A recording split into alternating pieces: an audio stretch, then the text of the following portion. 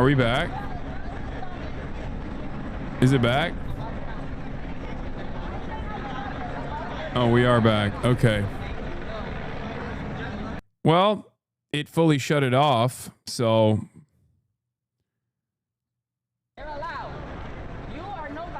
That didn't work.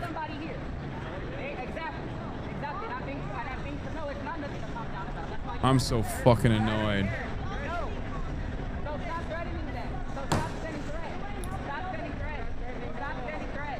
Stop threatening no police.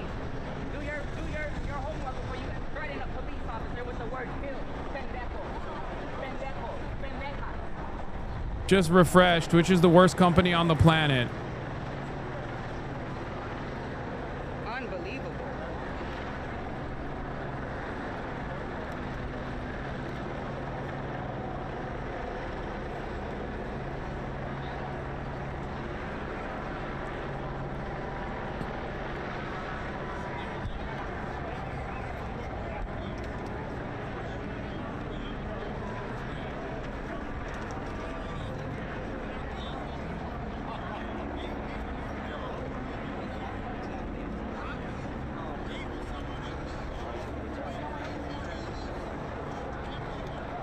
Yes, the fucking the chat is now no longer delayed, but it doesn't fucking matter because it hit a hard reset on the stream.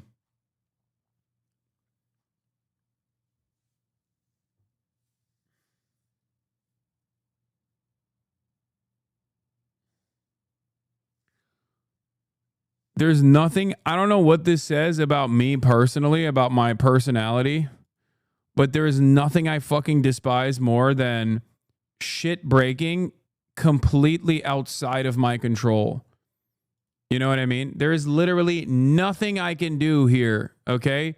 If you can't see the stream, refresh.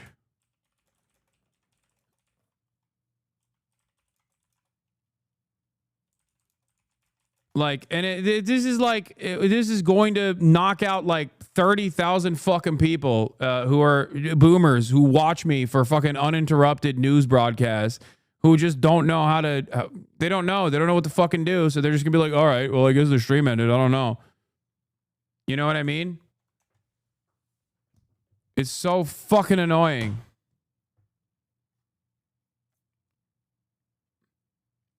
The fact that Twitch just entirely and irreparably fucks the viewership if you have any sort of technical issue that requires the stream refresh is so fucked. I know.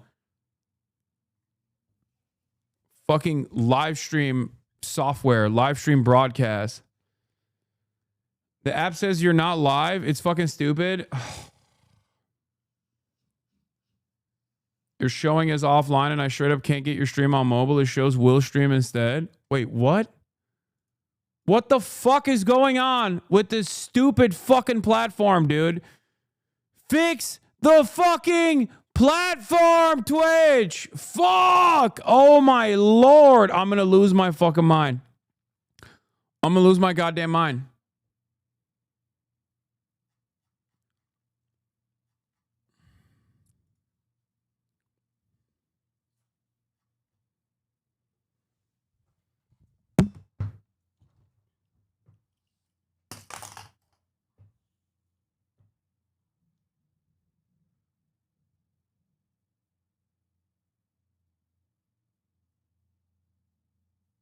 Oh.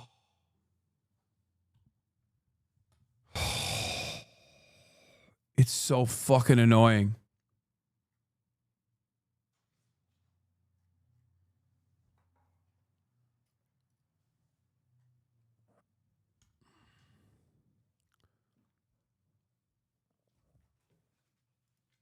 What's up, dude?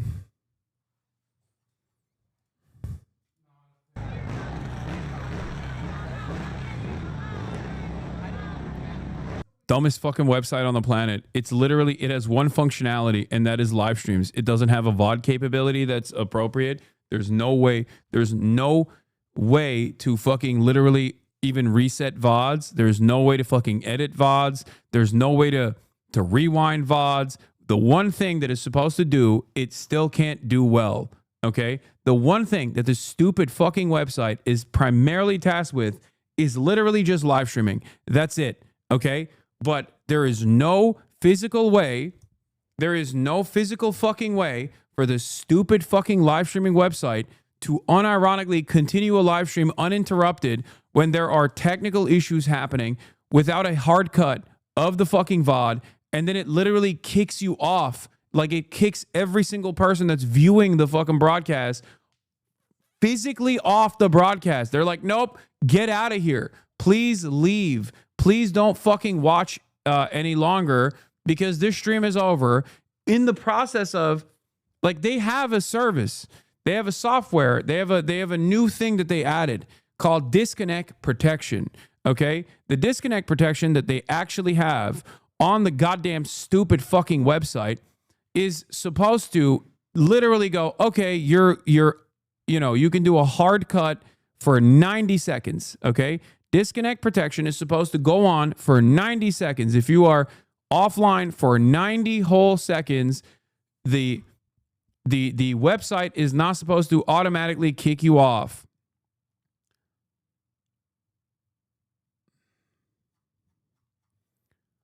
But of course, the one fucking there's a lot of issues with Twitch, and I understand that there are a lot of fucking issues with Twitch. I get it. There's some valid, very hard to solve issues. But this is the one fucking thing. What is a PA going to do? You got to start multi-streaming on YouTube or hire a PA? What is a PA going to do, chatter? What the fuck are you talking about? What the fuck is a PA supposed to do? Go to the Twitch headquarters and fix it?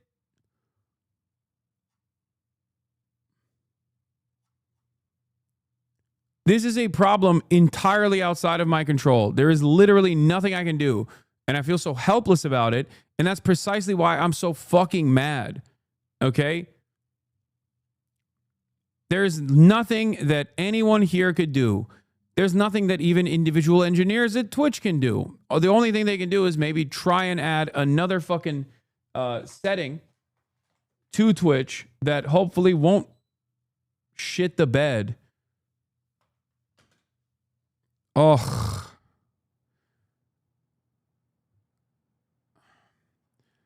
Anyway, the reason why the delays were occurring was some IRL toolkit issue. But in order to fucking fix it, they had to do a hard cut and hard reset. And the disconnect protection literally fucking cut after 15 seconds instead of the 90 seconds that's supposed to happen. And because we came back in like 16 seconds instead of the 15 that is allowed, I guess, or some reason why the disconnect slate just cut in 15 seconds.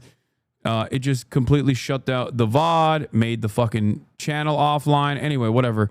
This is irrelevant to all of you. You don't give a shit because you're just in here to be like, newsman, talk about the news, newsman. I know.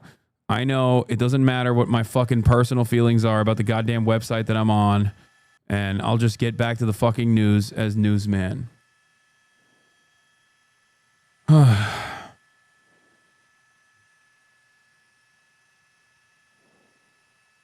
Take place in California and Los Angeles just a little while ago. And, you got to remember, we have the Olympics coming. And we don't want people looking at Los Angeles like it would have been. It would have been bad. Last night, they had total control. If we didn't have the military in there, the National Guard, and then we also sent in some Marines. We had some bad people. We have people, they look in your face and they spit right in your face. They're animals. And these are paid insurrectionists. These are paid troublemakers. They're agitators. They're paid. Do you think somebody walks up to a curb and starts hammering pieces out, has all the equipment necessary, and starts handing it out to people to use as a weapon? Jaeger Larson, thank you for the 100 These gifted. are paid insurrectionists or agitators. Valisra, thank you for the 5 you can call it gifted. whatever you want. And we the ended Gavagus, it, thank you and for the we 10 have in gifted. custody some very bad people. Some very bad people. Mr. President. Did you see the guy throwing the rocks at the police cars as they went by and crushing their windows and endangering our police? We're not going to let that happen, you know. Pardon me, Mr. President, on those Marines, Governor Newsom has described them as political pawns. Yeah. Also, once again, the dudes in the fucking ICE cars kidnapping that guy's community members and his neighbors, that's fine. That's, of course, we need to do that. How dare you how dare you try to disrupt, dude? How fucking dare you? Those people were destined to be political pawns, right? Those people were destined to be political fucking pawns that will have their lives ripped apart by an authoritarian, psychotic fucking government that is simply using them as though they are... Sorry, there's mic noise, I know.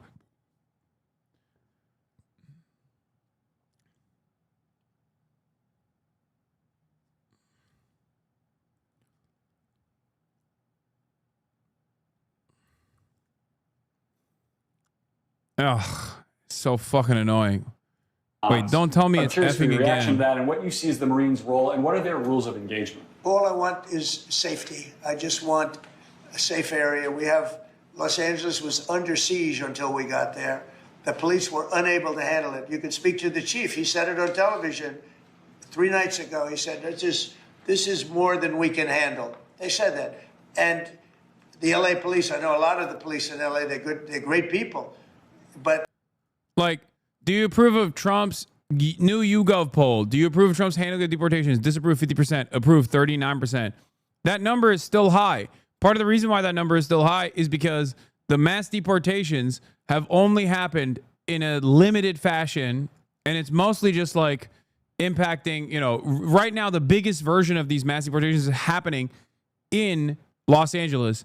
Wait till it happens in fucking Arkansas, okay? They are already working to vastly increase the deportations. The Trump administration is planning a major increase of deportations to Guantanamo, including citizens of Britain, France, and other allies. Officials said they are unlikely to inform the foreigners' home governments about the transfers. Once this starts going to Nebraska, once it starts happening, it's happening apparently today in Phoenix, is what people were saying. People are saying that it's going to start happening in Nebraska this week as well. Okay? I promise you, when it comes to your fucking neighborhood, you will not like it.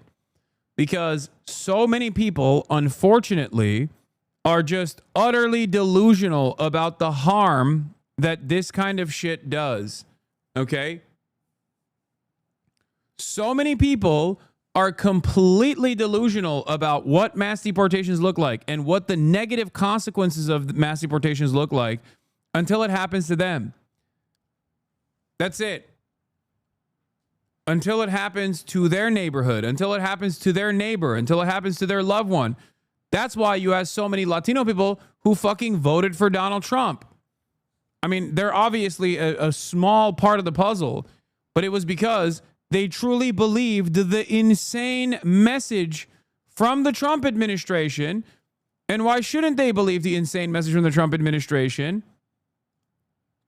when the Democrats were also in agreement with the Trump administration that there were some immigrants that constituted a national security threat?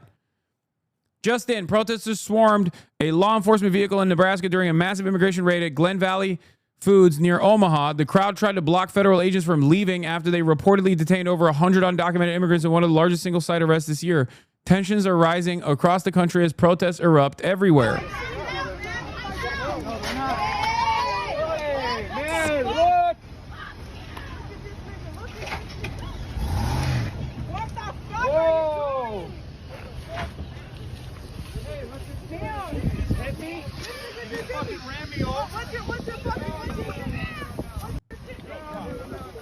Oh, hell no. This is, oh my God.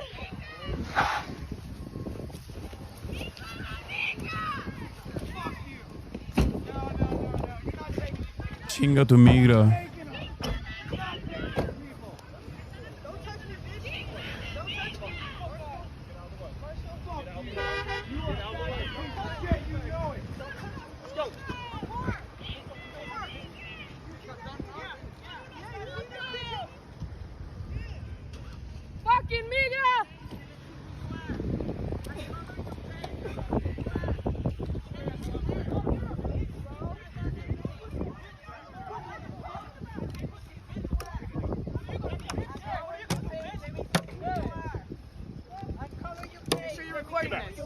back. Record this. Get back. Get back. Hey, that was a Get key. back. Get back. That was a key. Fucking nigga. Fuck you guys. Fuck guys. Is he trying to pop the tire? He broke this. I'll break him more, bitch. Which one? I'll break him more, bitch. I'll break him more. Hell no. Fuck you. No. Leave it. He didn't do nothing. Just leave it. The biggest fear that these guys have is mass resistance. There's, 10 people, 20 people resisting. Okay? If there is 1,000 people that are out there swarming, they are forced to fucking release the people that they are apprehending because they can't get out of that situation. And the Trump administration does not want that to happen. That's the reason why they want to deploy the military. They want to deploy the military so that they can conduct these operations, conduct these mass kidnappings with an even greater use of force than even ICE. It is completely unacceptable, especially because you have to realize why they're doing this, right? It's additionally unacceptable when you realize that the reason why they're doing this is not for any sort of discernible good reason. They have designed a expertly crafted and very racist lie that undocumented migrants are responsible for all the crimes and all the awful shit that's happening in American society. This is a lie. Okay? It's a very productive lie for those in power, though.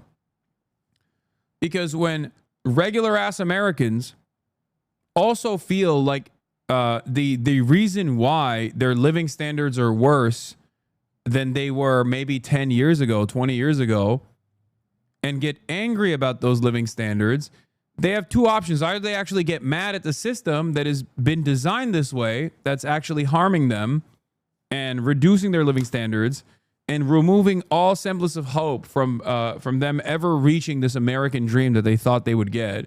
Upward social mobility, maybe being able to own a home, all this stuff. If they were to realize that it's actually those in positions of power that are responsible for this, then it's really terrifying for the federal government. It's really terrifying for the existing hierarchy. So, right-wing reactionary forces will take that anger, will take that resentment, and redirect it back to some of the most vulnerable and some of the most defenseless parts of the population. And they happen to be the undocumented migrants that comprise a massive chunk of the labor force in this country. People that have been fucked over relentlessly. People that work tirelessly for a crumb of the profits that they generate for our bosses, for our capital owners. They deserve so much more. They deserve all the world. They deserve the proper paperwork. They deserve to live in this country as they have already. They deserve to live in this country free of this kind of torment.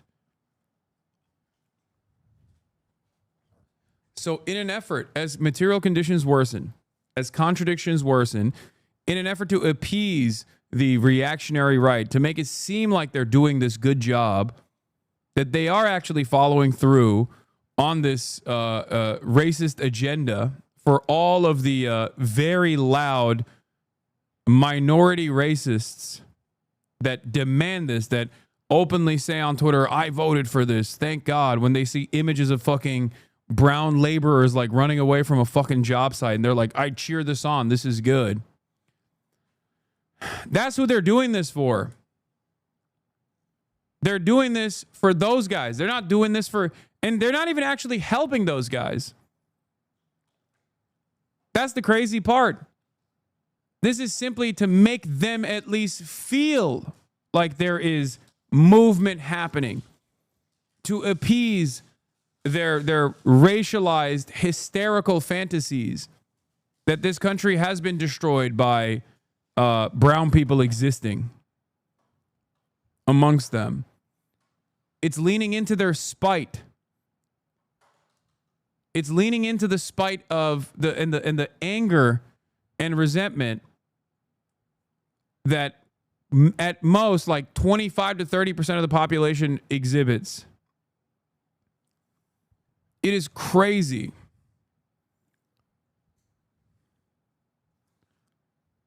If they were going after these like supposed rugged criminals, they wouldn't be going to the fucking courthouses.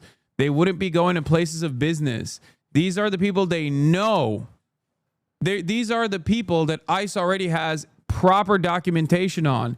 The people that they track the movements of, because those very same people are collaborating with ICE or collaborating with the federal government, cooperating with the federal government. How do they know there's an undocumented migrant working at a work site? Oh, that's right. Because that undocumented migrant that is awaiting their court date to become a documented citizen, okay, is working there with the proper authorization with a tax ID that goes back to the fucking IRS. ICE is getting that information from the IRS because remember, they lie and say that immigrants are actually lazy or immigrants are actually fucking not working or immigrants are actually stealing our subsidies or stealing our welfare state or whatever. They're not even able to use the amenities of the welfare state while they actually pay into said welfare state through their labor.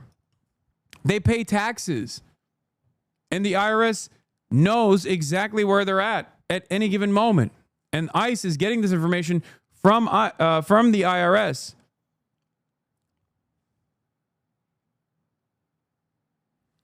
Is there evidence for this? Do you think I'm making this up? Yes, of course there's evidence for this.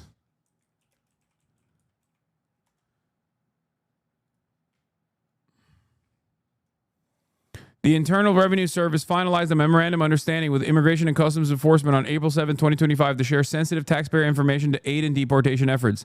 This agreement permits ICE to do the following: confirm the names, addresses, and tax data for individuals facing final orders of removal or under federal criminal investigation, including investigations for failing to leave the country after 90 days. So what ends up happening here is that instead of offering them the proper documentation and paperwork to continue working in the country, what the immigration courts in cooperation with the federal government and their needs will decide that that you are no longer eligible to remain in the country, okay, unceremoniously for no cause whatsoever, because it corresponds to the anti-immigrant white nativist agenda that this administration has designed. So they just go, sorry, you're not allowed anymore. You've been here for 10 years. You've been here for 5 years, 6 years, 7 years. You have actually cooperated with ICE the entire time. But sorry, now you're done.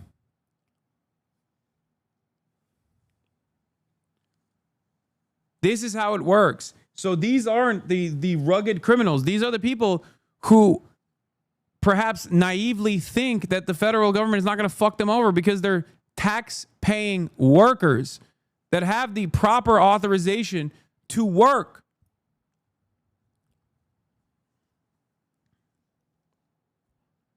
This unprecedented agreement represents a drastic shift away from IRS's longstanding commitment to taxpayer privacy. Taxpayer information is strictly confidential, with IRS privacy laws only permitting information sharing with law enforcement authorities in very specific and narrow circumstances to help in certain criminal investigations. Acting IRS Commissioner Melanie Cross, who was appointed by President Trump earlier in 2025, resigned in protest over the signed agreement. Other top IRS officials, including Chief Privacy Officer Kathleen Walters and Chief Privacy Officer Teresa Hunter, also resigned over concerns that the MOU likely violates taxpayer privacy law.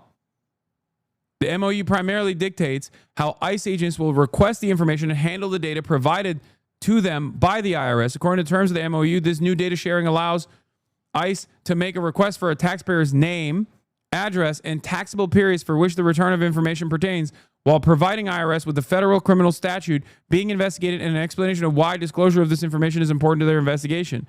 After the IRS receives this request from ICE, they will match it with the administrative data, and if they find that the information is relevant to the investigation, the IRS will verify the information such as name and addresses.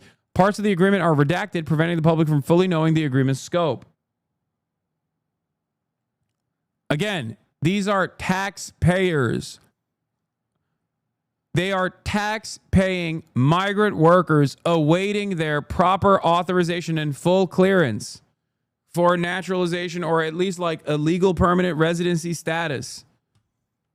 Okay? They are in the country. They have an ongoing court case with immigration authorities.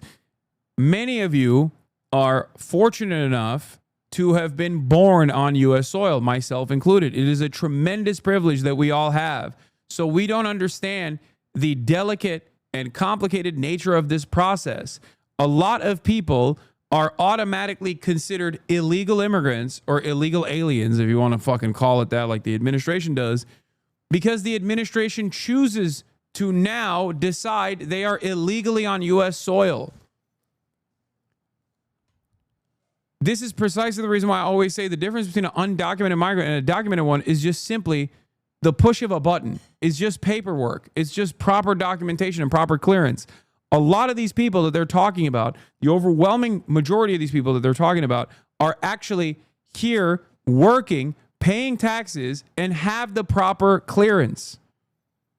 Until the administration decides we are going to send a message that we don't want any fucking black or brown people in this country. Fuck them. Okay. And we're going to shed the population of as many people as we can with whatever kind of ridiculous paperwork that we can throw in their direction. The reason why ICE raids have escalated in the last week is because Stephen Miller gave another directive to Kristi Noem, the Department of Homeland Security, and said, we want 5x the number of deportations. 5x. They have quotas. These people are not being removed in a lawful manner because they are rugged criminals. They are being removed from U.S. soil after living here for fucking decades at times, who are often married to an American citizen, have U.S. citizen children that were born here, that only know America as their home, and they're being removed from U.S. soil and potentially being sent to a slave labor colony because there is a quota that has been enforced by the most rabid, virulent racist, Stephen Miller.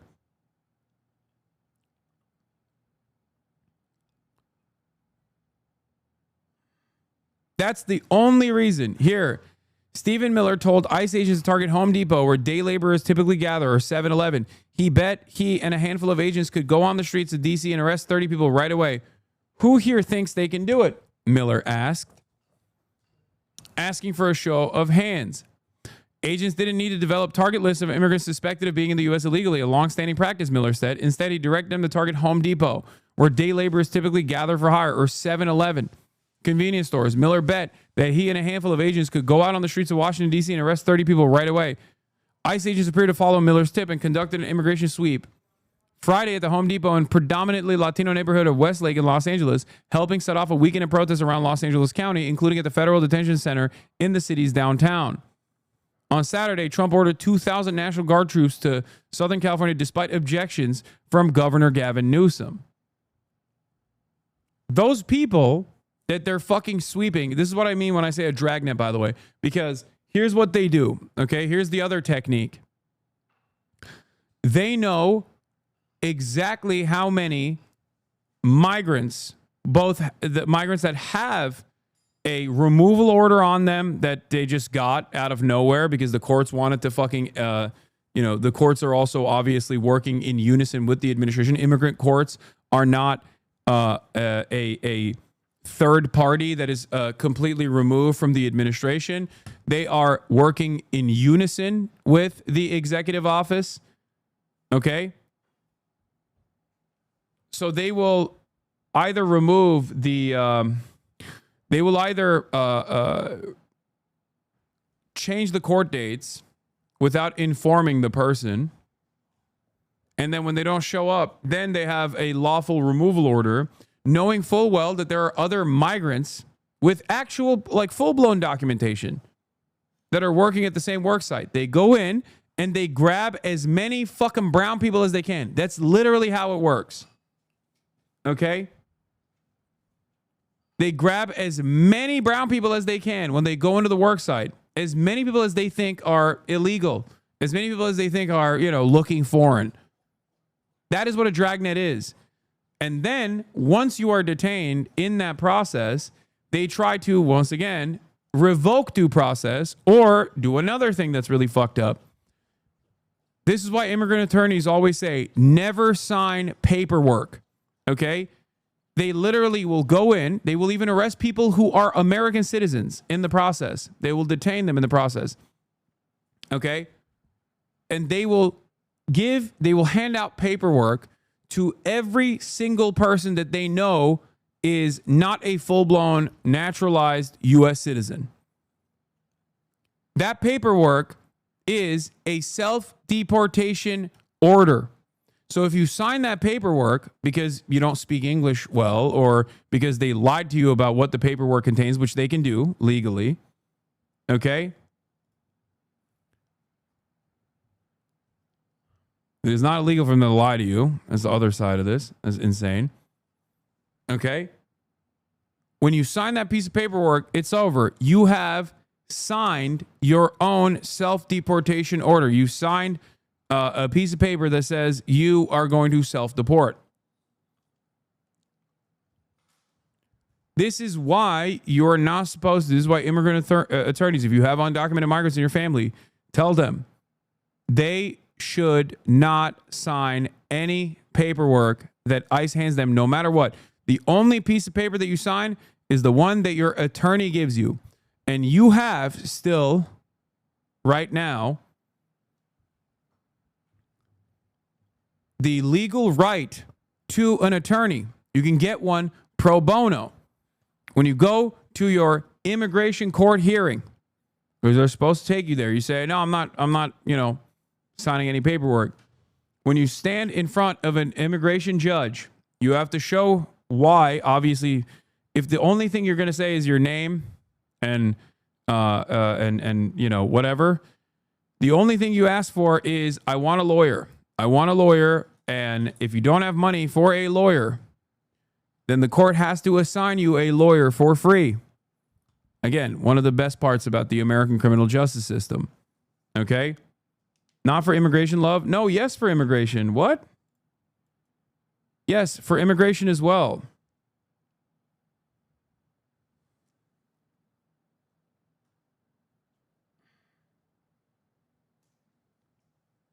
Yeah. If you're going to sign a piece of paper, no matter what they tell you, the only thing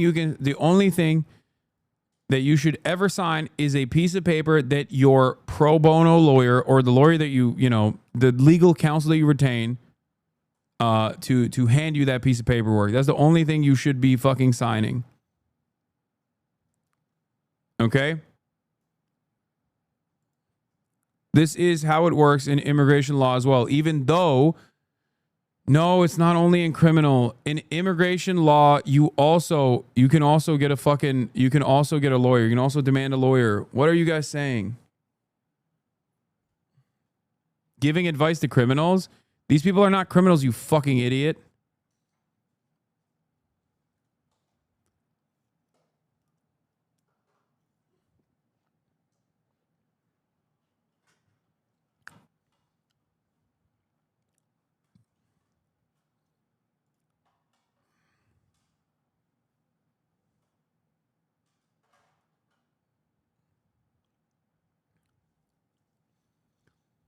I got into an argument with a family member who kept saying over. Okay, whatever. They need to do it the right way. Access to counsel in immigration court. Immigrants in immigration court do not have a right to government-appointed counsel. Lack of legal representation has a profound impact on immigrants' outcomes and removal proceedings. Okay, you can still ask for a lawyer, and you can still qualify for a pro bono lawyer. Okay, you can. You can still qualify for a pro bono lawyer. All right.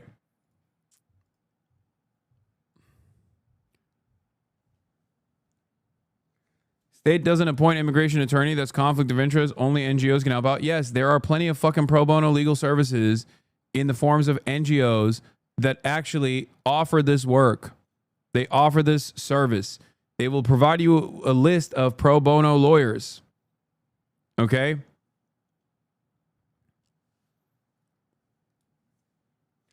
Anyway.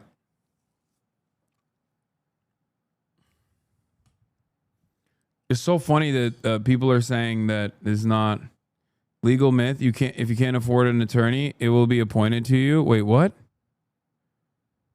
Why can't I hear this? Where's the audio? To an attorney. Well, Gideon established a requirement that states must provide attorneys to indigent defendants in felony cases. In a later case, the court clarified that the right to counsel applies to misdemeanor and petty offenses as well, as long as the defendant faces the possibility of incarceration. Now, the Supreme Court probably should have just stopped it right there. Unfortunately, it wasn't done tinkering with the right to counsel. Instead of adopting a simple standard like you get a lawyer if the offense could lead to jail time, the Supreme Court pulled an Avril Lavigne and couldn't help but go and make things complicated.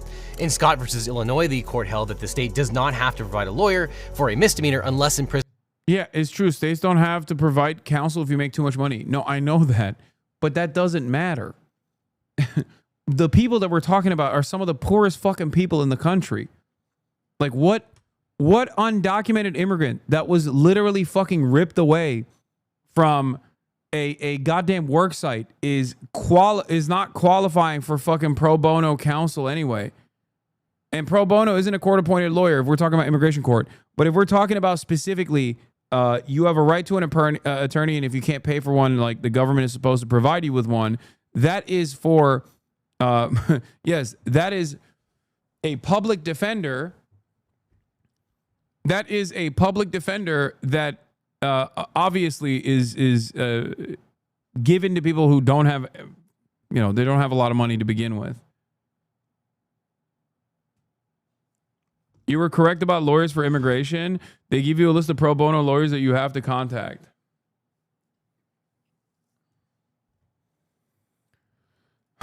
Yes. Know your rights when you face ICE. 1, you do not have to open the door. ICE does not have a right to enter your home without a valid warrant signed by a judge. It has to be a judicial warrant. An administrative warrant is not enough for them to fucking open the door, okay? A lot of times they say they have an administrative warrant. When they say they have an administrative warrant, that is different from a judicial warrant. A judicial warrant is signed by a fucking judge. If they have a judicial warrant, you can ask them to slip the warrant under the door with a signature from a judge. Okay? Number 2, you can ask them to leave. If they do not have a warrant and go inside your home, you can ask them to step outside and let them know you do not consent to a search. In the workplace, ICE does not have a right to enter employee-only areas without permission. Number 3, you can stay silent. The Fifth Amendment protects the right to remain silent and not to incriminate yourself. Number 4, you do not have to share your personal information. You are not obligated to provide personal information like your immigration status, place of birth, and criminal history if asked. Anything you say or do can be used against you. You should not lie.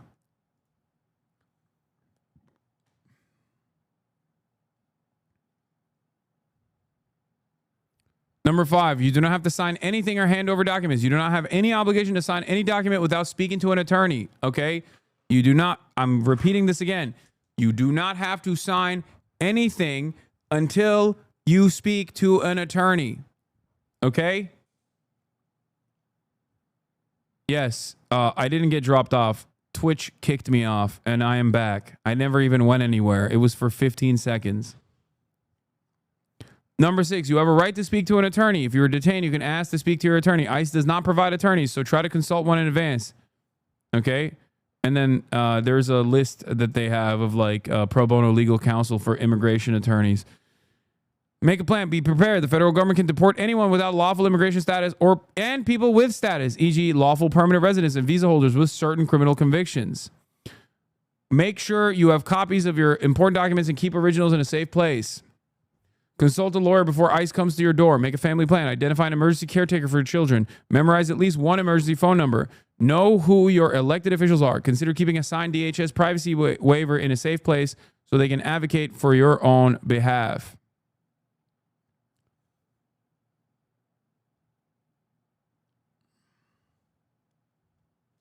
Notice it does not mention the right to have counsel appointed for you. That's the distinction you're missing here. I love you, bro, but there's a difference between having a right to have an attorney. Yeah, I'm wrong. I understand that.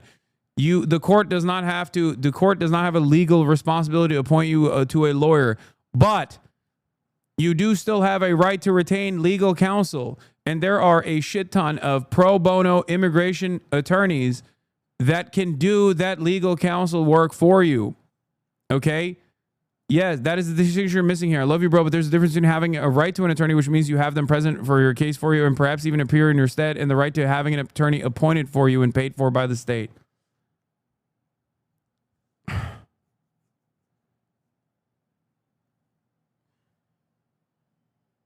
Chatters in here were saying the courts do not actually provide this information. Like, there is no, bro, so hurt to be wrong. Wait, what? No, dude, I'm not hurt to be wrong. I was responding to the chatters that were saying, no, you do not have any fucking opportunity to get legal counsel whatsoever for free. They're spreading fucking dangerous misinformation.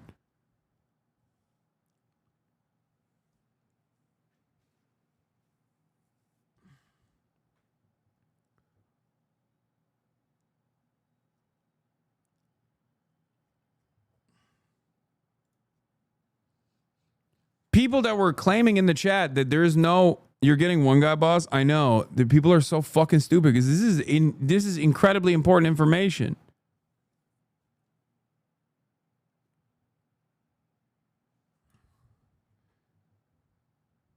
Especially the fact that you should not sign anything.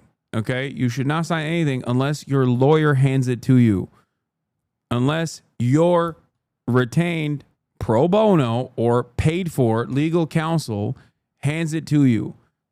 This is an incredibly important part of this process, specifically because, as I said already, they literally will give migrants that are either awaiting their court date or migrants that are authorized to work on U.S. soil a piece of paperwork that is in English, even if they know that the person doesn't speak English, especially when they know the person doesn't speak English or doesn't speak English very well.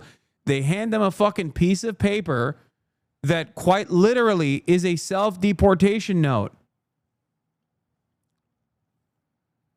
And when you sign that, not knowing what you're signing, you end up signing your own deportation. You're offering the government clearance to deport you legally.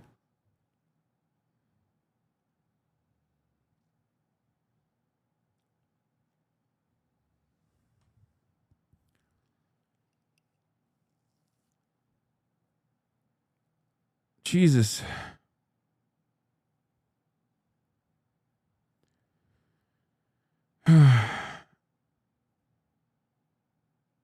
Anyway.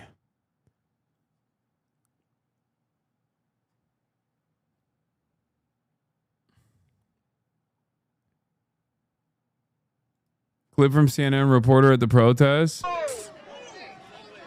Press. He's press. He's with me. He's with me. He's with me. He's with me. I have my verification. Here. He doesn't come through. You do. Sir. I have to go with you. Huh. I wonder why they wouldn't let him through.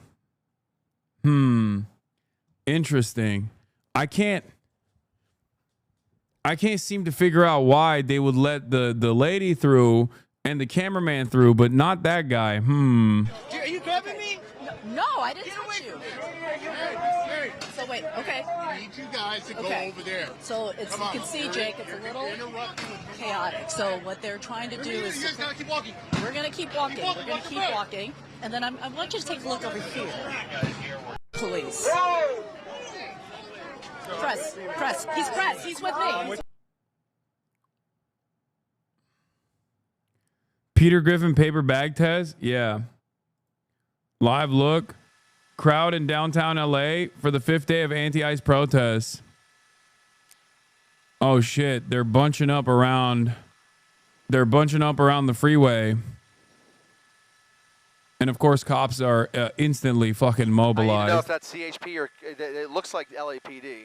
I just want to make sure. It should be. Yeah, they're LAPD. No, California Highway Patrol. Yeah, that's their dark uniforms. Okay.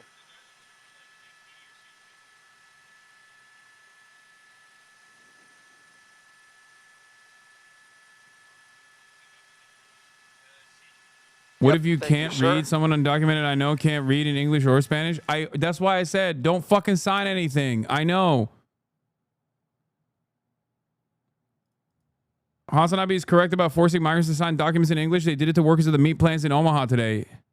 ICE raid rocks Nebraska meatpacking plant. Protesters clash with law enforcement. Okay. We e-verify every single employee. That process is apparently no good. The federal agents told us the system is broken even though employees are e-verified.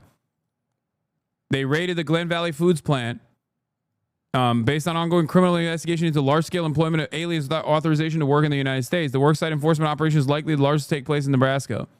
Oh, the other side that I was going to mention, the other thing, like I said, is when they do these dragnets, they grab everybody, even if you have the proper paperwork, even if you're literally an American citizen, but you just fucking look Hispanic, right? And there are some other people that get grabbed. All it takes is for one person. They're claiming that they're going after one individual. All it takes is for a judge to say this one individual is no longer authorized to be here. They don't have to have a criminal warrant or anything like that, okay?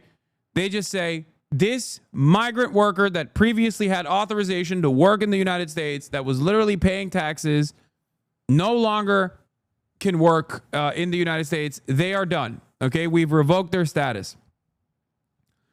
ICE will go to the facility not to enforce a deportation order on one singular person. They go to the facility with a fuck ton more people. Why would they do that if they're actually enforcing the lawful removal of one singular person? It's because their goal is to grab as many people as possible, okay? Their goal is to grab as many people as possible, even some Americans along the way. It doesn't, they'll release the Americans, at least for now, right? But every single other person that is an authorized migrant worker in that facility will then also get fucking deported. They're called collateral arrests, okay? They are called collateral arrests. So when they're in the process of enforcing a lawful deportation order, even if that lawful deportation order is not so lawful when you look into it, okay? Not because like the person committed a crime or anything, they will engage in what is known as a collateral arrest. That means that they are basically fucking arresting every single person and then fixing the books after the fact. And the reason why they do this collateral detainment and subsequent deportation is because they want to get the fucking quotas.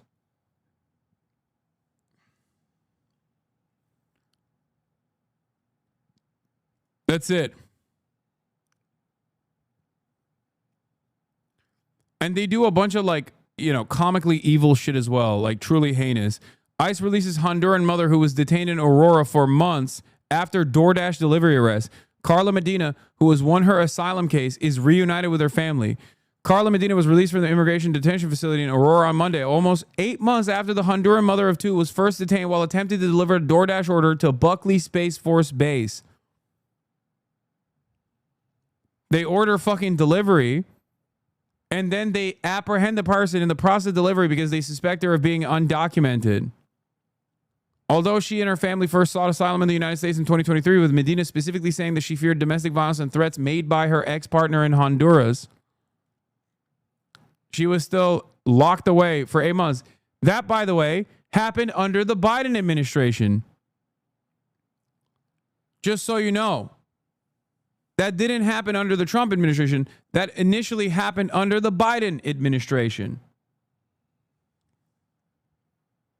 Before you say, this would not be happening.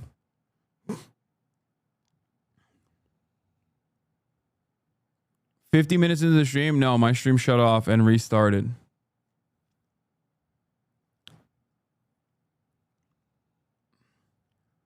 When you see Tom Homan on television and you're like, what is this fucking monstrosity? What is this Baron Harkonnen type? Like, where did this fucking freak come from?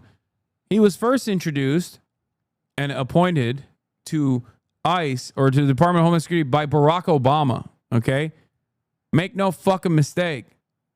He is Obama's creation, chat. Just so you understand, when people say like, oh, dude, CBP, sorry, Customs and Border Patrol. Well, that's under DHS. But anyway.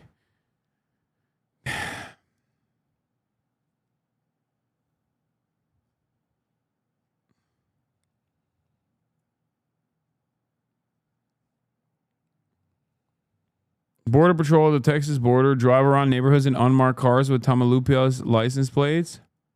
Tamaulipas license plates.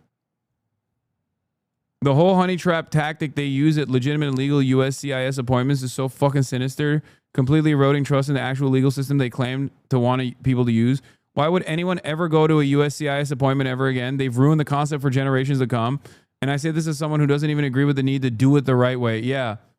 No, it's just like, in order to fucking enforce these quotas, they are literally going after the people that are the most likely to cooperate with the authorities. Like, this is another thing that I keep stressing.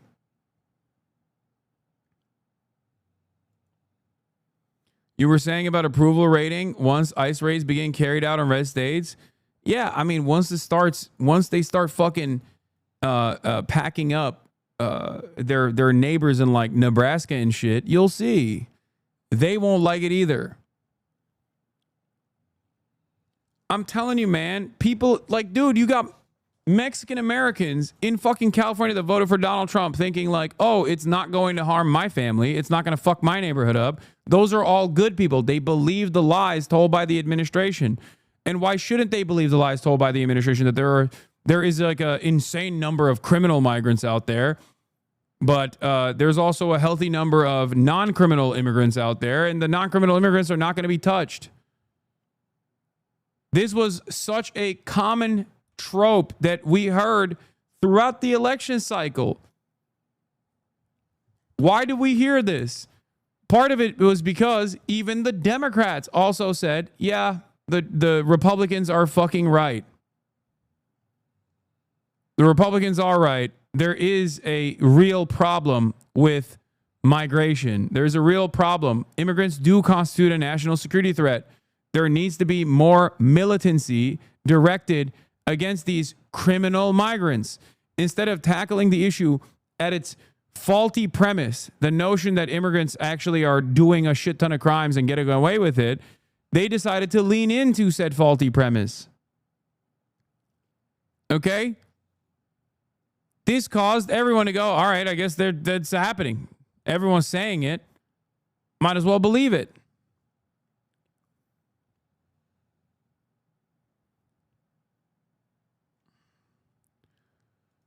I mean, guys, I don't even know what to say at this point. Like, I drew comparisons to abortion, which is a major issue at the time and still is a major issue.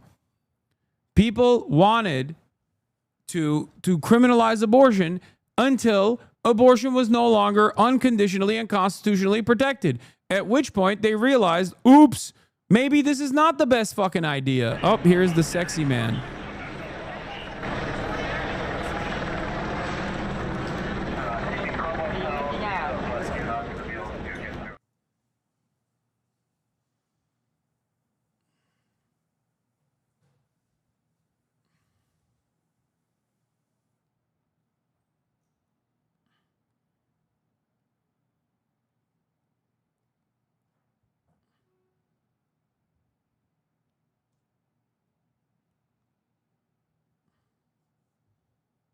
Remember the videos we watched during the immigrants are eating cats and dogs thing where half the people were like, wait, that's too, it's much worse with them gone.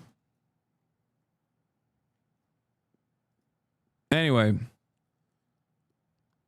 just fucking lies everywhere. Let's see what Bernie had to say after his disastrous tweet yesterday. Take a moment to address what's going on in Los Angeles right now. Let's be clear. Trump's deployment of the National Guard and Marines in California is not about the protests. It is not about ICE, and it's really not about immigration. It's about using extremely dubious legal authority to expand his never-ending grasp for more power and his effort to move this country toward authoritarianism. This is a president, as you all know, who has usurped the constitutional responsibilities of Congress. He has threatened to impeach judges who rule against his policies. He has and is suing media for coverage that criticizes him. He has extorted money from law firms that have represented his opponents, and he is withholding funds from universities for teaching courses he doesn't like. In terms of what's happening in Los Angeles, let us understand that in our federalist form of government, local, state, federal, it is the governor of a state who deploys the National Guard, not the President of the United States. Trump's argument for his deployment of the troops is absurd and laughable. Does anyone really believe that we are in the midst of a foreign invasion or a rebellion against the United States? That, believe it or not, is his legal argument. Let's take stock of what Trump has done here. He has conducted massive illegal raids. He has provoked a counter response, and then he has called in the troops. That is how an authoritarian rules. In this unprecedented moment in modern American history, it is imperative that all of us, no matter what our political views may be, stand together against the president who has little respect for the rule of law or our Constitution. I wish he would have just said this. I wish he just said this yesterday. Like, he got outflanked by Kamala, dude. If Kamala is outflanking you, you're cooked. You're totally and utterly cooked. This was my response to Bernie's initial tweet where he's like, Dr. King defeated racist government officials and ended segregation through disciplined, nonviolent resistance. Defeating Trumpism, oligarchy, and authoritarianism requires that same level of discipline. Violent protests are counterproductive and play right into Trump's playbook. This is liberalism through and through. Like, the notion, you don't ever have to hand it to the right, man. You don't ever have to capitulate to right-wing framing. When you even invoke violent protests, when you even mention that the protests are even a little bit violent, you are not actually reaching out to the reasonable moderates or something. You are simply giving more ammunition. You're simply giving more ammunition to the right at a time when they are looking for any reason to create a ridiculous and illegal response.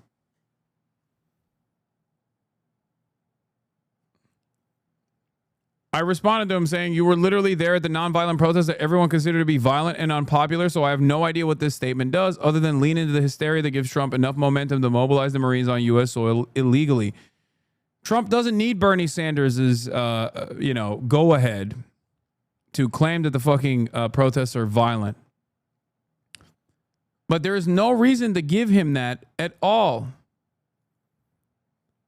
I plan to lead another nonviolent march tomorrow. This is the way that the media presented Martin Luther King's nonviolent protest.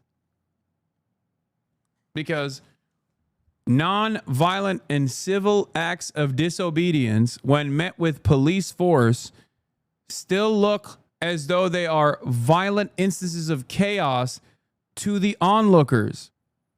Okay? It's always the police and their escalation of violence that ends up making things more chaotic. And I also followed up by doing this and showing that plenty of people were unfavorable to the entire fucking civil rights struggle, especially white respondents at in 1966, 85% of white people hated the demonstrations by black people. In 1966.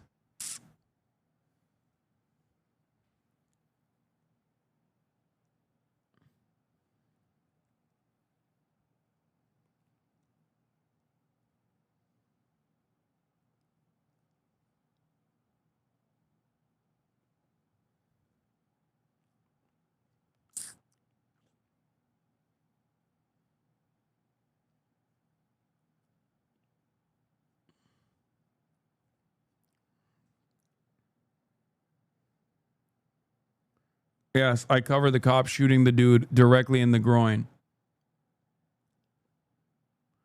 What does police brutality have to do with the looting that they're doing? What does the looting have to do with the actual fucking protests?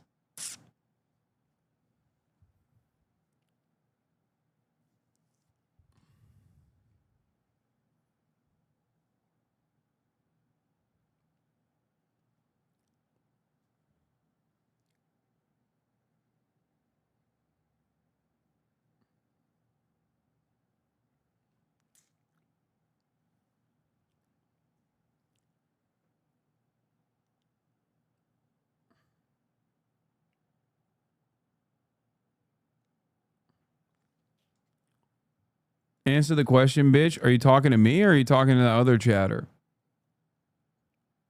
Are there gonna be fucking opportunists? Of course. Of course there are. What does that have to do with the protests?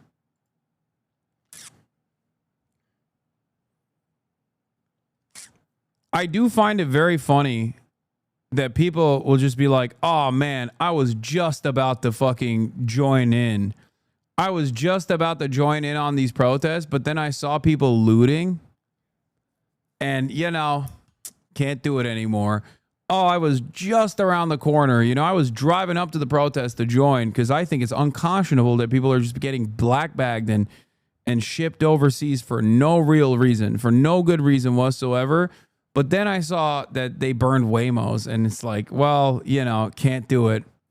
Oh, I was just about to go and protest side by side to defend my own fucking community. But then I saw that they're not waving American flags, or there isn't a sufficient number of American flags. So I just had to turn the car around, you know?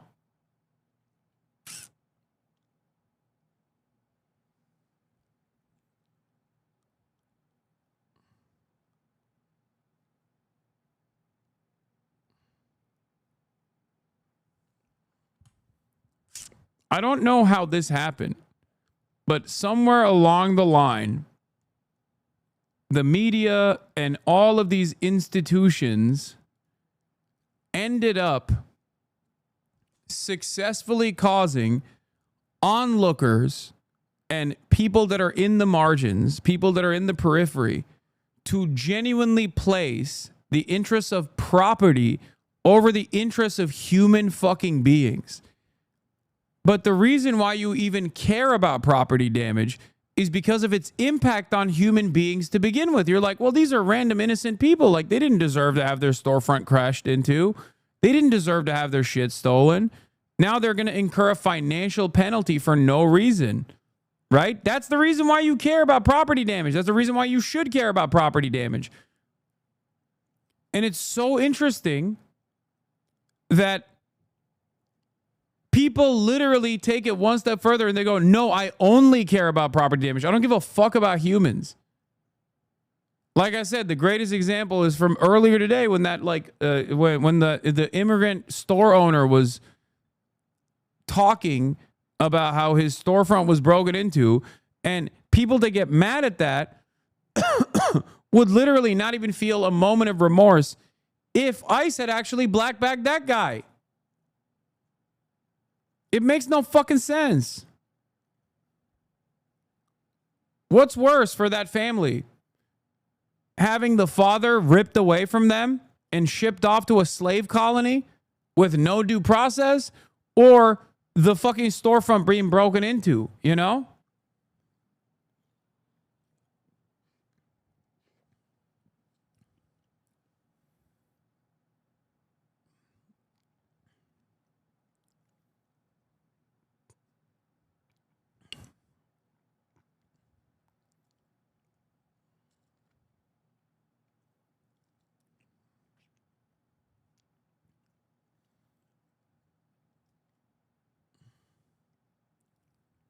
That's when libs hit you with the, well, two wrongs don't make a right. No, one is a much, much larger degree of wrong. It's like the same brain broken response from liberals to like Israel doing a genocide and then them hyper focusing on the fucking Houthis trying to present a militant response to said genocide, where they're like, well, the Houthis, they stopped ships from going through the Red Sea. They stopped commerce from flowing through the Red Sea. How dare they? It's like, okay, dude, Israel's doing a fucking genocide, though. Like, what do you mean?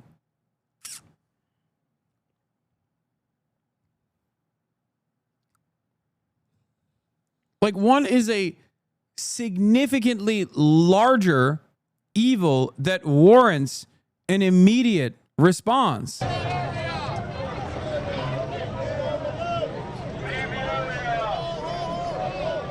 Shock moment. Face off between anti-ICE demonstrator and LAPD leads to physical confrontation.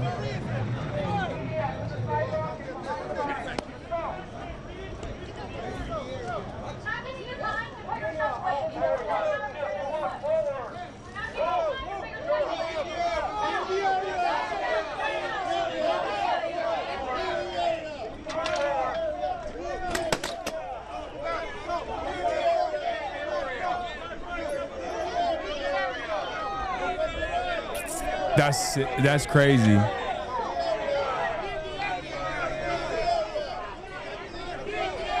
Okay, that's definitely a vet. He's just tanking it. He's just tanking it. They're just peppering his ass.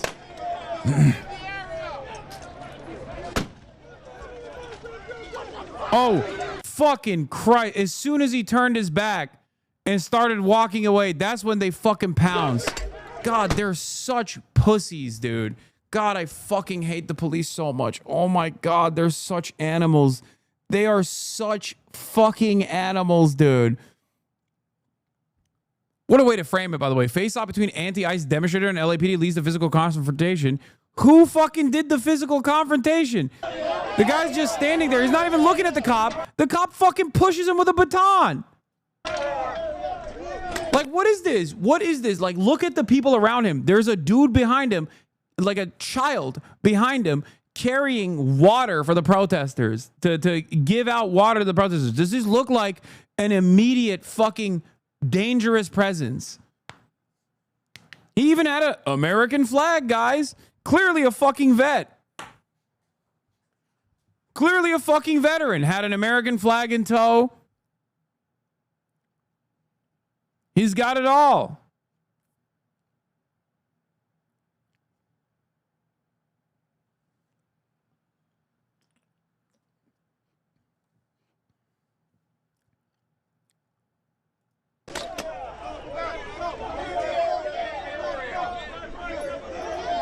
Like, I'm sorry. If this guy is walking like this, okay, if a guy that looks like this in broad daylight is walking comfortably around you, there is nothing going on that warrants this fucking insane response.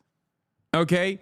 That's a grown-ass man with a tote bag walking around the streets of fucking downtown Los Angeles. Clearly, there is nothing that warrants this degree of escalated use of force.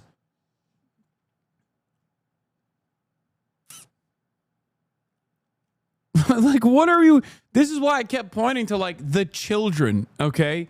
When we were down there, we just kept showing you, like, kids on bikes and stuff, like little kids.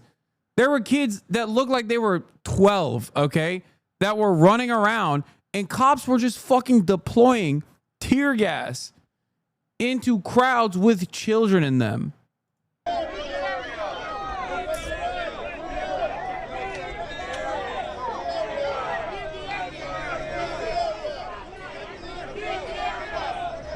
Hits him again. They keep shooting him. He tanks it. He tanks it. The other protesters are like, dude, stop, stop. He walks around. He walks quietly, and instantly the two pigs rush him as soon as he fucking turned his back.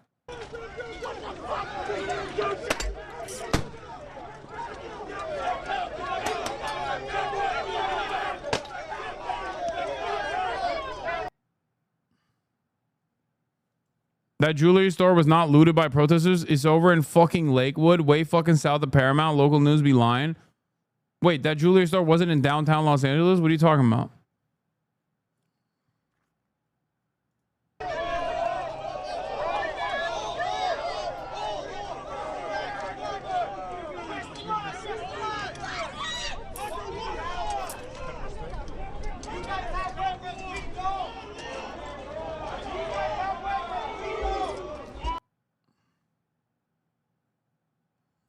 It was in downtown LA? Senator Fetterman said that your party loses the moral high ground when you guys refuse to condemn the violence that you were seeing in LA. What do you say to Senator Fetterman? I mean, I think we should absolutely condemn the violence of ripping apart families, of ICE breaking the law.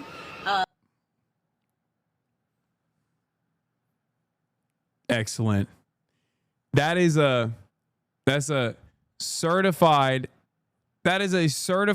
classic Hasanabi style misdirection. Okay. When someone goes like, oh, you support terrorism, and you go, I don't support Israel. What are you talking about? Israel is a terrorist entity, and I don't support that terrorism. Perfect. No notes. Great. Great. Oh, John Fetterman condemns the violence of the protests. Do you condemn the violence? Yes, I condemn the violence of ICE ripping apart families. Yes, I think it's unimaginable. It's unique. It's cruel. It's unjustifiable violence. I see you know your judo, madam. What's the crime? Wanting to consume a succulent Chinese meal? Get your hands off my penis. I think people need to fucking judo chop this shit more frequently. Like, I'm serious. Politicians should be fucking doing this judo flip every time, dude. Flip the fucking faulty premise directly back at the person asking the question. Because it's not even incorrect to say that. It's like, okay, yeah, cars burned down. It's fucked up. I agree, you know? It's dangerous. Dangerous for the protesters. All right? But you know what's fucking way more aggressively violent? The federal government going after people in courtrooms, dude. I mean, I think we should absolutely condemn the violence of ripping apart families, of ICE breaking the law, of them going into elementary schools and churches and raiding workplaces.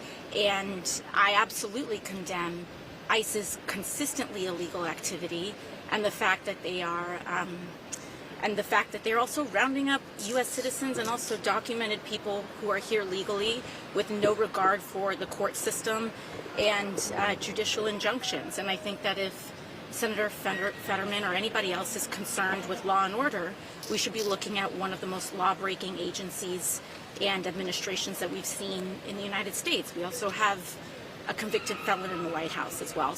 Guys, John Fetterman saying that is also extra spicy and extra insane because Fetterman's wife was undocumented.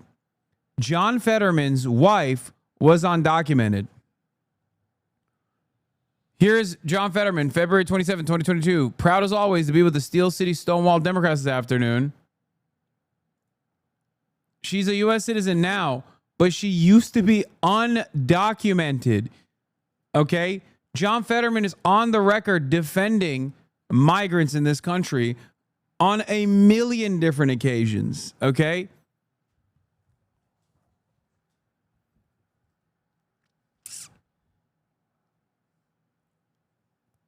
We should have learned the lesson back in 2020. Absolutely, there was righteous outrage over what happened to George Floyd, but that never means that you can support or be quiet if there's destruction or rioting and destroying and looting and those kinds of things. We should have learned the lesson back in 2020.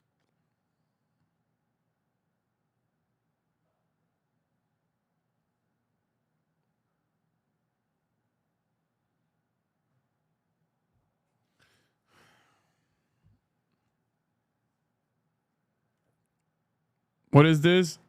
RXK nephew John Fetterman?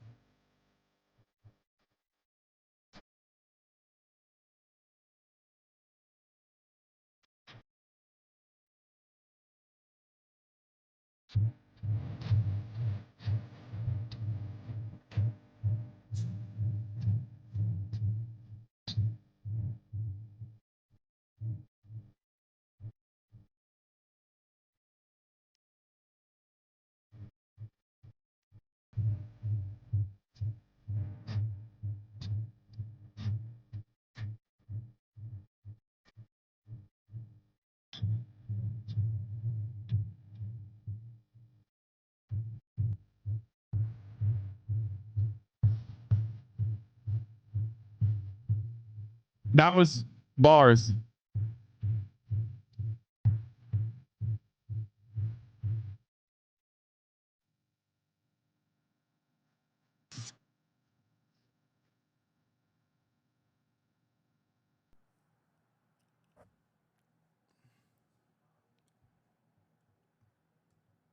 This was fire.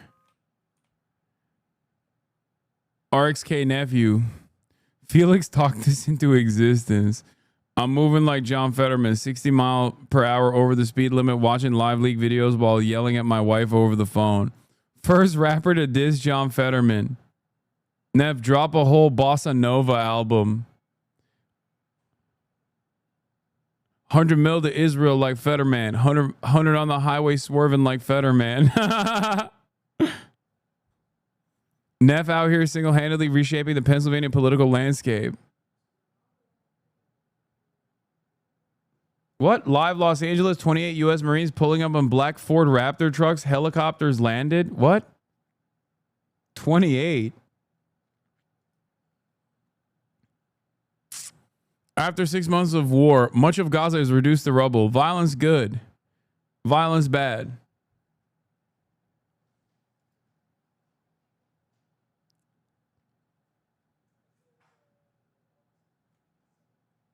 This is what the inspiration was? Is that what it is? The inspiration post. RXK nephew. This was on May 5th. This is before the song came out, right? Oh my God. I hate when John Fetterman controls my thoughts. Look at this new hoodie I just bought. Another 20 million from the Israel lobby. I hope my son cry when he finds my body. I'm the worst member in the Democrat Party. Killing my son at my son's birthday party. I love my wife because she's real tall. 2 million Arab kids. We bombing them all. Wifey talking about why you vote like that. Grab the wheel and make us crash.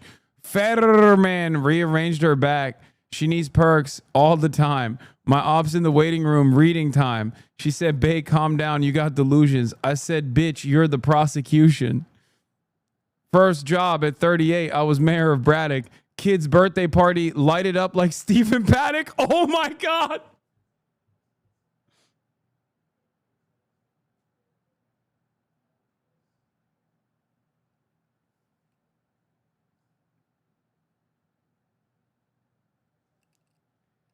If you're not in the know, for what they are referencing here, a lot of these bars, every single one of these fake bars is actually maybe a slight exaggeration of real-time events. Bro, people in LA shooting live rounds. Wait, what? No, cops are deploying tear gas. They're not shooting live rounds. What the fuck? Wait, what?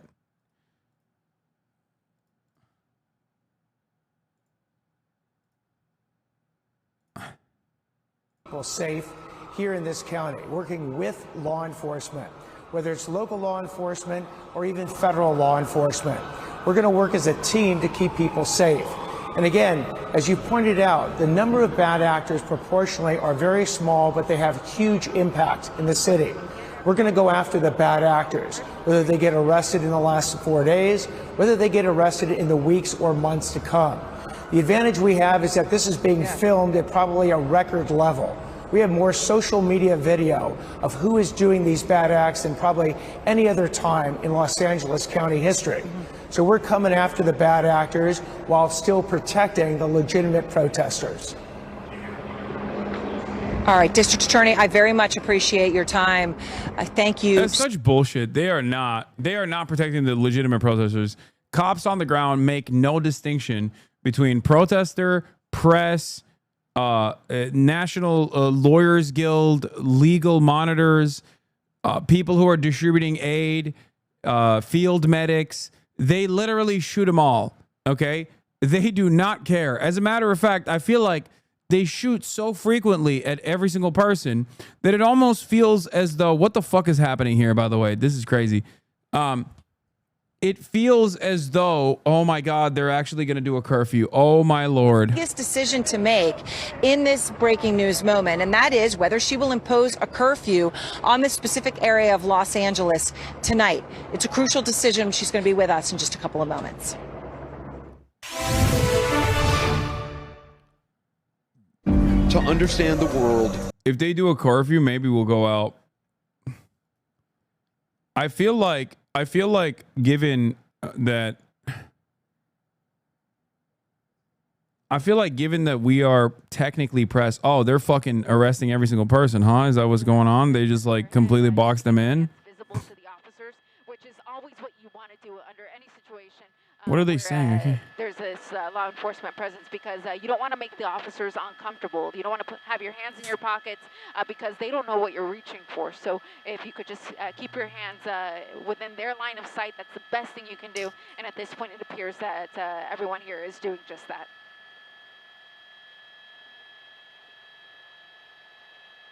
So I guess they're doing mass arrests now for protesters. This is the result of kettling. They'll now single each one out and surround them and shove and arrest. No, I know. Yeah, they just point to people in the crowd. Yeah, they will be collected, and eventually when these people do get released, they can try to get their items back. So I don't see anything in terms of like very small children or pets. Oftentimes that does happen in these situations. So then that would require, bringing HSI pointing a rifle with lethal rounds. Watching this since we've been on the air, that when a van moves up or comes into view, all that's adults when the from what I can see, except for those two teenagers that we saw walk away. But any other little items that they leave behind will be collected by officers. And wait.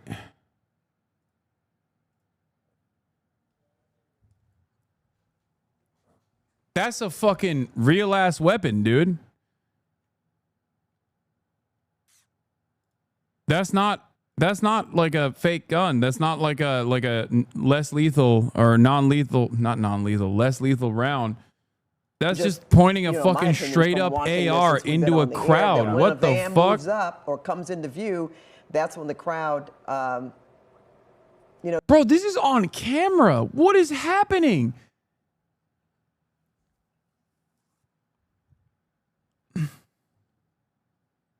goes forward and tries to get closer to the federal building, and of course the bands get things. What is he doing? Okay, I don't know what this gentleman here is doing, but and that's what was that? This is on that's a rooftop. An actual rifle. No, it's on a that's what I elevated thought. platform, and that federal agent is pointing a rifle at somebody.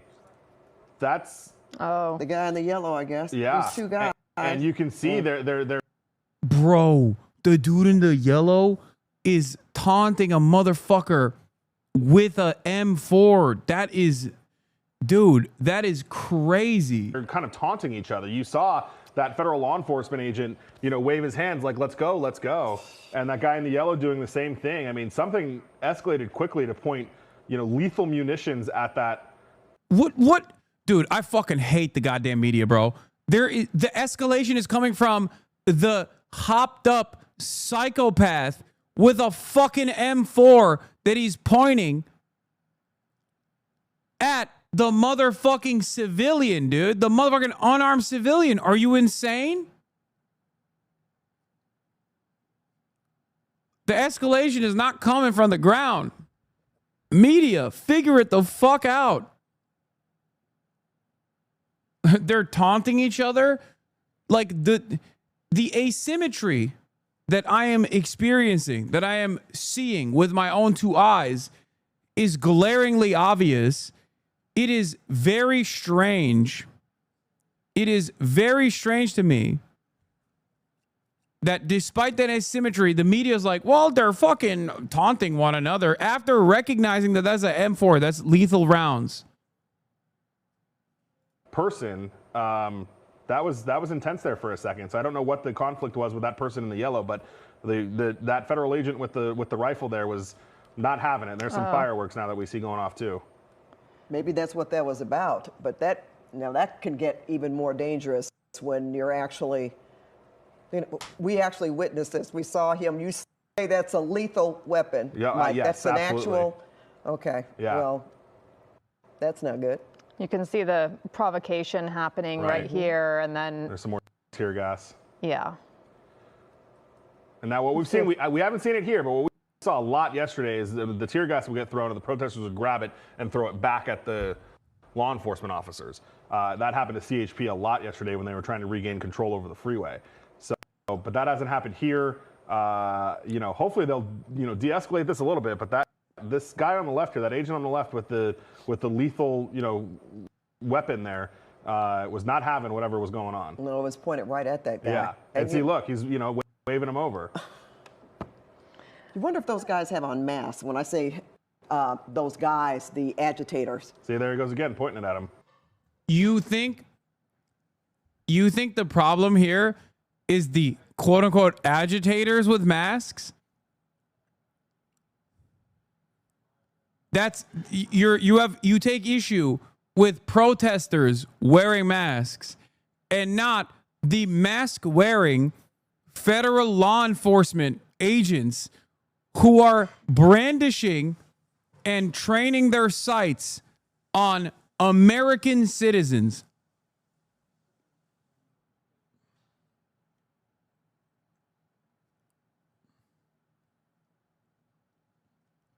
I assume when she says the mask-wearing agitator, she means the law enforcement, right? Am I living in like upside down world? What the fuck is happening? Is this bizarro world? Is this the alternative universe that we exist in where it's like up is down, wrong is right?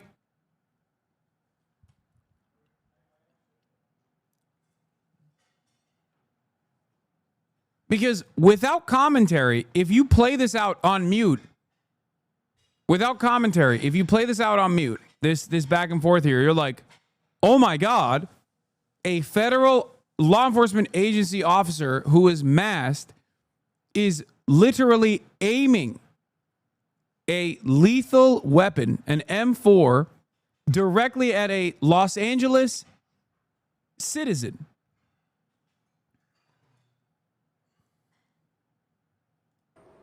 So I couldn't tell if that agitator did. I mean, you certainly law enforcement does. That's been kind of the name of the game for them, and that's something that they say they need to do to protect themselves and their identities.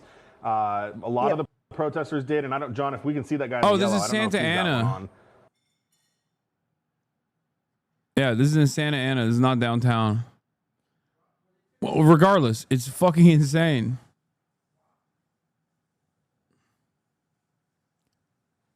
Like, what are the things that take precedent over human beings' lives at this point? Police feelings,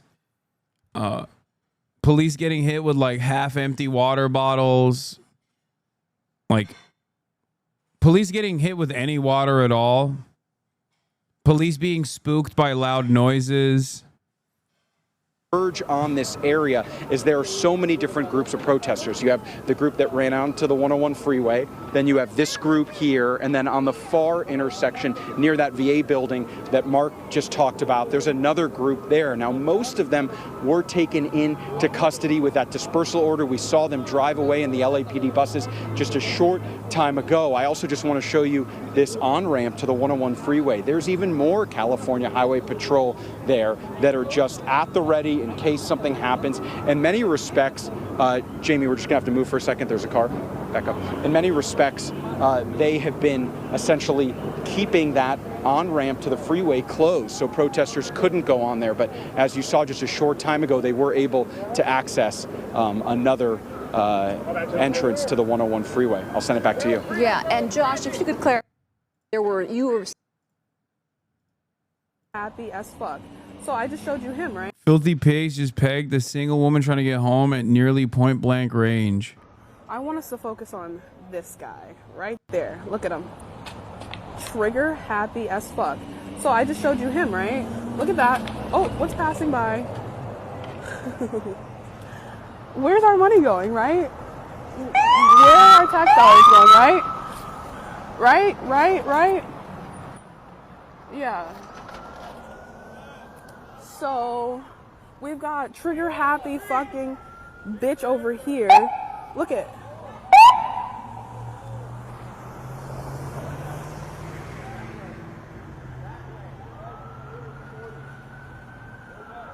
They're telling her to move, but that's a public sidewalk.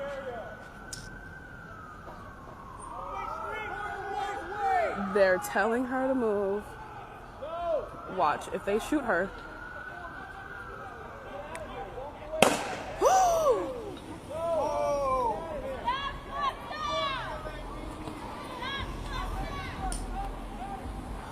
Holy fuck.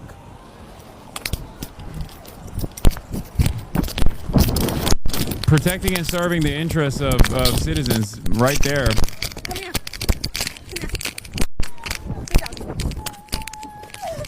Sit down. Where'd it get you? Really fuck off. She's not doing anything. Come on. We're moving, assholes. Ooh, you got it. Hang on. I just need to get out. Can they just do it like that? Pop their ass good. I hope your mother gets popped in the ass good in the same way when she's just walking down the fucking street in a lawful manner. Maybe then you'll understand. Dumb fuck. How can you look at the situation and be so fucking cruel? Hey, see, it's a lawful response, right? Yeah, maybe you'll understand when it happens to you or your mom, okay? Out of their sight. Here. I got some supplies in my bag. Sit down. First of all, less lethals are not supposed to be directed at people's body, okay? The appropriate usage of less lethals is literally the ground.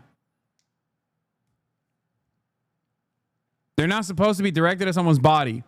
They're also not supposed to be used point blank. They're not supposed to be used at that distance at all. That motherfucker literally hit the person. No ricochet. Straight up, directly hit that person. Less lethals are lethal at close distances. Less lethals are still lethal at close distances. Less lethals can still be lethal if shot directly at the body.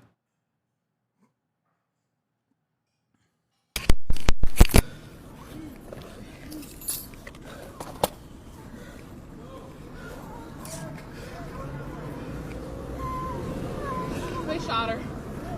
Yeah. Point blank. I literally just got it on video. They're gonna shoot. We're moving! We're moving! Stop! She's injured! Come on. We gotta get across the street. Come on. We gotta go across the street. Where are you going? I live here. Okay. I live here. So-called less lethal weapons like those that have been used against demonstrators in Los Angeles can cause severe lasting harm like nerve or brain damage or blindness. They can also kill. Police employed military-style tactics on demonstrators, including using tear gas, flash grenades, and pepper spray projectiles, except that's not correct. Because as far as I understand, tear gas is literally illegal to deploy in combat.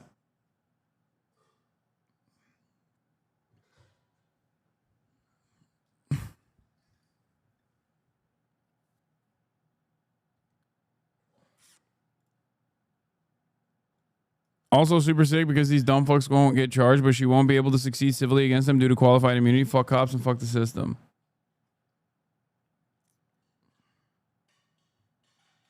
Yeah, it is a chemical weapon and considered a war crime under the Geneva Convention.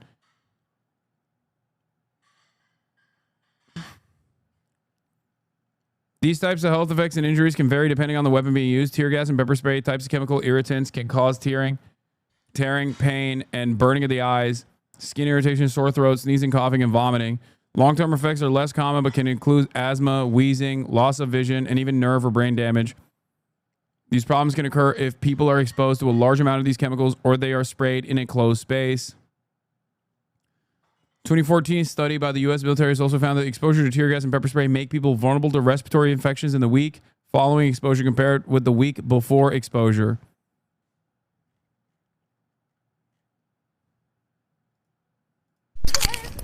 Come on.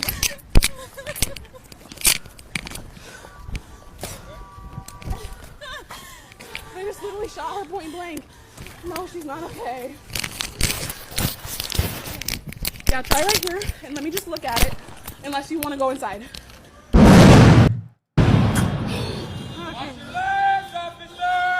Holy fuck, you guys. Okay. Watch your legs, officers! Here.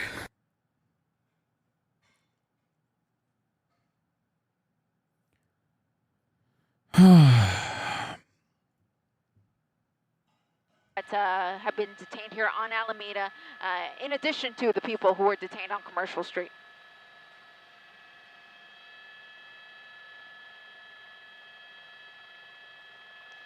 Yeah, this is Alameda, so it is closed. It's been closed for multiple days. Unheard of that Alameda would be closed for so long. It's such a big street here through the area. Those huge bangs that you heard were most likely flashbangs. Actually on the overpass here. This is the Alameda Street overpass for the 101 freeway. So again, even though the freeway has reopened, I can only imagine that if you're driving through and you're seeing these large groups of people overhead, you can't help but to slow down and take a look, and that is what is contributing to some of the delays here on the freeway. But again, Alameda Street here at the 101 freeway. No, it's not fireworks, man.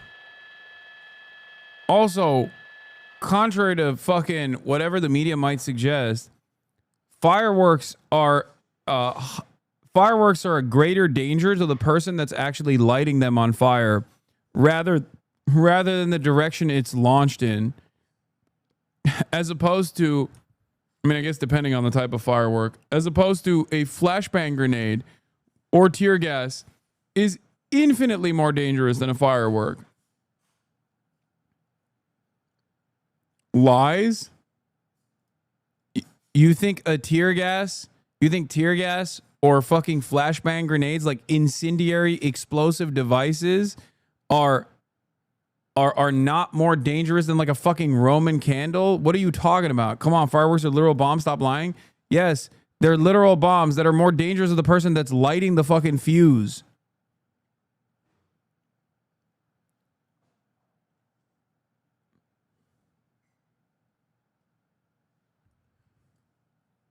Flashbangs, on the other hand, are deployed as an incendiary explosive, which is created specifically so that it doesn't explode when you're tossing it.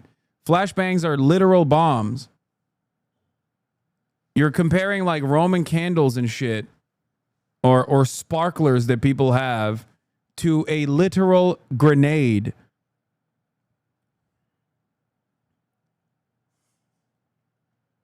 The most dangerous point of a fucking firework is at the point of lighting it on fire.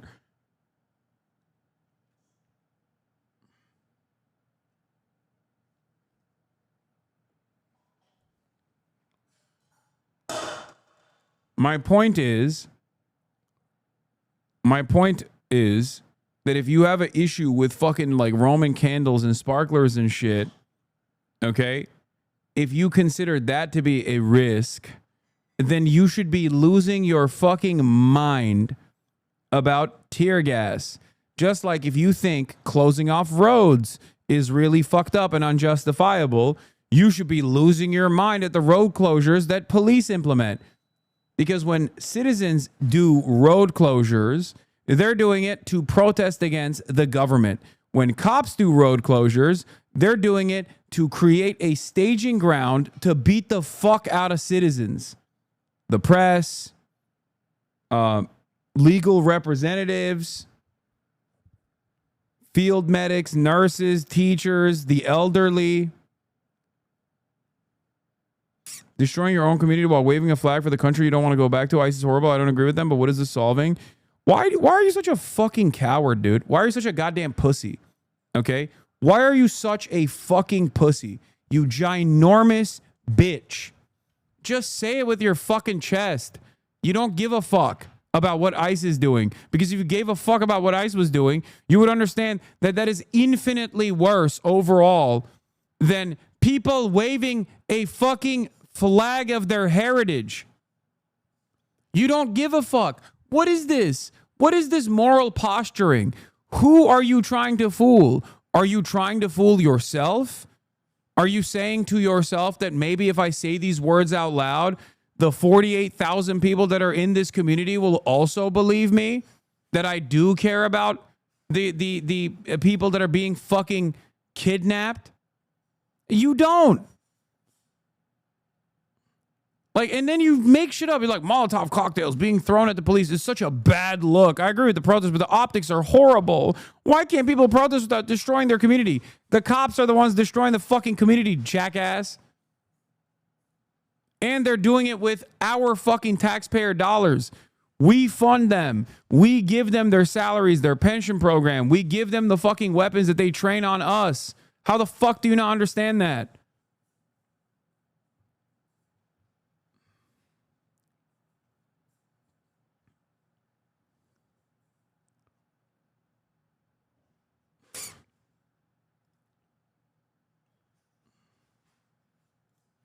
The thing that he's saying was a Molotov cocktail was literally a fucking tear gas canister that didn't deploy properly and is incendiary, so it fucking lit on fire, and the guy kicked it over in the direction of the cops away from the fucking dry brush and the buildings, and then got his ass beat and stomped on. Also, this was a very funny thing that took place as well. The New York Post reporter shot in the forehead with rubber bullets while covering the LA riots. Now, obviously, it's not funny to shoot a fucking New York Post reporter in the head. That's not the funny part. The funny part is New York Post, literally an article prior to this, okay, had coverage over another fucking protester getting shot point blank. And the comments and New York Post's own commentary on it was hilarious. They're like, oh, it's so funny. It's so funny that like the cops are actually shooting these fucking little freaks. And then they covered this story when their own fucking reporter got shot in the fucking forehead. They had to shut off the comments on that one. I wonder why they had to shut off the comments on their own fucking article when it was their own reporter that got shot in the head. Wow, it feels like the cops don't make a distinction between who's a protester, who's actually doing violent acts, or who's a protester who's simply protesting, or even who's a fucking member of the press.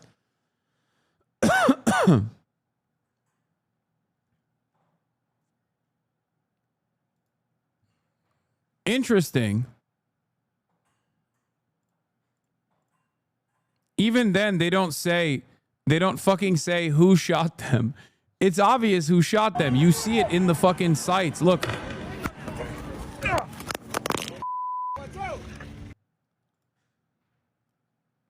Is no one going to talk about the fact that that was one hell of a shot? There are laws against targeting press. Former police officer, never once was I taught shoot the press during my riot control class. Just FYI for y'all. If anyone had any doubt that the Australian reported, this should make it obvious. They're targeting the press. Freedom of press is a right, not a privilege. That shot was crazy, not going to lie. He even caught the fucking sniper glare on his camera. Like, that's crazy.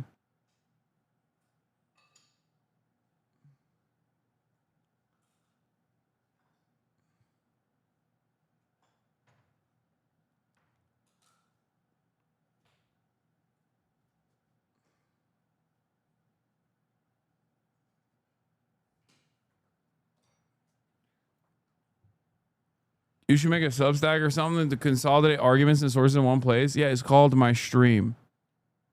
Makes the scope glint you were seeing yesterday even more scary. Yeah, I will tell you right now, when you see the fucking scope glint, it's terrifying. And I saw it on multiple occasions with the fucking Los Angeles Sheriff's Department freaks at the front line, and then also with the federal agents that were above the building. The lens flare or whatever the fuck it's called.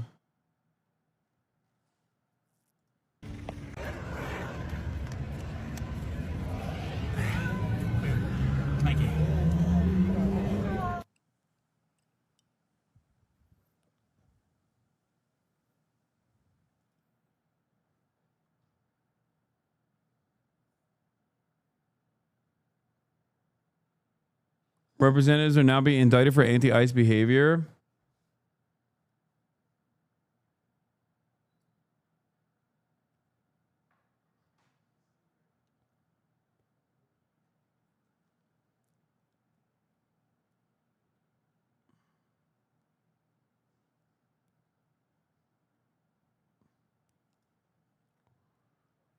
The Democrat Party impeached Trump because he delayed weapon shipments to Ukraine by a day, but not over him sending U.S. military troops onto the streets of Los Angeles to put down anti-ICE protests. I mean, it's not wrong. Obviously, the real reason why they fucking impeached him is because he was doing something unconstitutional, which is to use previously ordained weapons transfers that the Congress had approved in an effort to get dirt on his upcoming political opponent, which is still fucked up and worthy of impeachment. Make no mistake. It's so crazy that when you look at that in the rearview mirror, by the way, it seems like it was a lifetime ago and no one even thinks about that shit. Yeah, watching the KABC live stream in Los Angeles, and it looks like the cops just shot a photographer that was filming on a roof.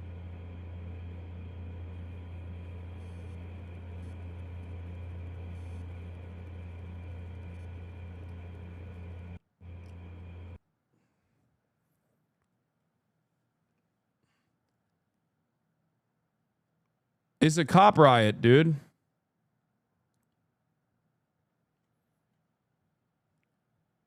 It's a fucking cop riot.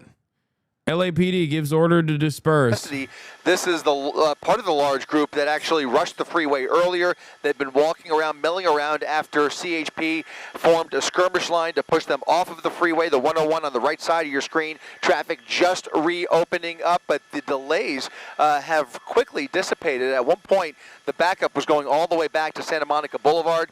Things are moving nicely now, but several dozen people being placed in zip ties and onto a bus where they will be given a citation. You can see LAPD with a skirmish line on the other side there. And if we go all the way up over towards Aliso and Alameda, you can see a larger group. This was a group that obeyed the initial dispersal order in front of the federal building. They moved away from the federal building, but now they're blocking traffic on the overpass over the 101 freeway. By the way, I called this earlier today. National Guard troops are now protecting ICE agents as they make arrests in LA. I told you. They're going to say that ICE agents are federal law enforcement officers, which is true, they are, and that it is necessary for ICE agents to be protected. That's why they deployed the National Guard, so that they have extra arms and extra hands when they're doing these additional arrests. I think it's crazy. That is even more dangerous because what if these fucking guys actually end up, troops providing security for ICE in LA. What if these guys, when there's any sort of response, any sort of fucking reaction to this provocation, they have lethal weapons, chat. Look, this isn't riot control, okay? This isn't crowd control. This isn't these are M4s. They got lethal weapons.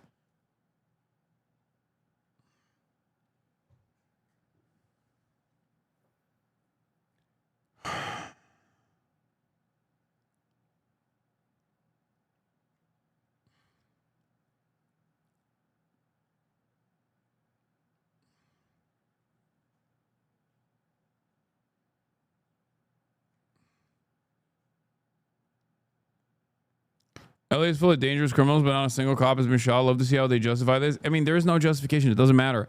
People were ready to complain about fucking Mexican flags, dude.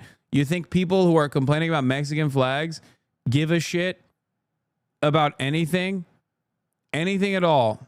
Yeah, they're fucking all the people that they arrested, they're putting on buses. They're going to detain them for a day and then release them, obviously. But this was a process that was conducted by Joe Brandon, famously, and his administration against pro-Palestine demonstrators. It is a measure that these people, that the law enforcement takes on specifically to create a chilling effect on speech and demonstrations. The reason why they're doing this is because they're saying basically, hey, we have the power to arrest you. We have the power to detain you. We have the power to fucking book you. And even if we release you the next day, it's over for the day. And you'll think twice before demonstrating again. What? Marines are reportedly refusing to take orders? No, I don't fucking believe that shit. That seems so... Dude, really? Really, Shockwave Streams? Jordan Allen Bailey, Catholic, married, father of 7, registered nurse, Irish, lover of Guinness and Irish whiskey. This is your source?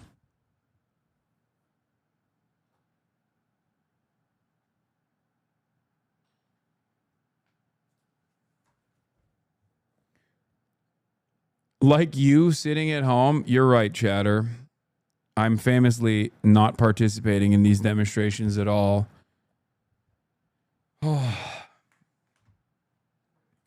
Every single day that I go out, these motherfuckers are like, he's LARPing. Also, if he's not LARPing, he's actually on the front lines. Okay, then he should be arrested. Now that I'm covering it from the... now that I'm covering it from home today so far, could still potentially go out to it. They're like, oh, classic. Sitting at home, fucking asshole.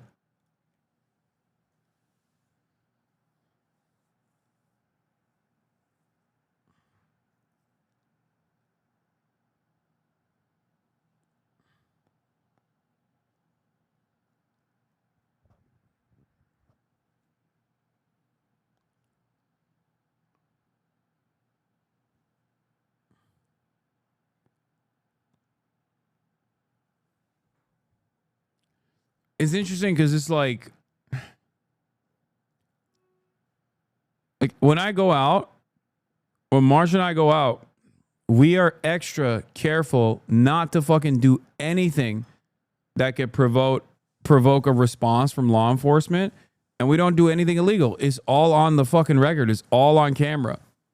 I'm on camera the entire fucking time. That police are starting to but gain that a doesn't handle stop on it, cops from and shooting at also me. Maybe indicates to people You know? who are intent on causing problems that there will be consequences for them. Would you say that might be a part of this, the reason that they're so able and quick about taking people into custody today? Mark, this is all about optics. I've been thinking this for the last 72 hours, and it's become more and more obvious that the optics here are really the priority for all of these different agencies, our local departments, again, the higher ranks all the way up to the politicians. It's very apparent that they are in place and ready to take action to avoid some of the ugliest pictures that have been coming out in the overnight hours and earlier over the weekend. I will say, just as a raw fact, the number of protesters out on the street this afternoon, including the group here, including the group at the federal building, including the folks that even rushed the freeway, they are far outnumbered by the number of law enforcement that are out here this afternoon. I would say for every protester out here, there's probably about a half a dozen. And so that just kind of gives you an idea of the ratio, law enforcement to protester. They are far outnumbered by law enforcement. Certainly, Chris, thank you. Usually it's the other way around, right? Normally we're talking about how law enforcement is so overpowered and outnumbered. It is the exact opposite today. Yeah, and after 5 days of demonstrations in this area, you would imagine, too, just the law enforcement response, not only the numbers, but just the organization for knowing which areas, which streets, and how to best control this crowd. That kind of increases every day that they've been out there. So that's certainly good news as things hopefully remain peaceful. We do want to get now to Josh Haskell, who's been For people saying this is how they break people's will to protest, it doesn't work that way. This kind of reaction and retaliation only invites more. This kind of provocation only invites more of a response. The only thing that's stopping from large crowds from going out and taking to the streets right now is that it's a fucking work day. That's it. This is exactly what happened with the fucking pro-Palestinian demonstrations too. The only reason why they stopped is because of summer. Saturday is going to be a fucking major media day as well. Officers in those vehicles are over at that crowd of protesters who ran onto the 101 freeway and blocked traffic. But as Mark, Michelle, and Chris, you guys were just talking about, all day today, the California Highway Patrol has been stationed at every exit and entrance, even if we show you over there in the distance. That's more California Highway Patrol just waiting for something like this to happen. But I want to set the scene of where we're at. Most of the protests that we've seen today. Chatters, yes, they will throw out the fucking charges for all the people that were arrested. They usually always do that. It's not about like actually keeping them in holding. Okay? It's not about keeping them in holding. It's about actually getting them to stop protesting for the day. That's the point. Obey that dispersal order. About 40 to 50 of them were taken into custody. This crowd remains, and this is what we're dealing with right now. It's not a large crowd. It's been peaceful for the most part, but I can tell you that different people are coming from all sorts of directions, and I want to show you. Yeah, I should maybe worry about the optics of kidnapping children, but I'm told optics are only for people protesting the kidnapping of children. Breaking. Federal agents in plainclothes and unmarked cars tried to snatch first graders from LA elementary schools, told staff that they had parental consent. They lied. When pressed, they hid their IDs. Department of Homeland Security admits they sent them. This was a test run for a police state. Think about how fucking insane that is. After an unusual and disturbing visit, several federal agents from the Department of Homeland Security showed up at 2 elementary schools this week demanding to talk to students. What happened next has Superintendent Alberto Carvalho praising school workers and demanding answers. Eyewitness News reporter Bro, they try to kidnap children, okay? They try to kidnap school children, like first graders and shit. What are we talking about, man?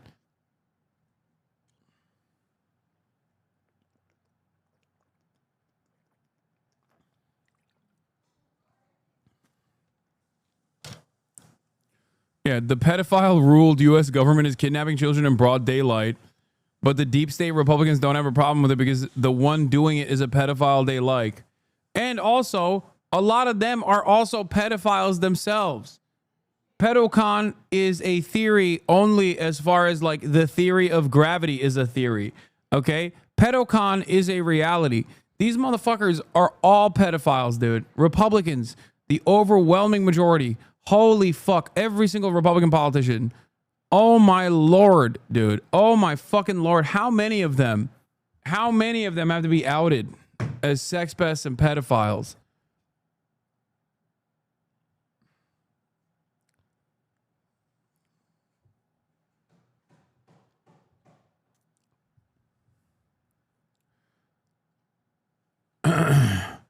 It has already started. The protests are starting all around the country, in New York as well. By Saturday, this shit is going to be a biblical-sized protest because all the liberals are going to come out on Saturday as well.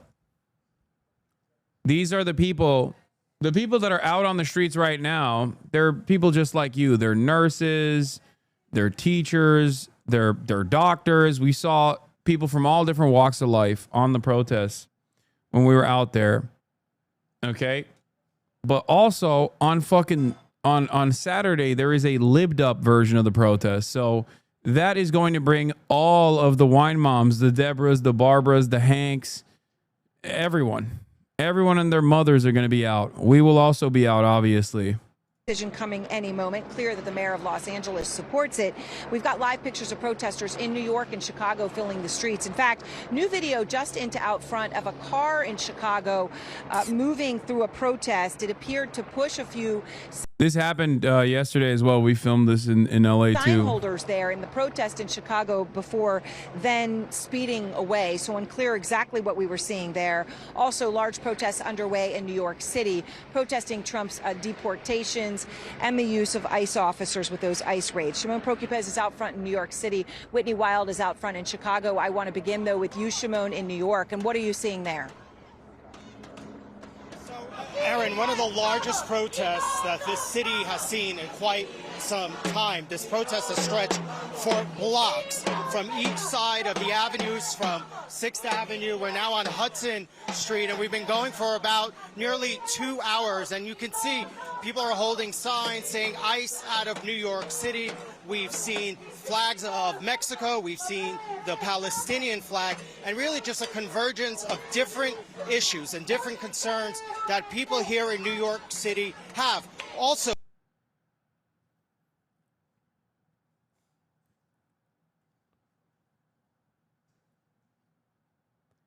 my worry is that there's going to be counter protesters. There's immediately in New York, there's counter protesters. This reminds me of that one fucking kid who in New York, there were a bunch of people who were protesting outside of an ICE facility in New York. And this kid walked up to them and started talking to them about fucking Palestine and shit. And the guys were like, what the fuck are you talking about, man? This is an ICE facility. We're protesting fucking ICE kidnappings. And he's like, I don't know. I saw people with keffiyehs. So I got excited. And of course, there they are, the counter protesters. The optics of different flags, man. The optics of foreign flags.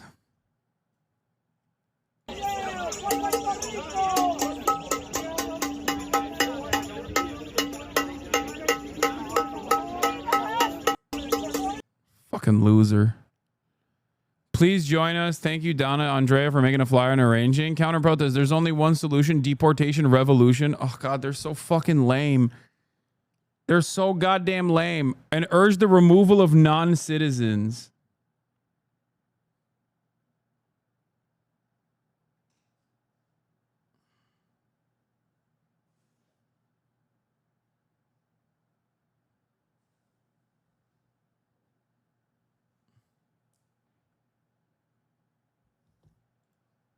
Amazing community note. Representative Jordan has an Israeli flag outside of his office door.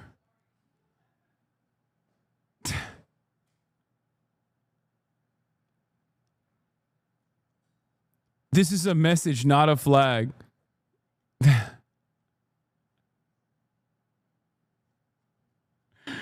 No, that's not a foreign flag, man. That's another state. That's like having a state flag, you know? Jim Jordan's simply putting his own, what the fuck? Like they were doing specific drills on crowd control. President Trump sent them yesterday to help the California National Guard with the LA protests. Eyewitness News reporter Rob McMillan live in Seal Beach with more on Oh my God, the dumbest fucking crayon eating hogs, dude. Oh my Lord, it is so fucked. Curfew decision in 30 minutes. I think in order for me, I looked it up. While we were in the process of looking at the curfew situation, I looked it up. I have to have a LAPD press pass potentially, and I can still get arrested even if I haven't for violating the curfew. If I were to go to the area, she's most likely going to put forward a limited curfew in certain parts of downtown Los Angeles. I'm trying to see how I can get potentially credentialed. Okay.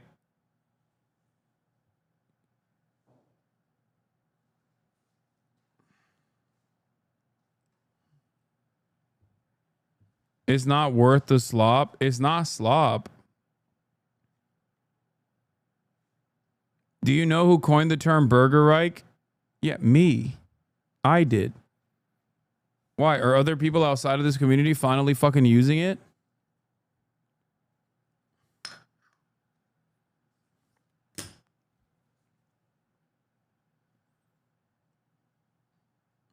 No, I don't think Matt Christman said Burger Reich. Wait, was it Matt Christman? Did Matt Christman also say it? No, I think he said something different. No, Matt Christman coined treatlerites and the treats theory.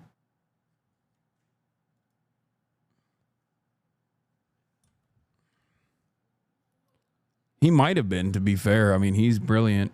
He's infinitely smarter than me. Yeah, Matt Christman came up with the grill pill. He came up with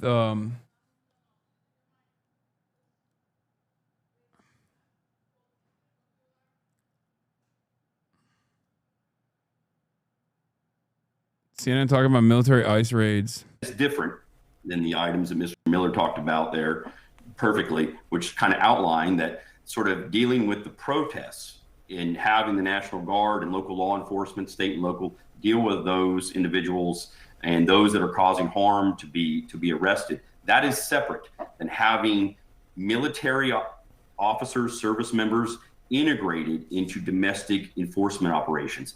ICE operations, it's not like playing Call of Duty, and it is nothing like the sort of the capabilities that the Marine Corps, which would bring to the table, and the sort of lethality and the sort of capability and sort of the tactics and techniques, sort of integrating military forces into domestic immigration operations against those that had legal status here a few weeks ago that are non-criminals is extremely dangerous, both for the communities and for the service members themselves. You know, John, to that end, the Marines getting additional training today, despite what Secretary Hex has said that they're fully trained in this additional training. What kind of training do you think that is? Well, what the Marine Commandant testified today was that they had been trained in de-escalation and crowd control. These are incredibly highly trained Marines, though. This is the 2nd Marine 7th Battalion. They come from 29 Palms. They are specialists in operating in desert environments, in close quarters combat. They're a rifle company. So this would be a fairly dramatic departure from the work that they did from Guadalcanal to Anbar Province. Karen Bass is on MSNBC with Chris Hayes right now. Hasanabi head Chris Hayes is interviewing the Los Angeles told mayor. In the beginning, this was going to be gang members, violent criminals, drug dealers. And I have a hard time imagining that's who is in a Home Depot parking lot. You know, in our city, we have day labor structures where people are not just hanging out. And so they were waiting. And day laborers are people who work every single day. They seek employment day after day. They are just trying to survive. And to have them being chased through a parking lot, or to have an office be raided where the family members are calling home saying, hey, I think I'm going to be detained. And then the family shows up with small children and they watch their parents be carted off, and then they can't contact them. They don't know where they are. The people that are detained have no legal representation or no access to legal representation. And from the immigrant rights community, which is a very well developed, established community in Los Angeles, this is a serious departure from the way things were handled in the past. The Deputy Chief of Staff of the White House, Stephen Miller, I want to say he has been talking about essentially you and the governor as guilty of essentially insurrection. He keeps using that word, and I want to read to you something he said about you. He said, Mayor again sides with the insurrection mob, tells ICE to abandon the city. Mayor Bass thinks it's shameful to defend the lives of ICE officers performing their constitutional duties, but not shameful that California spends billions subsidizing and rewarding the illegal alien invasion. What do you say to that? No, I mean, I think it's a despicable comment. The way that our city has been characterized as hordes of migrants that have taken over our city, we're crime-ridden and civil unrest everywhere, is just a despicable characterization for the city that in 12 months is going to be hosting the World Cup. And we are a city of immigrants. There are a lot of sectors of our economy that are completely dependent on immigrant labor. Try the construction industry, where people say that 40% of the construction workers are Latino. I would venture to say that it's a lot more than that. In some areas, it's more like 90%. And so when you hit an occupation or industries like that, the childcare industry, the women who are working in homes, the gardeners who are landscaping, the small business owners who are documented or undocumented, but all of them are contributing to our economy. And so if you create a sense of terror in that sector of our city, then you are going to impact the overall quality of life and economy in our city. I was talking to someone today who said they went to their grocery store and there were shelves that were empty because the people were afraid to come to work and stock the shelves. That's the impact of having raids that are just completely unnecessary. since you just referenced this, I want to play you something the president said about Los Angeles. I asked you about the Stephen Miller quote, and I don't want to engage too much back and forth, but the president is directing some significant resources and rhetorical fire at your city. Here's what he had to say about Los Angeles earlier today in front of active duty troops at Fort Bragg. Within the span of a few decades, Los Angeles has gone from being one of the cleanest, safest, and most beautiful cities on earth to being a trash heap with entire neighborhoods under the control of transnational gangs and criminal networks. It's horrible. What do you think of that? I have no idea where he's talking about. It is not Los Angeles. I will tell you that when I look at some of the footage of what is happening, you can get the sense that there is civil unrest happening citywide. I have to tell you that the vandalism and the protests that you are looking at is taking place in several streets, individual streets in the downtown area. It is not even all of downtown. And so to depict our entire city this way, or to characterize our city that our city is under duress is just not accurate. If you go 1 or 2 miles in either direction, you don't know that anything is happening at all. We do not need federal troops. I'm so fucking fed up with law enforcement. I can feel my blood pressure rising. I never thought I would be in this chat supporting you, but over the last 4 months, I've been watching you a lot through people who hate you, but I found myself consistently being like, this is the most disingenuous way of interpreting your view on things. The hate watchers unironically made me a fan of yours. Hell yeah. Welcome to the fight. There are many people like you in here. Trust me. Yeah. Hate watchers, hate watchers that come in from other communities indirectly create a pipeline to my commentary because I'm so fucking consistently right about what I say is going to happen that inevitably people go, okay, well, he was right about this, and the dude who was yelling about his position was wrong. Sometimes it happens in real time, like that Hutch video that we watched, which is really funny, obviously.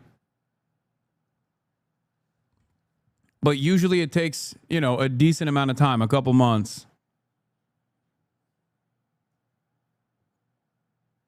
There were hella people at the fucking protest that were saying that too.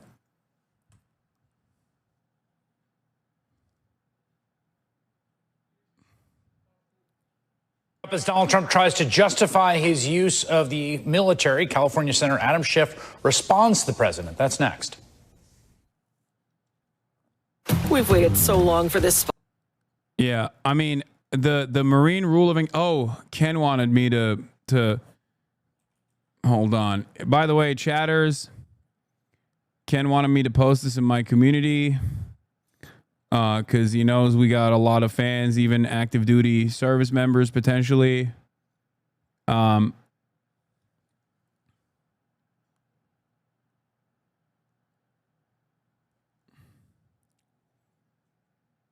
on.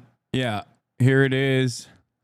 If you know anything about the use of force cards given the troops deployed to Los Angeles, text me securely via Signal at 202-510-1268. If you know anything about the use of force cards, this is just a sample. It's just one example of the use of force cards that normally are given out. Listen.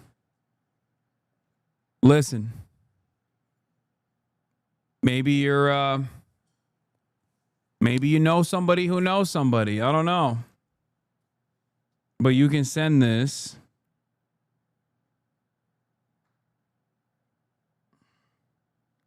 Oh, sheriff's is the standard pass that's mostly used. Unfortunately, it takes some time for their turnaround. Here's the application. This is the LAPD one. Okay. I'm getting information on how to also fill a Los Angeles Sheriff's Department and a Los Angeles Police Department press clearance. Not that it stops. Not that it fucking stops the cops from still, you know, deploying tear gas on me or even arresting me potentially for violating a curfew. But I'm trying to make sure that we do this in the best possible way. So I'm working on getting that clearance so I can maybe navigate a little bit easier. You might want to dress differently.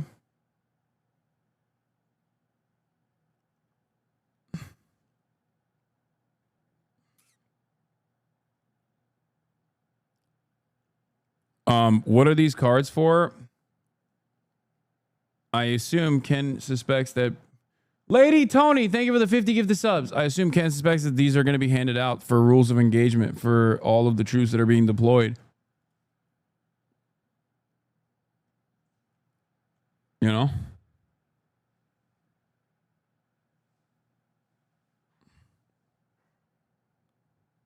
Wear the nurse uniform. Yeah, I'm not wearing a fucking MAGA hat. Here's the other thing, by the way. Murat, don't do that. Here's the other thing I wanted to show you guys. Remember that like Mormon guy, that fucking right-wing influencer? The right-wing influencer that like will go around and ask like silly ass questions to people in an effort to like belittle them and stuff. Nick Shirley, yeah, he had a not so pleasant interaction with some protesters.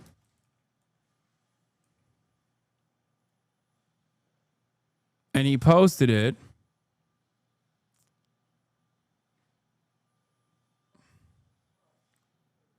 He's been going all around. He's been going all around and going on a fucking tear with this like, yeah, here. Anti-ICE protesters in LA try to rob me and kick me out of their streets. Also, he misspelled there, just so you understand how fucking stupid he is. Now, look at the interaction that I had. Match the interaction that I had with every single person that was at these protests versus this guy.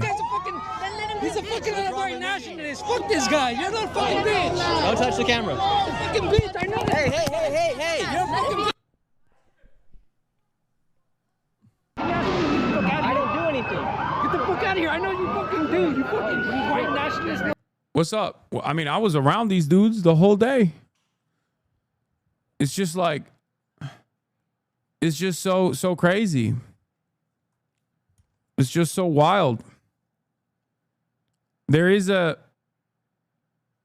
obviously there's a reason for it, you know?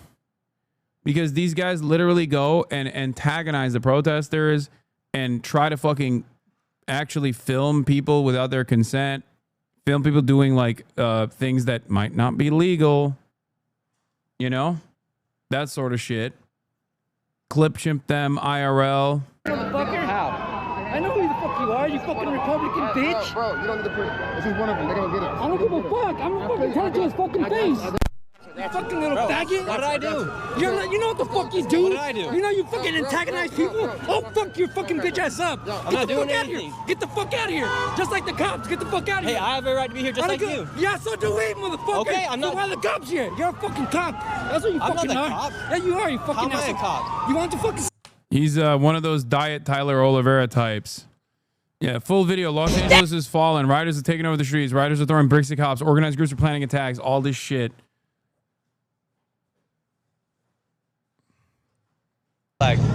Mexico flags of the LA protests. Like, that's what he's doing. He's like, and also he's getting 500 fucking likes on this shit too. Like, he's trying to cut as much as he can. He got into a Channel 5 interview here as well. LA protester believes the U.S. belongs to Mexico. This is our city and this was Mexico. It's correct, by the way. Yes, it used to be Mexico. That's not an incorrect statement. But of course, you don't know that, and therefore, it doesn't matter.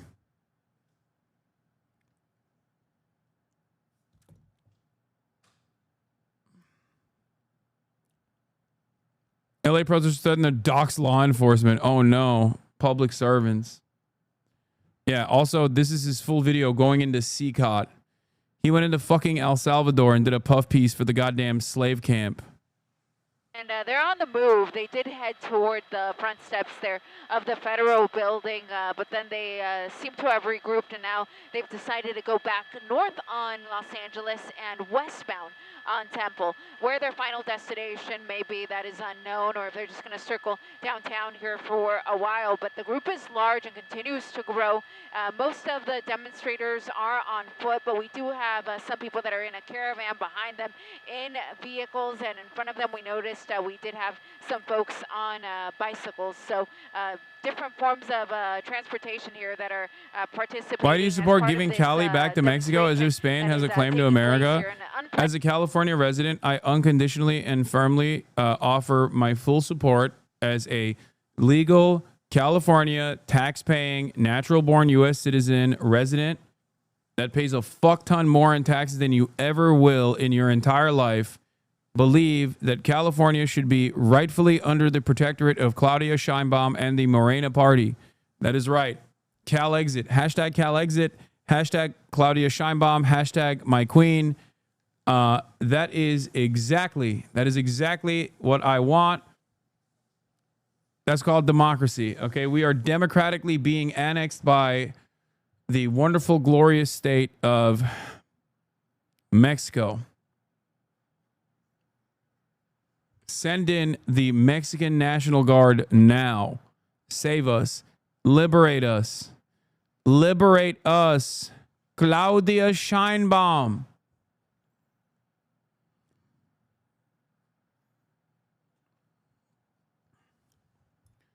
I will gladly become a second-class citizen under the protectorate of Claudia Sheinbaum, and maybe even get harassed for not knowing Spanish. It's fine. I'll learn, okay? I'll go from no hablo español to yo hablo español, si hablo español.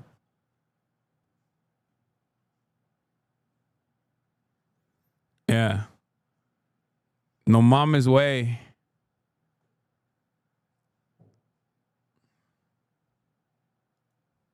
Oh my God. Wait, is that the fucking guy? In Irvine, California, ICE agents drove a phalanx of military vehicles to arrest a person, though not for illegal immigration. They were seeking a resident's son who allegedly posted flyers alerting neighbors to the presence of ICE agents. Oh, I hate these fucking pieces of shit. Never seen you simp so hard.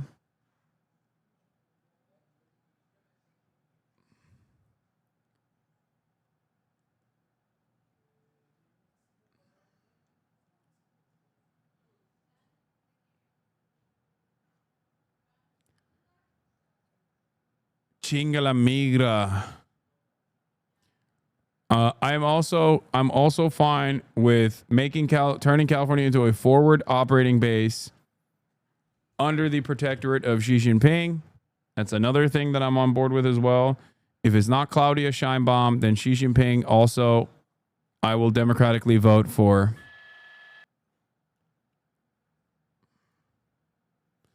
I don't know Mandarin either, but I am willing to learn.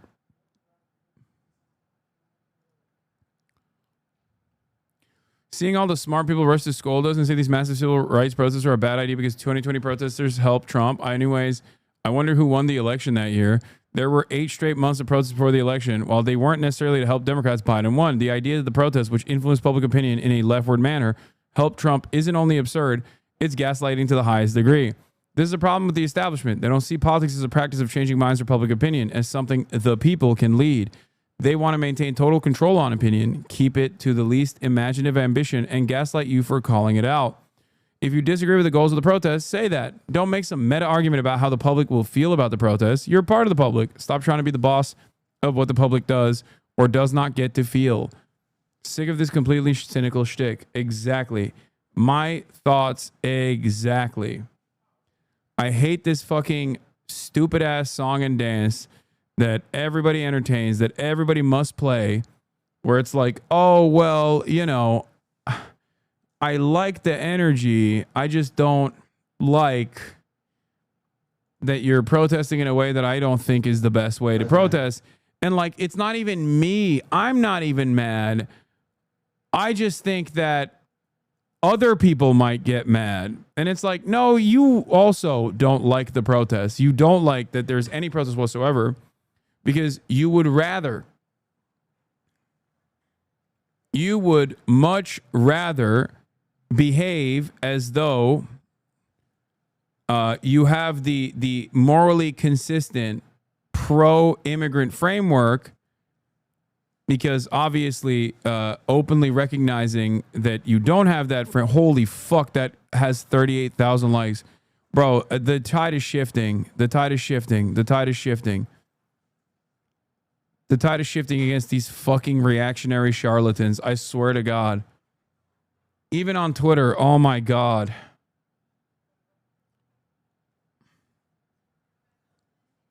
It was before I retweeted it.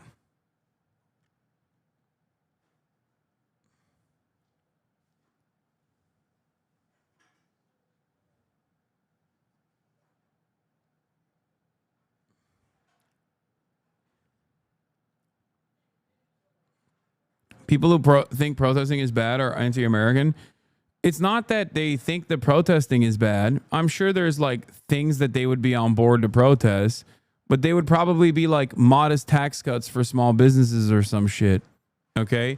They wouldn't necessarily be, they would be modest tax cuts for small businesses. That's what they would protest for. Okay? Nothing else.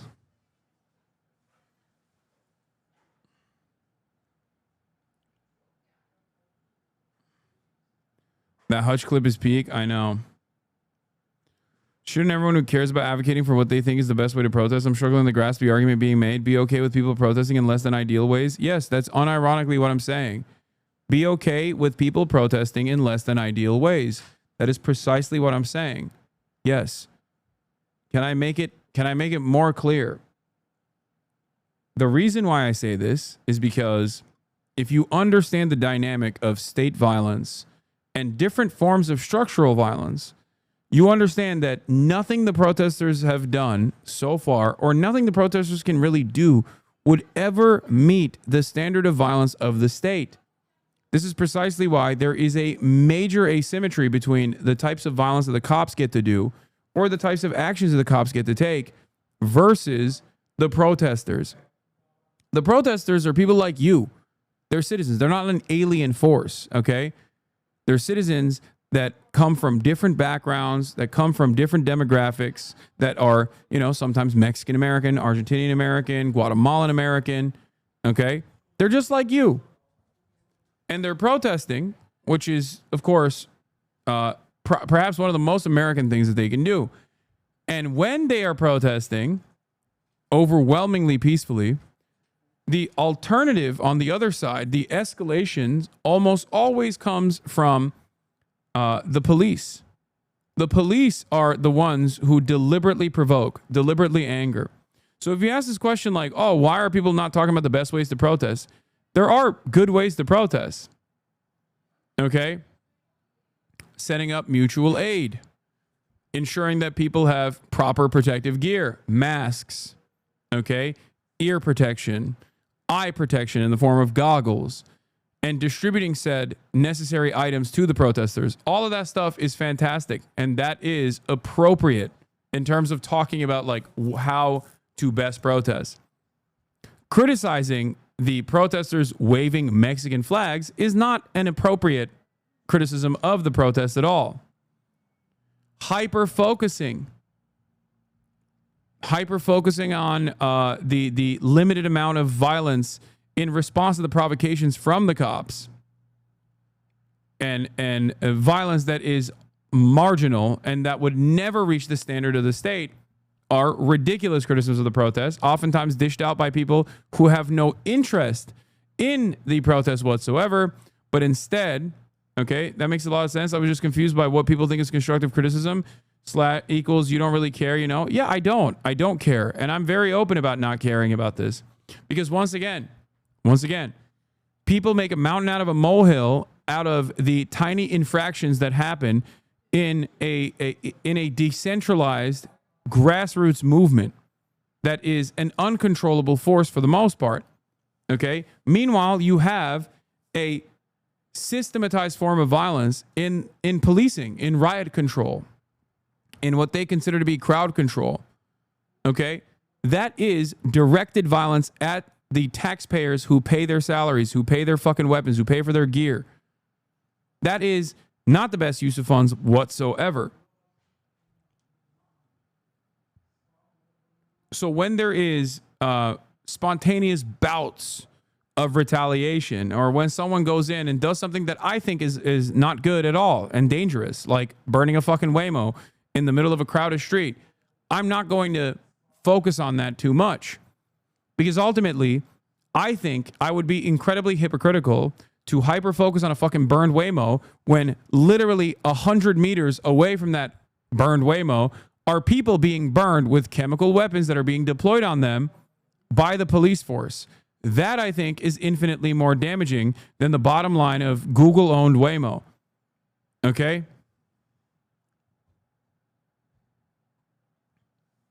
Yes, the best response to people pointing out imperfect protesting would be to point out that the police are shooting people in the head with rubber bullets. That's why I always redirect people's attention back to who actually is the real vector of harm here.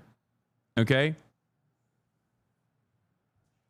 Like, people talk about civilians stopping traffic for a short period of time in an effort to protest against ICE kidnapping their neighbors. Okay? ICE kidnapping their neighbors is the inflection point. It is an unjustifiable act of violence, serialized, systematized, and legalized by the state. It, of course, invites a reaction. It provokes people. It's understandable reaction to unjustifiable detentions. Okay? Now, in the process of that reaction, the police also block traffic for a lot longer than the citizens do. They block traffic for the rest of the night, as a matter of fact. And the reasons for why they block traffic is very different. Citizens block traffic to protest, okay, in a peaceful manner. It's a nuisance, sure, but it's ultimately a peaceful demonstration. Police block traffic to create a staging ground so that they can use said staging ground to continue brutalizing the citizens. But people never actually get mad about the police breaking shit or the police actually stopping traffic. Okay? That's it. If you care about property damage, there are plenty of instances where cops are fucking deploying incendiary explosive devices in a crowded neighborhood, lighting shit on fire. Okay? Yeah, this protest is very safe, lol. This protest is very safe, actually. Like, it has been. Most protests are. The overwhelming majority of protests are safe until cops decide to escalate. Because people don't operate with violent intention. They don't want to fight cops. Cops have gear. Cops have lethal weapons. Cops have less lethal weapons that they actively use. They have chemical weapons they use on crowds as a mechanism of dispersal. Why the fuck would anybody do that? You think people just have a death wish? No. People only do that because they're there and the cops use it on them, and then they understandably get angry and throw things back at the fucking riot police in response. Oftentimes it's just a bottle of water, which is nothing, right? It's nothing. When you got fucking full tilt, like you got armor on, a bottle of water is nothing. Sometimes it might even be a fucking rock. But if you get angry at a bottle of water being thrown at cops, then you should be unimaginably angry. Unimaginably angry at the unconscionable violence that's coming from cops that are armed, that are heavily militarized, that are throwing incendiary explosive devices into a crowd of unarmed people. They shoot you with rubber bullets and pepper bags from a distance that could easily kill you. Think about that. This is the reason why I don't spend a crazy amount of time hyper-focusing on, policing the protesters, because I think that is ultimately frivolous, it's ultimately unproductive, and it's most often deployed by people who have no interest in supporting these protesters whatsoever and are simply looking for a moral out to say, yeah, I was with the cause until I saw them wave non-American flags, or yeah, I was with the cause until I saw them, I don't know, fucking one guy in a crowd of like thousands throw a fucking water bottle at a cop. But I also think that the violence that came before and after that is totally fucking valid when it's coming from the police.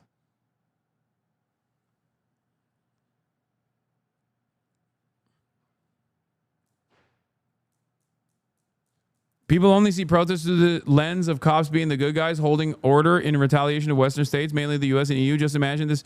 Not even the EU. Americans love watching French protest videos where dudes will just straight up duke it out in hand-to-hand combat with police. But when I once famously said, the more violence that you can do in self-defense to police, the more civilized the country is, people clipped that and lost their minds over it. The more you can engage in self-defense, the more there's parity between a police officer and a regular citizen, the more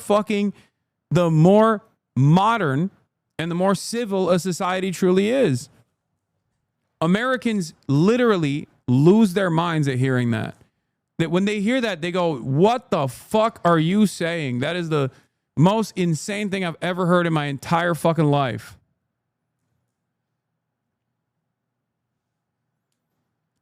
It's not even in their, like, it's not even something that they can comprehend.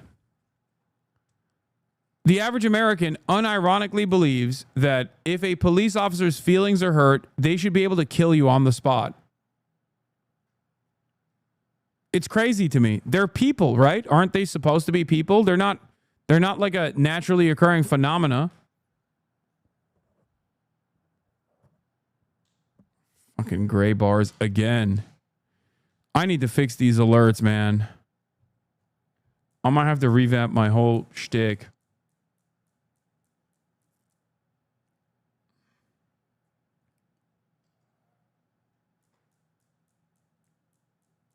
Do a full-blown overhaul.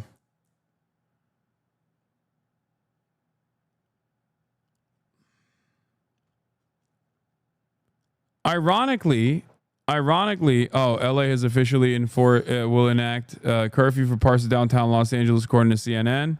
Even though I'm literally watching CNN right now and I don't see them saying that there will be a curfew.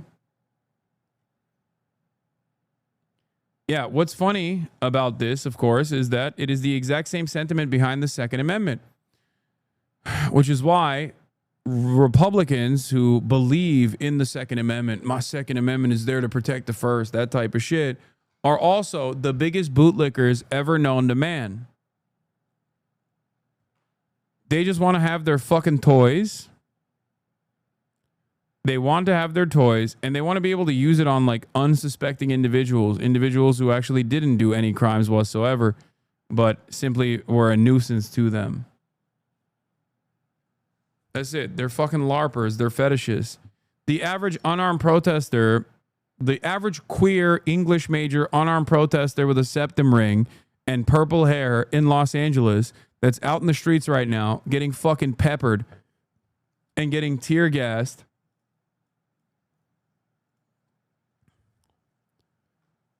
is infinitely braver than the biggest fucking Navy gravy seal, okay? The most like hopped up on steroids gravy seal motherfucker with arsenal of weapons.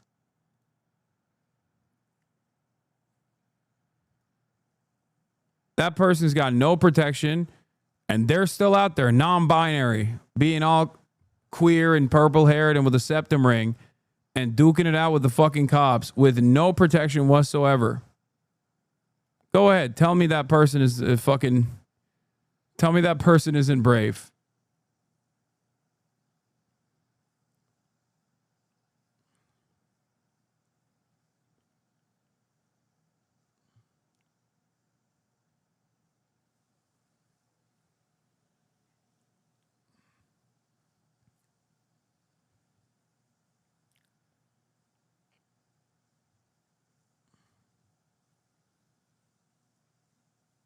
Anyway.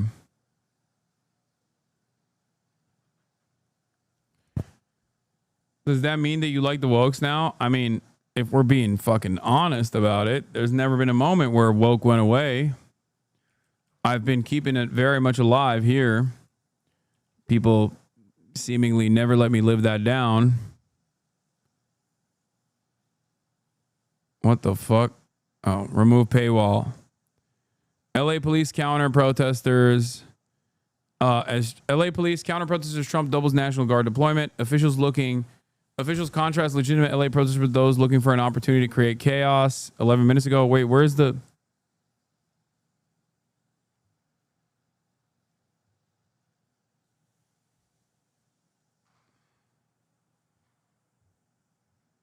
What we're seeing in Los Angeles goes far beyond Trump's calls for deporting criminals as a step towards authoritarianism. It's our democracy at crossroads. Watch live at 6:30 p.m. Tonight, Governor Newsom's address, Democracy at Crossroads. Why the fuck's he promoting this, dude? Like he's... When are you going to be arrested, Hasan? I don't know. Wouldn't you like that? Again, a pathetic and weak person who's like, I think you're a nuisance and I have no self-control and I can't just like click away from your stream. So I'm hoping that the fucking government takes care of you. Like, how weak-minded, how much of a fucking worm-like individual are you? You know? How much of a fucking cowardly worm-like individual are you? Most likely spending years talking about how much you are a defender of free speech, only to turn around and be like, actually, I've decided speech that I don't like should be met with criminal penalties.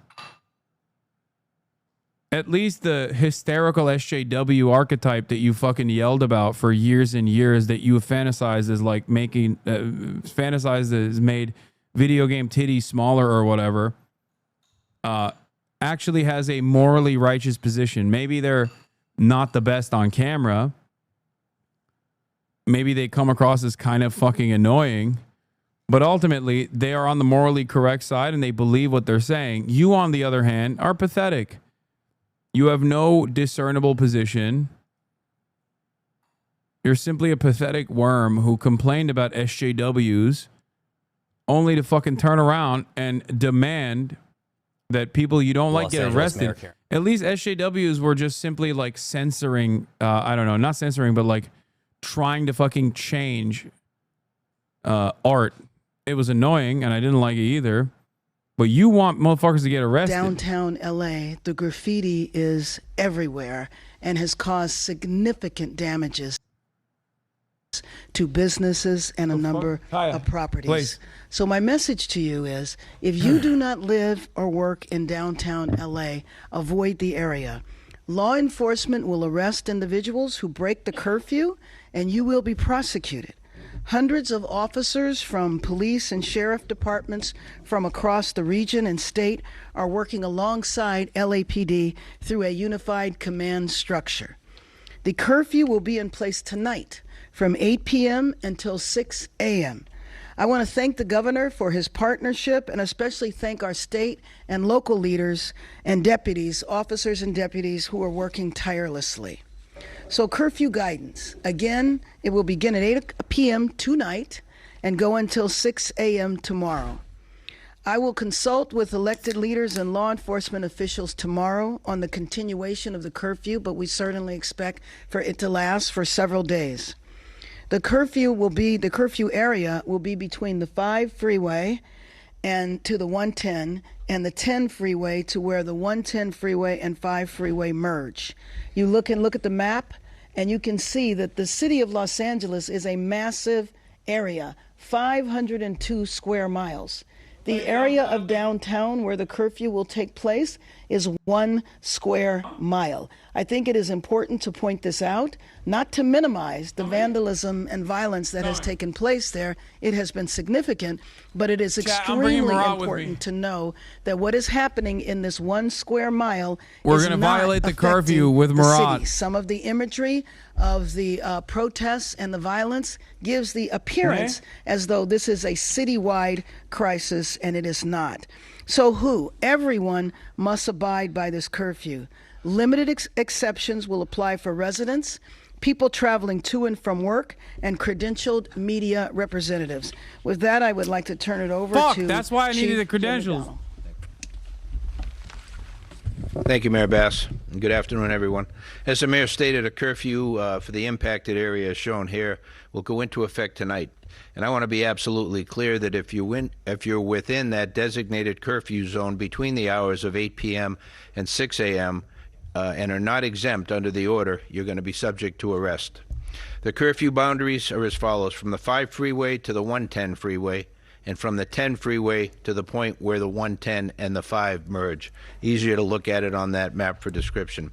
The curfew is necessary, a necessary measure to protect lives and safeguard property following several consecutive days of growing unrest throughout the city.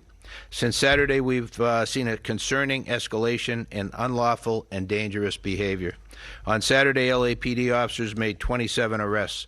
On Sunday, that number rose to 40. By Monday, arrests totaled 114, and today alone, we've made 197 arrests. The recent days, it's been as a part of a unified command with our partner agencies who've responded through mutual aid compact and been very, very helpful to us, and we're very thankful for that participation.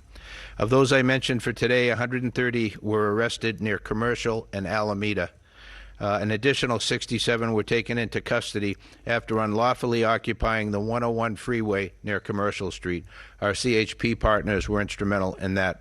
So again, let me be clear that this behavior, blocking freeways, city streets, and on-ramps, refusing to comply with lawful dispersal orders, and interfering with public safety operations is dangerous, unlawful, and won't be tolerated. If you are in the curfew zone during the restricted hours without that legal exemption, you will be arrested. If you assault an officer in any fashion, you will be arrested. We're operating under a unified command with our partners at the Los Angeles City Fire Department, the Los Angeles County Sheriff's Department, the California Highway Patrol. We're fully coordinated, and our shared mission is clear: to restore peace and ensure the safety of everyone in our city.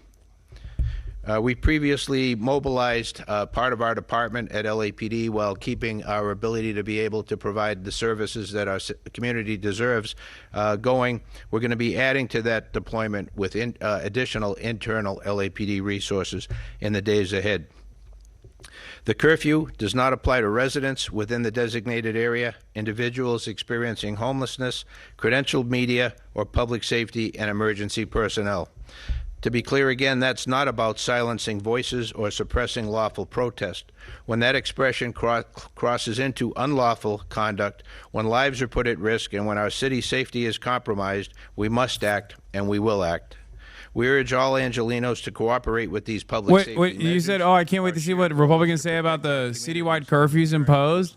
They're going to love it. They're like, I hope they kill people that violate the curfew.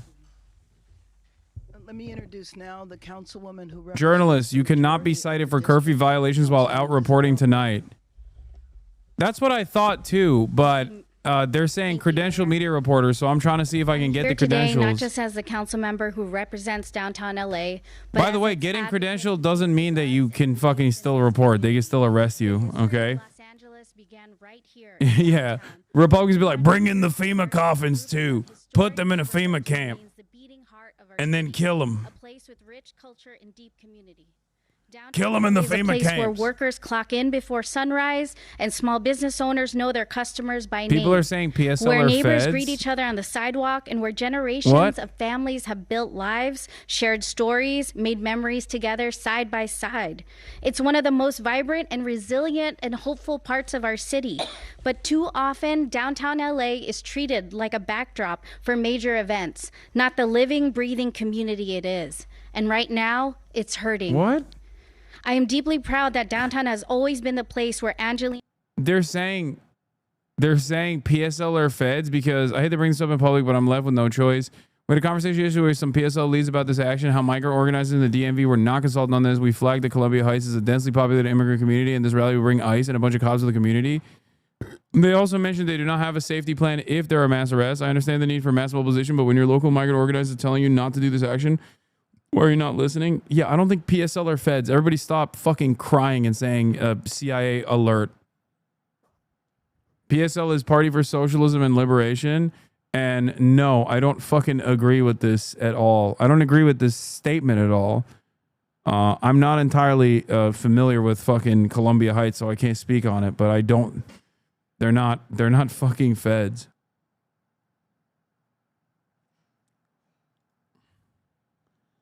Alex is the one who I was asking for help with the sheriff's department press credentials. LA Mayor Karen Bass announces curfew for 1 square mile of downtown Los Angeles tonight from 8 p.m. to 6 a.m. She's declared a local emergency in this area where we've seen the worst violence. The worst violence. Man, the violence has been so crazy.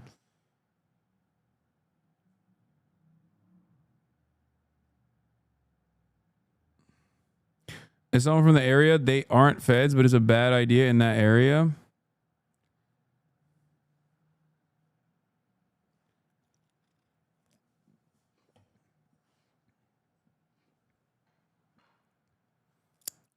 I mean, here's the thing.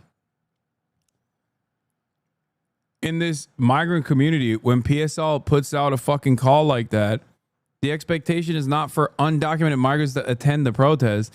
The expectation is for privileged people who have documentation to attend the protest, to do a big demonstration and a show of force.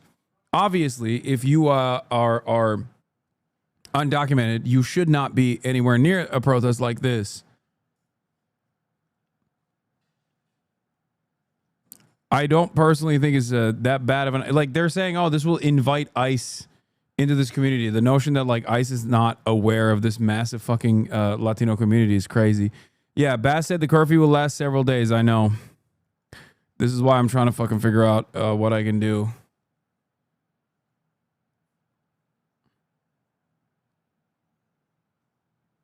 I also suspect that this is to specifically pack up anyone that wants to continue demonstrations at night.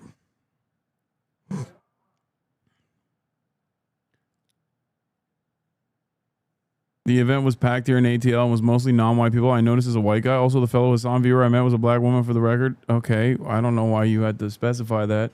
This is a very diverse community, as we know from all the people that showed up. Gruesome Newsom is going to be speaking in 30 minutes. We'll obviously be tuning into that.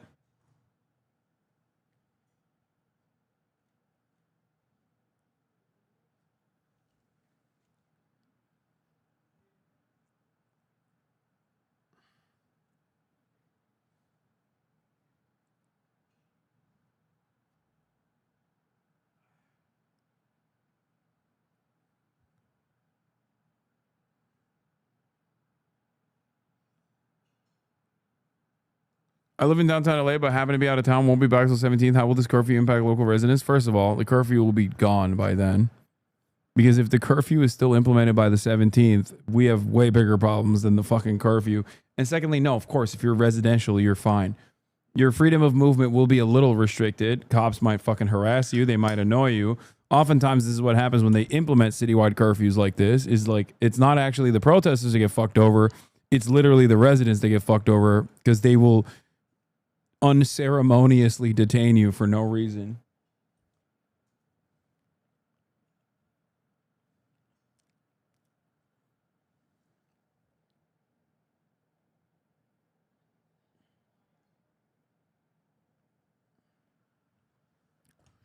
Governor Newsom to address the nation in less than 30 minutes. Midas Touch got the YouTube exclusive to stream it. Oh, Midas Touch.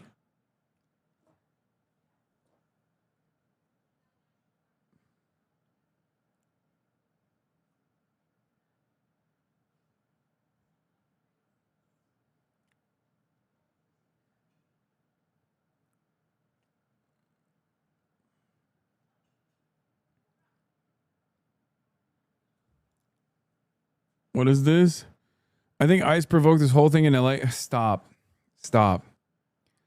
Why do you purposely show me bad takes? Why? Why do you purposely show me fucking bad takes? It's just gonna hurt my feelings. It's gonna make me mad. I've already addressed all of the takes that needed to be addressed a million times over today. Why the fuck do you have to turn around and show me more additional bad takes? Newsom's position is that ICE officers should be able to carry out enforcement operations. Law enforcement should be able to handle unruly protests, and the rest of us should be free to live in a city that isn't heavily militarized for no reason. Stevens' position is that we should use the U.S. military to arrest and detain anyone he suspects may be undocumented, even if they're not. No, I don't think ICE officers should be able to carry out enforcement operations. No, fuck that. This was retweeted by Governor Gavin Newsom. Yeah, Governor Newscum and Mayor Karen Ass. Believe it, folks. Mayor Karen Ass. She's so ass.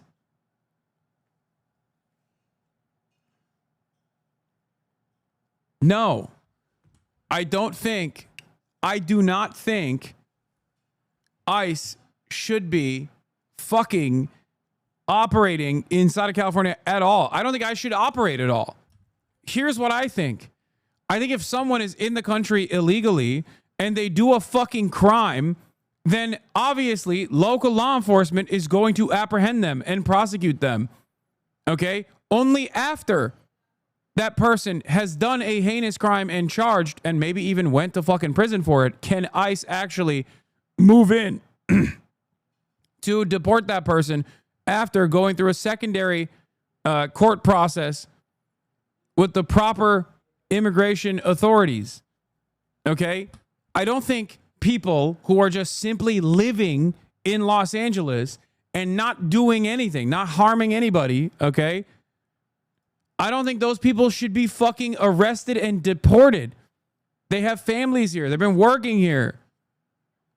They should get proper fucking paperwork. You just said ICE shouldn't exist, though. Yes, ICE shouldn't exist. ICE didn't exist before 9/11.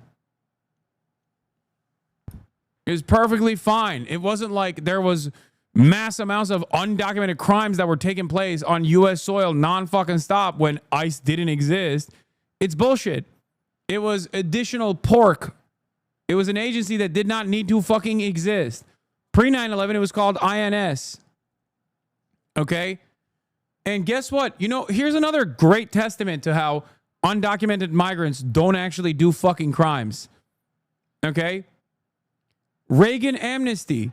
Reagan offered amnesty to a fuck ton of undocumented migrants. What happened? Did they all just go, oh, yeah, thank God we have the full control over the law enforcement now. Like we can do all the crimes possible. Hell yeah, let's do crimes now. Is that what happened?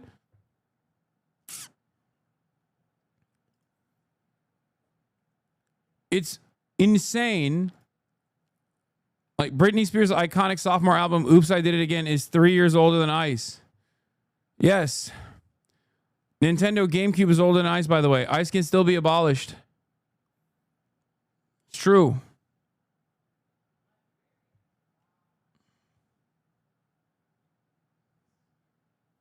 My dad came into the USA at 82 at 14. Luckily, he got amnesty.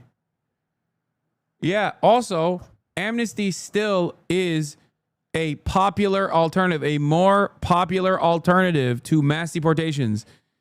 No one ever talks about it, but amnesty, mass conditional amnesty, okay, is significantly more popular than motherfucking mass deportations. It's not only more popular, but it is quite literally beneficial for American taxes, for American commerce. It is literally better to actually offer conditional amnesty to every undocumented migrant living on U.S. soil that hasn't done a heinous fucking crime or whatever, that has been living here for an extended period of time, that have lives here.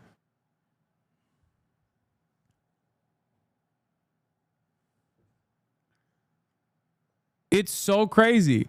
I have not yielded from this position even a little bit in the last 12 years that I've been a fucking professional political commentator.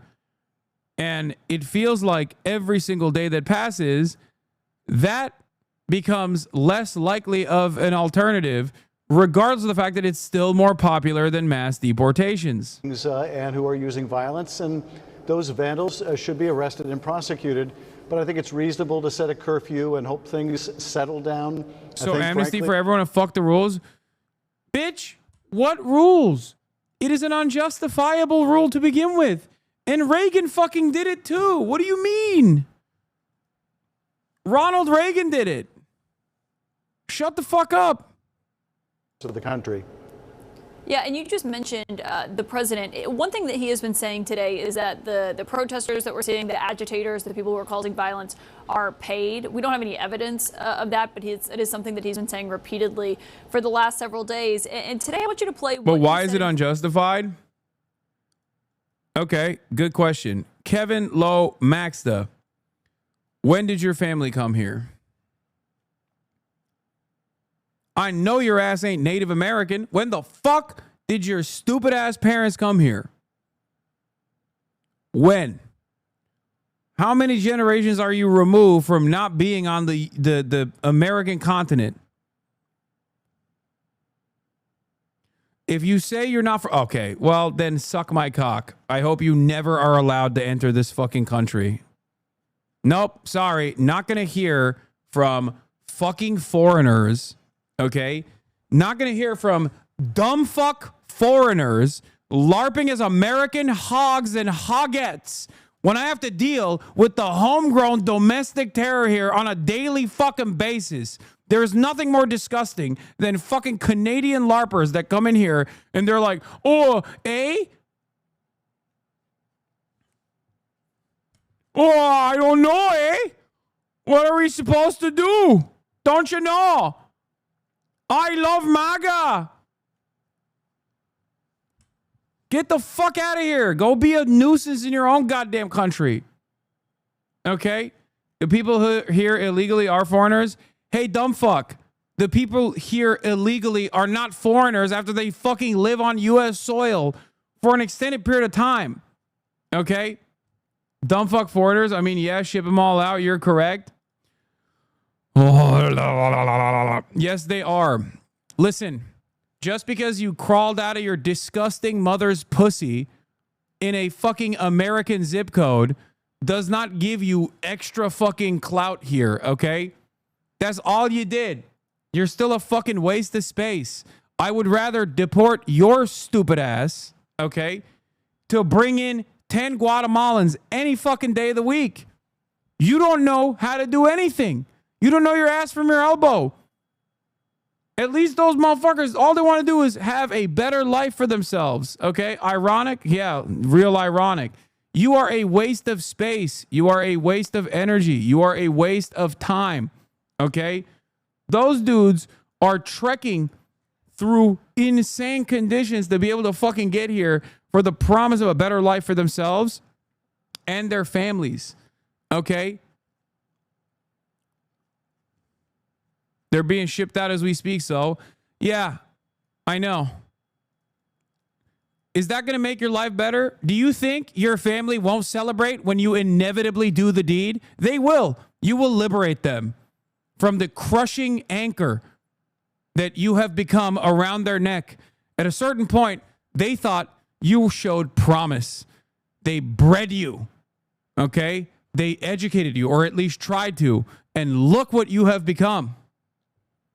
Trust me on this, okay? Trust me. They're being shipped out as we speak. Your life is not going to get better even if 20 million migrants are deported from this country.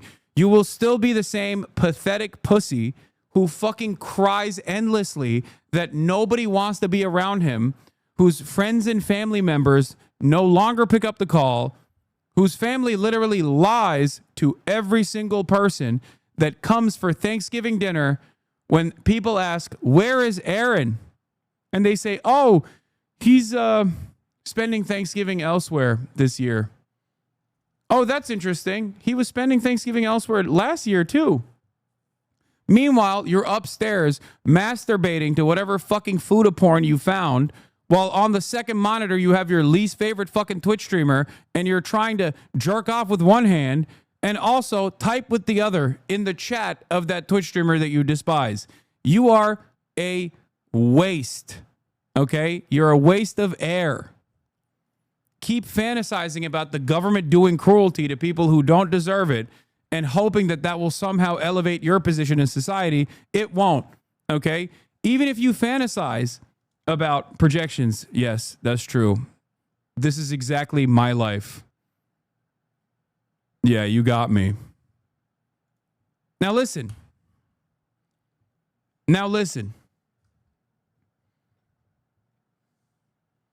Ban for no reason law?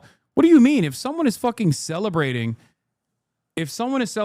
migrant workers getting packed up and deported and shipped off to a fucking CCOT facility, and that hopefully makes them feel better about their fucking pathetic existence, that's not a ban for no reason. You're getting banned for being a dumbass white supremacist. I keep some of the pets in here at least so we can make fun of them. But there's only a certain level of like reactionary sentiment that I'll allow. He dislike you, but not blame. What? I don't care if he likes me or dislikes me. Someone could love me in this chat. And if they were to come in here with that fucking energy, celebrating mass deportations, I'm gonna fucking ban them. And if someone actually chooses what I get to do in my own fucking community, I'll ban them too, bitch ass. I saw you on the news and decided to see what's up, and it's wild how much people lie about you. It's true.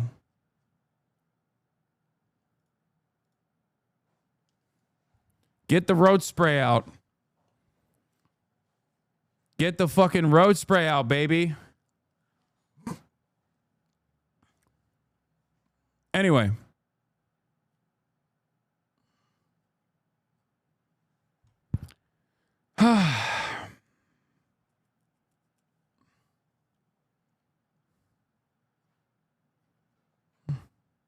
Alvarez is here, CNN legal and national security analyst Carrie Cordero, and also CNN's chief law enforcement and intelligence analyst John Miller is with me. And John, obviously you have experience with the LAPD. Just from your perspective, as you're watching this play out tonight with this curfew that is for downtown Los Angeles, again, as the mayor said, it's 1 square mile out of the 500 square miles that encompasses LA. What do you make of what this is going to look like and how it will change or not what's happening on the ground tonight? Well, I think what they're doing by making it so early, 8 p.m., and I mean, remember, Caitlin, this is the first curfew Los Angeles has had since the 1992 riots. And this is... Be careful when you do the deed. It can be used out of context to say you're telling people to game delete. No, of course not. I mean, game delete, like a save file, yeah, maybe. I mean, when I say do the deed, I mean, go take a shower, go to the gym, improve your life, It's up to interpretation. So many officers gives them two opportunities. One, move out of the house finally. Off the X of that symbolic target, the courthouse touch and the grass. Jail. Two, it allows them to stop anybody who's moving in that area because they won't need any probable I would never mean the other thing. I would never. Curfew. If they're out in that area and they're not authorized, they can be arrested right away. But here's the key to this. Look at the arrest numbers. 40 on Sunday, 114 on Monday, 197 on Tuesday, and then 67 more by California Highway Patrol. So that's 264.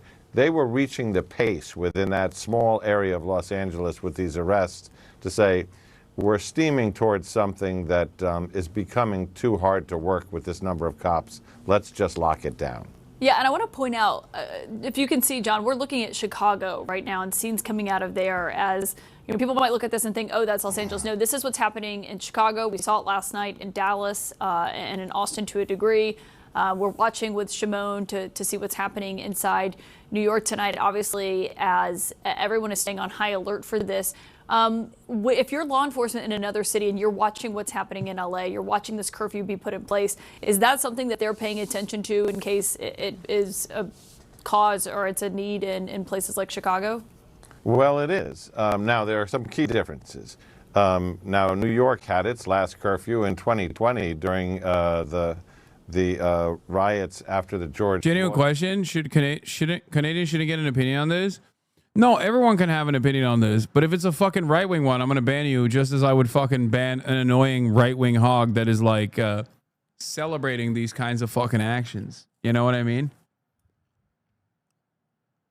You're allowed to have an opinion. You just, depending on how you put that opinion out there in a chat like this, and depending on how angry I am in that moment, honestly, you can get away with it or not. Under their head count. This has been putting a real strain on the department in a very small area. They've got 725 officers in that area right now. Yeah, why are you banning me when I racist type shit? Coming on at midnight. And what they're hoping to do is walk the tension level down and maybe get some of those resources, police resources, back to patrolling the rest of the city. Yeah, we'll continue to see what happens. It's remarkable to see, when the last time these curfews were put in place. And Priscilla, in terms of what we're seeing happening in LA, we've been talking about the National Guard being there, what's happening with ICE, as Tom Homan said last night. These ICE arrests acting ICE chief promises to neutralize LA rioters. Suck my dick. Out of Los Angeles.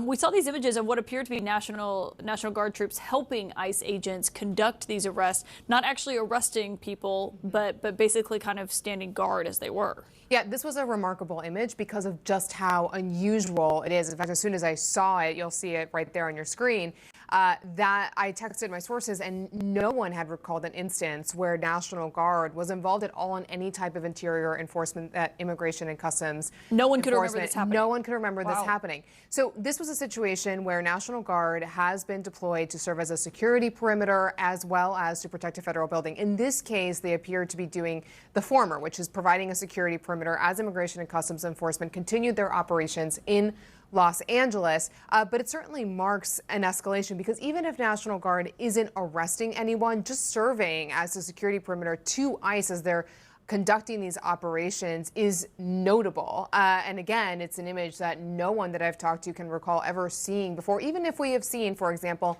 National Guard helping along the U.S. southern border before. This in the interior is remarkable. And it is telling, Caitlin, of the bigger backdrop here, which is that the administration has been pulling every lever of government to try to get more assistance to ICE to drum up their immigration arrests. And this perhaps marks yet another moment, a remarkable one, as they move toward using National Guard as well. Yeah, even if not again for arrests. Making that case to Republicans as well about boosting their funding.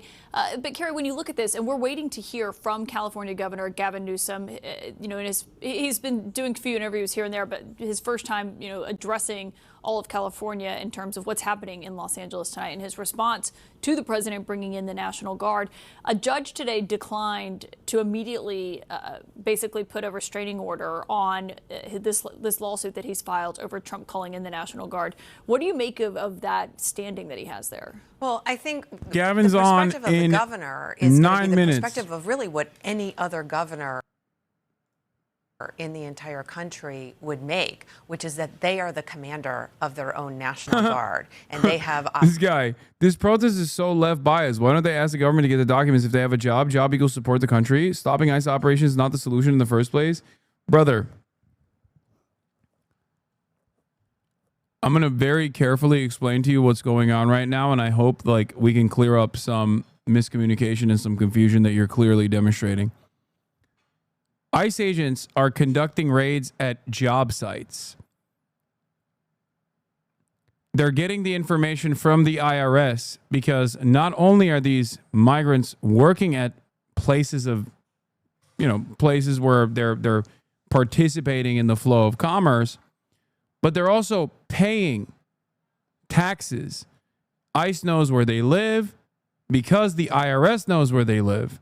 The IRS knows how much they pay in taxes. The IRS knows where their place of business is, where their place of work is. ICE gets that information from the IRS and then uses that information to go conduct raids at job sites. Is this going to change your mind about why people are fucking frustrated and maybe, in your words, left biased? Considering that you seemingly also recognize it'd be fucking cruel and unusual to go after people who are simply working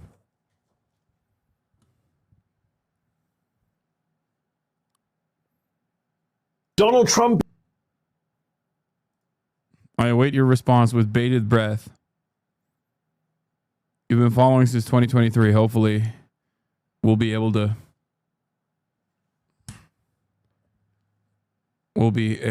reach you.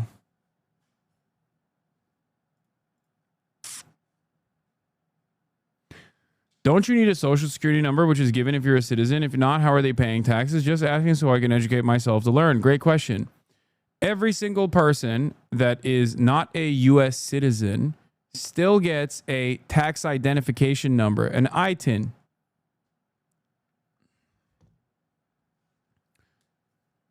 So if they do not have a social security, as obviously migrant workers do not, they get an ITN. They have some form of taxpayer identifier,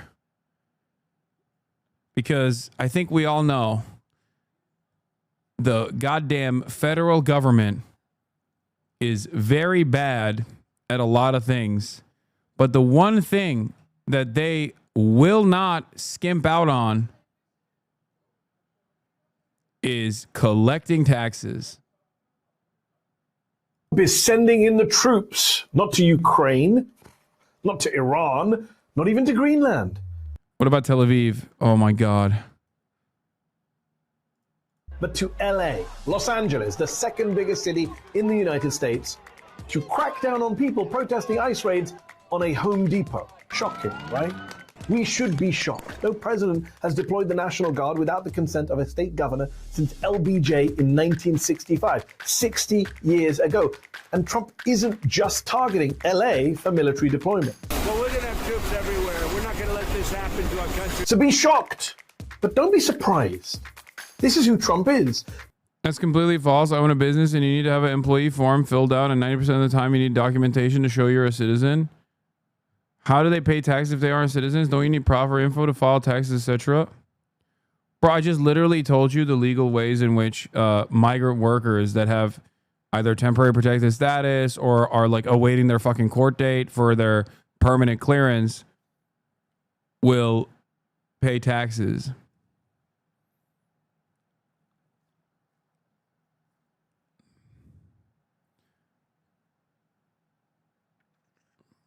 I gave you the actual identification. I gave you the actual individual taxpayer identification number. An ITIN is a 9-digit number the IRS issues if you need a U.S. taxpayer identification number for federal tax purposes, but aren't eligible for a social security number.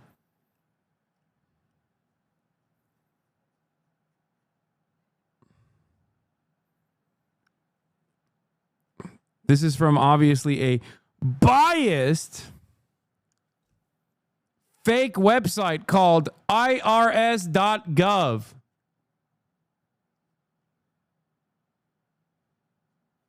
Clearly, they're lying.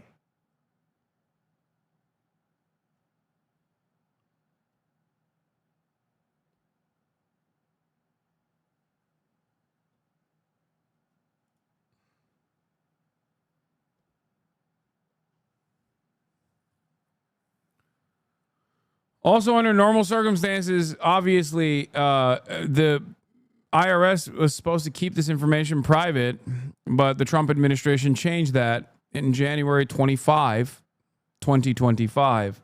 Literally, one of the first actions that they engaged in was to revoke the privacy of, like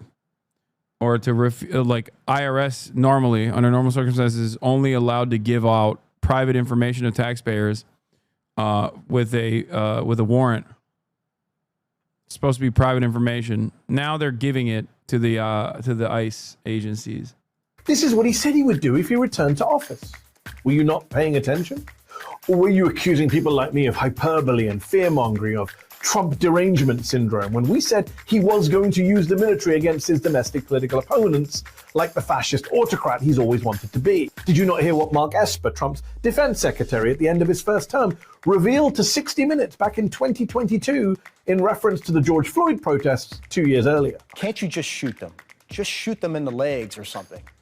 And he's suggesting that that's what we should do, that we should bring in the troops and shoot the protesters. Trump asked his then defense secretary to shoot protesters with live ammo. Esper said no. That's why this time Gavin is on. Where's Gruesome Gav? Gruesome Gov Gav. Do you have a link? Chess, send me a link. Let's hear what Gruesome Gov Gav has to say. Also known as New Scum.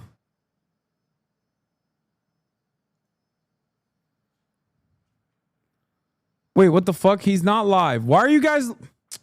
Bro, why are y'all always lying, bro? Why are you all always lying? You are always lying to me. You do this every time. He's not live yet, okay? That's why I was surprised that fucking CNN wasn't showing it. There are easily thousands of people here in downtown Chicago. Earlier, we had this video, and I believe that we can show it to you. The major incident here was a car going through part of the crowd. They didn't plow right into the thick of the crowd, but it sort of wove through some of the protesters and clipped protesters on either side and then bolted down the street. That was at Wabash and Monroe, Caitlin. We're still working with the Chicago Police Department to find out more information about that, if that driver has been arrested, and any details that might help explain exactly why that happened. So right now, the protest is sort of is spreading out at the moment. Before it was a lot denser, but now you're seeing again the Chicago Police Department spread out in lines here, and the crowd is starting to break apart a little bit. Caitlin. Okay, Whitney Wild, keep us updated with what you've been seeing on the ground as we're watching closely as these protests are not just happening in Los Angeles, as we can see, they're also happening in Chicago, New York, other cities across the United States as well. As we're monitoring, though, what is happening in LA and waiting to hear from the governor, who's expected to speak any moment now. We did just hear from the city's mayor, who said that approximately 23 businesses in downtown Los Angeles have been looted during the protests that we're seeing happening over the last few days. Why is there no audio? This comes as CNN has learned that the more than 700 Marines that we told you about last night Why is there no audio? activated to go and assist the National Guard. And are you fucking kidding me? What's going on? I didn't mute this window. What? Do you guys see the audio? It's not just you. Damn, he's spitting, dude. Wait, there's no way he prepared this like sexy ass big reveal and there's no fucking audio and the chat is disabled, so we can't even experience the joy. He's going hard right now. Midas touch. No sound. Midas touch exclusive. Holy fuck. 45,000 watching Midas touch live stream right now. 46,000 started streaming 3 minutes ago. Oh my God. Midas touch bangs, dude. They are literally, they are the top dogs. My bad. Midas touch. I'm sorry. I didn't know what kind of fucking smoke y'all had. I didn't know what kind of crazy smoke y'all had, Midas Touch. Midas Touch apology form. I thought Asmongold was the #1 political content creator on the platform. Turns out it's fucking Midas Touch, bro. It's 4 minutes and already passed me. And no audio, too. Wait, there's sound here?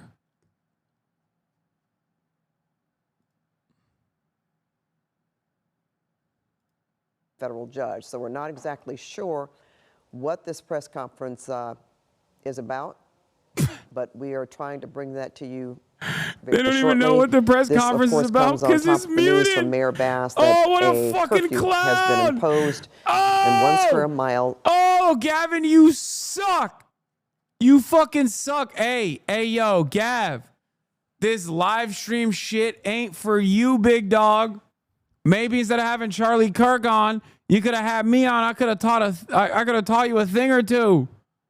Oh, negative aura. Oh my God. Oh, what's up, Kaya?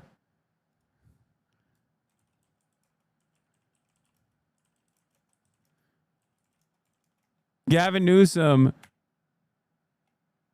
made a big show of making this announcement, and it was fucking muted the entire time.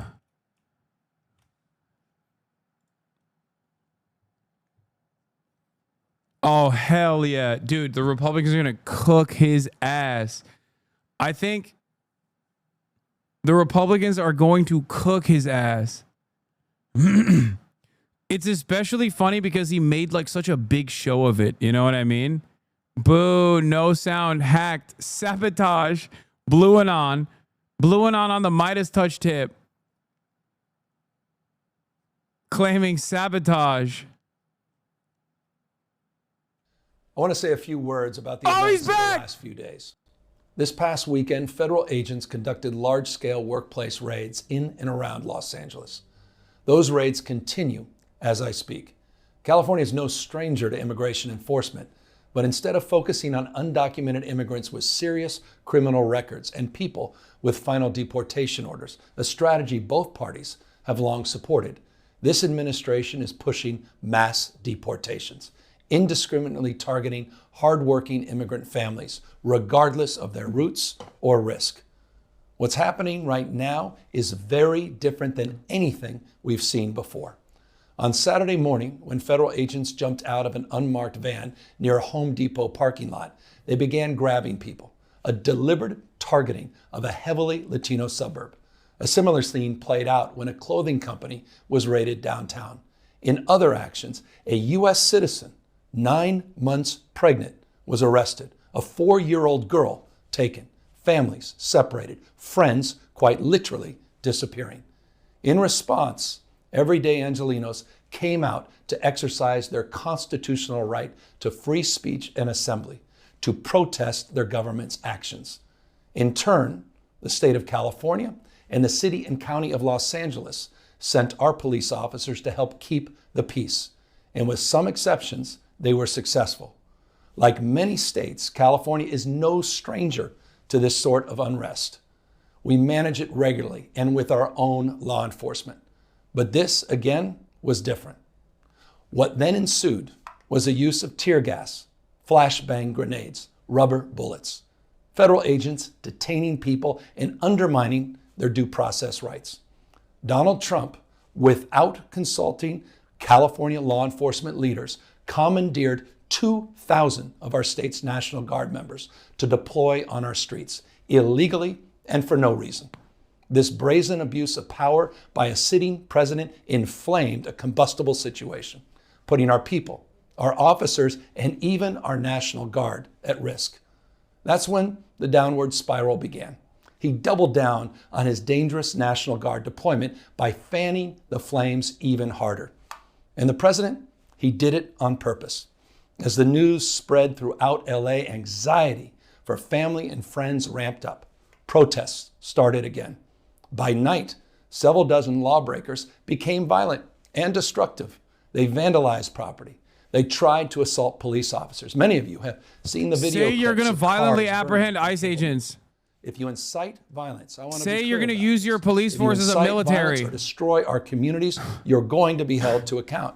That kind of criminal behavior will not be tolerated. No, you're punishing the fucking Los Angelenos. 220 people Punish have been ICE, arrested, Gavin. and we're reviewing tapes to build additional cases, and people will be prosecuted to the fullest extent of the law. Again, thanks to our law enforcement officers and the majority of Angelenos who protested peacefully, the situation was winding down and was concentrated in just a few square blocks downtown.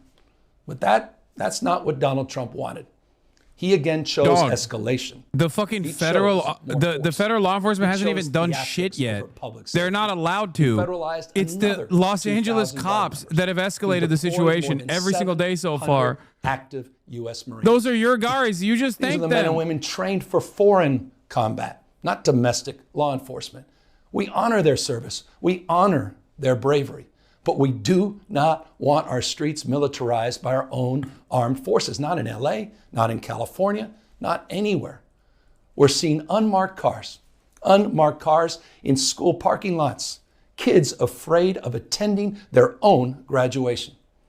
Trump is pulling a military dragnet all across Los Angeles, well beyond his stated intent to just go after violent and serious criminals. His agents are arresting dishwashers, gardeners, day laborers, and seamstresses. That's just weakness masquerading as strength. Donald Trump's government isn't protecting our communities, they're traumatizing our communities. And that seems to be the entire point. California will keep fighting. It will keep fighting on behalf of our people, all of our people, including in the courts. Just yesterday, we filed a legal challenge to Donald Trump's reckless deployment of American troops to a major American city. Today, we sought an emergency court order to stop the use of the American military to engage in law enforcement activities across Los Angeles. If some of us could be snatched off the streets without a warrant, based only on suspicion or skin color, then none of us are safe.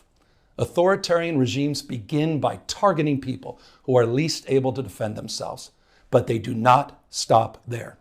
Trump and his loyalists, they thrive on division because it allows them to take more power and exert even more control. And by the way, Trump, he's not opposed to lawlessness and violence as long as it serves him. What more evidence do we need than January 6th? I ask everyone, take time, reflect on this perilous moment. A president who wants to be bound by no law or constitution, perpetuating a unified assault on American traditions. This is a president who in just over 140 days has fired government watchdogs that could hold him accountable for corruption and fraud.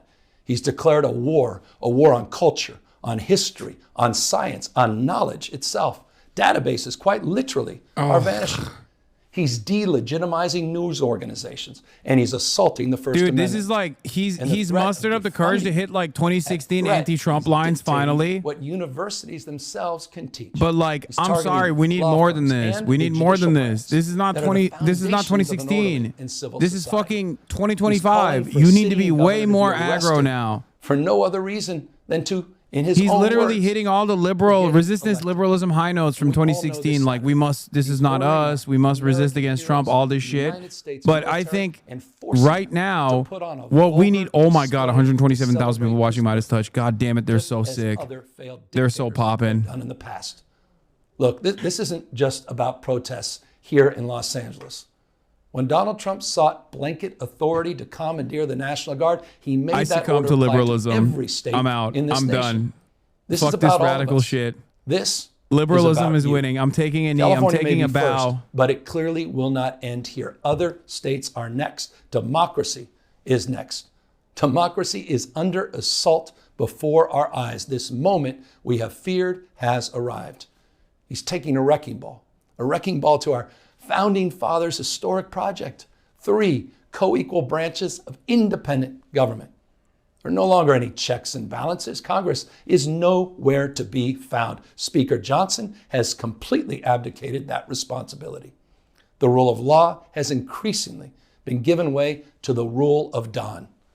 The founding fathers, they didn't live and die to The see rule this of kind Don. moment. It's time for all of us to stand up. Justice Brandeis, he said it best. In a democracy, the most important office, with all due respect, Mr. President, is not the presidency, and it's certainly not governor. The most important office is office of citizen. At this moment, we all need to stand up and be held to account, a higher level of accountability. Say it. We need to take If it you to the exercise streets. rights, Say it. Please. We need to disrupt please ICE do it activities. peacefully. I know many of you are Gavin feeling Newsom deep says anxiety, it's time for the stress, citizens to and take up fear. arms and engage in And I want guerrilla you to know warfare. that you are the antidote to that fear. It's time for a and that peasants' anxiety. revolution. What Donald A Trump peasants' wants rebellion. most is your fealty, your silence to be complicit in this moment. Do not. Gavin Newsom. The rural farmland surrounds the cities. Make no mistake. We are numerous. Gavin Newsom, he's like, I'm putting weapons crates. I'm putting weapons crates in every town, in every neighborhood. Viva la revolución.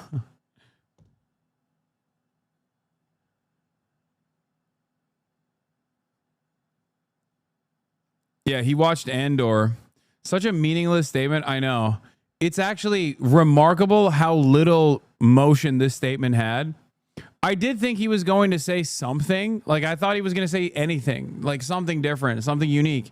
No, it was just like, it basically served the function of like entertaining a bid for his 2028 run. For the most part, he was certainly letting his feelings be known about President Trump, saying California is first, but it will not end. Democracy is under assault. The rule of law has given way to the rule of none. He has asked people to exercise their First Amendment rights, but do it peacefully. And with that, that ends our coverage at this hour on the ICE raids in downtown Los Angeles. Thanks for watching KCAL News, and our live coverage will continue of the back and forth between his state and Los Angeles specifically and the White House and President Trump, including comments that the president has made saying that if he was his border czar, he would have Governor Newsom arrested, something that the governor there invoked as he was essentially referencing not only what we've been seeing play out in Los Angeles, which he was plenty critical of, including Trump bypassing the governor there to deploy the National Guard, also sending hundreds of Marines to Los Angeles. He also invoked the fact that he had implied having him arrested, the president's upcoming military parade that he's having here in Washington, his fight with Harvard, and he warned other states in that speech that, quote, other states are next. He said that Donald Trump is not opposed to lawlessness, and he invoked what happened on January 6th. He also addressed what we've been seeing play out over the last several nights in Los Angeles and condemned the violence and the vandalism. He pointed to the hundreds of arrests that have played out so far already in that city and said that they are working through video and compiling additional cases, as he thanked the Los Angeles Police Department for the work that it's done so far and said it was needless to have the National Guard also deployed there. Those were notable comments coming from the governor after a vicious back and forth between President Trump and Governor Newsom, as he has repeatedly criticized the job that Newsom has done and said if it was not for him sending in the National Guard, that Los Angeles would be burning to the ground. I want to bring in CNN's Priscilla Alvarez back here with me, also our chief and law enforcement and intelligence analyst, John Miller. But Scott Jennings and Kate Bedingfield, I want to start with you because, Kate, obviously, to hear what we just did from Governor Newsom, he went far beyond just what has been happening in terms of Los Angeles and the protests there and how the president and the White House have responded. I mean, he has essentially was attacking everything that has happened over the last several months that Donald Trump has been in office. He said the moment that we feared has arrived. Yeah, I think he's using this moment to channel some of the energy that a faction of the Democratic base wants to see from Democratic leaders. I think this is the that's kind exactly of thing what it is. that But I mean that as a pejorative. That the Democrats are not taking on. Here's my assessment. I foolishly thought gruesome Governor Gavin Newsom would have something new and interesting to say beyond what we've already experienced for the past couple of months. Wild that only now are we reaching levels of 2016 resistance liberalism when the moment requires so much more. About Trump's lawlessness, about abuse of power, it can resonate. I think there's got to be a little bit more motion beyond. Like Gavin needs to go to the fucking protests and shit. You know what I mean? Like he needs to participate in action. Like we can't be doing 2016 liberalism. That already failed. Trump is president again. You know what I mean? That it does. Get the heater out, okay? Let that chopper sing. Champions the Democratic Come on, Party. Gav. I think Democrats have to reconcile that. So, you really milked him with that one? Wait, what? National attention as he does right now, and to take on Trump directly. There is an opportunity there to go back. Like, even if you're just simply issuing statements, you could say the moment has arrived. Fascism is actually coming to America. California is being treated as a testing ground because we have a robust economy and we are a functioning state that proves the lie that Republicans tell all the time, that plurality does not work, that you can't be a diverse state with wonderful migrant communities and functionally exist. We disprove that narrative every single day here in California. And I, as gruesome Governor Gavin Newsom, I am going to go out in the streets alongside my fellow Los Angelinos and demand changes. No more ICE in Los Angeles. No more ICE actions in the state of California. This is a sanctuary state. This is a sanctuary city. ICE raids on places of business are completely unacceptable. Donald Trump lied for months, and before that, for years, dehumanizing migrants with rhetoric and language that comes directly out of history textbooks, as though he's plagiarizing Adolf Hitler. And now those chickens have come home to roost. Those lies are turning into actions, violent actions. You know, that kind of thing. That's like that. He could say something along those lines. You know what I mean? He will not disrupt the delicate fabric of California society. We've been doing fine without him, and we will continue to resist against these unjustifiable actions from the federal government. This is not a fight that we are fighting just for ourselves or for our neighbors and our communities, but this is a fight that everyone in America will inevitably fight.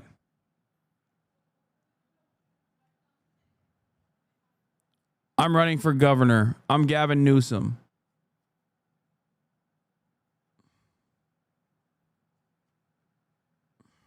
They needed to condemn the violence, what was happening. I mean, the governor did that there, and also was heavily critical of the immigration efforts by the Trump administration, saying that Trump is going far beyond what they promised on the campaign trail to go after criminals first. And then it's like an ISIS-style video, and Tom Homan, like the camera pans over, and it's Tom Homan, and he's in handcuffs. Governor Gavin Newsom ominously moves in his direction slowly, cool, calm, collected. He whips out a machete. Boom. Camera's off. We don't know what happened. This is a joke, obviously. That would never happen. Feel that Democrats want Call to of Duty, see, yeah, Call of Duty here. 4 they want to intro. see peaceful protests. They want to see order. They're not against the idea of law enforcement protecting their communities. We know that people want to see their communities protected, and Democrats do need to make clear that they support it. But I think it would be impossible and an inaccurate assessment to watch what Gavin Newsom just said and suggest that he was somehow condoning violent protest when he quite clearly said the opposite. Priscilla, just on what he was What saying the at fuck? the beginning, he was accusing ICE and the Trump administration of using unmarked cars, of arresting and detaining gardeners, seamstresses, dishwashers. He said that Donald Trump has employed a military dragnet across Los Angeles, talking about essentially how the immigration efforts are being carried out. What have you heard from sources in terms of what that's actually looked like? Well, Trump's immigration agenda is ultimately going to be judged on two things: numbers, which the president's office said he wants to execute mass deportation, and ICE also releases methods, Gavin as Newsom was the beheading case during video. his first term. And what we have seen over the What the course of fuck? the last few weeks is that while the administration has publicly touted their immigration crackdown and released photos to that Damn. effect, privately, I'm Great being minds told think that alike. officials are extremely frustrated. They don't think that the officers are doing enough to arrest immigrants, undocumented immigrants in the United States. So what does that mean? That means that they have to go after everyone and anyone in these various locations, and that speaks to the method. So what the governor was saying there is something that immigrant advocates, and including some former ICE officials, are concerned about, is just picking up people in these various locations, including ones they're supposed to go to for check-ins, like immigration hearings and their USCIS check-ins, to arrest people. And what does that mean moving forward? And ultimately, again, this is going to come down to the numbers and the methods and the ways that they'll be judged on that front. And John Miller, on that comment that stood out to me with Governor Newsom saying that the president is dragging a military dragnet, that was the quote that he used, across Los Angeles. As you've looked at this, one thing that the president pointed to earlier today in the Oval Office when he was talking to reporters are comments made by the police chief in LA saying they were overwhelmed on Saturday night, basically as part of his justification for what we've seen happen here. What have you made of the response from the LAPD compared to the military that has been sent in to LA? Well, I think that's a really important fact check, because the president also said that, the National Guard got there and they brought order to it. The National Guard did not bring order to it. The National Guard surrounded the federal building and then became a focal point of protest where the LAPD had to actually bring order to that. The other thing is, and I have a lot of respect for Scott Jennings, he's my friend, but LA is not burning, okay? 5 self-driving cars were burned, a couple of police cars were set on fire. That's not good. But we can't use terms that evoke images from the 1992 riots. What this is all about, I think Gavin Newsom's point was, we started with an idea that they would be rounding up criminals, and then when the numbers weren't delivering what they were looking for, they started going into factories and big restaurants, and that's become a spark. Yep. John Miller, thank you for that. That's helpful. And I mean, of it's course, true. stay He's with not us as wrong. we are continuing to watch these moments, these protests that are happening tonight in Los Angeles. What the fuck?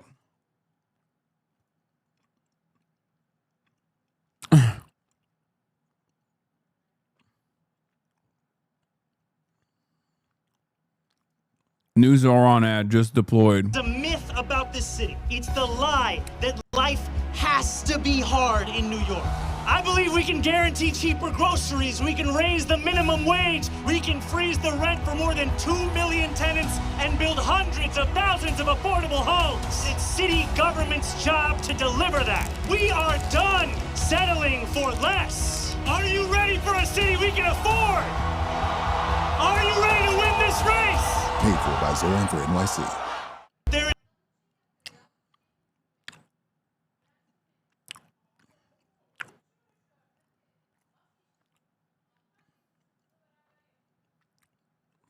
ICE be abolished. I mean, you and I are old enough to remember when that was actually a policy proposal by people in this country on the left. We've seen the Biden administration previously increase funding for ICE. It was a missed opportunity that people say maybe we wouldn't be in this situation if ICE didn't have this kind of funding. But from this vantage point now, what you're seeing in Los Angeles, should ICE be abolished? I believe it should, and it's been a privilege to have been represented by Congresswoman Ocasio-Cortez as a fellow representative of Astoria, and she is one of the leaders of that call and has continued to make that call.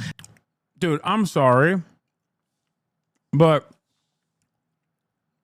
if liberals can get on board with this message this fast, after the previous establishment Democrats ran on Trump's 2020 agenda for immigration, like its militant agenda of combating criminal migrants or whatever, then that is yet another massive testament to how spectacularly stupid Democrat politicians are. Okay? Because like these guys literally fucking used to say abolish ICE, right?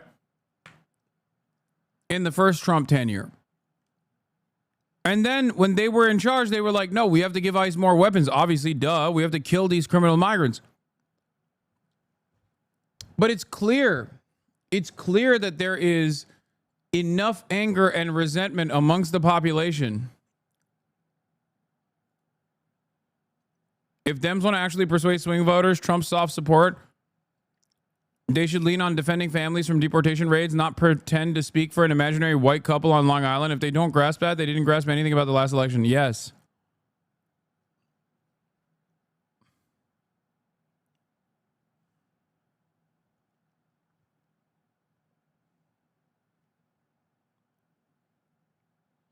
No, Republicans, hide your liberalism like you hide from everyone else.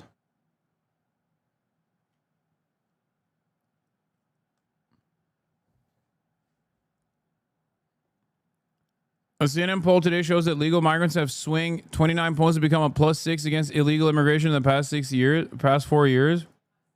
What? What does that even mean?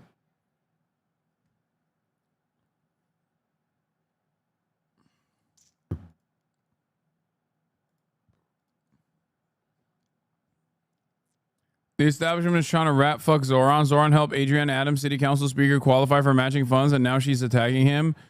Yeah, also, this is the other side of the story. Adrienne Adams, a lawless president does not mean we abolish entire agencies in our laws. I've taken on Donald Trump and ICE and won. People elect us as leaders to solve problems, not pledge allegiance to rigid ideologies.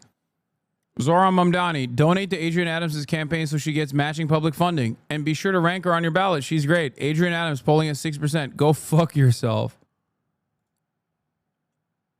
Wait, what the fuck? This guy blocked me? Recovering political pollster, current market researcher. Who the fuck? Why did this guy block me?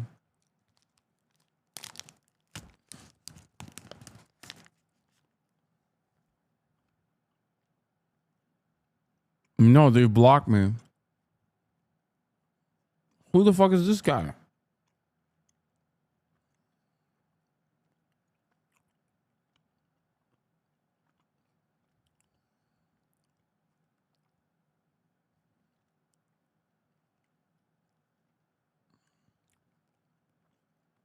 Probably a lib who thinks you're Hamas. Okay. Anyone who thinks I'm Hamas also thinks Zoran is Hamas.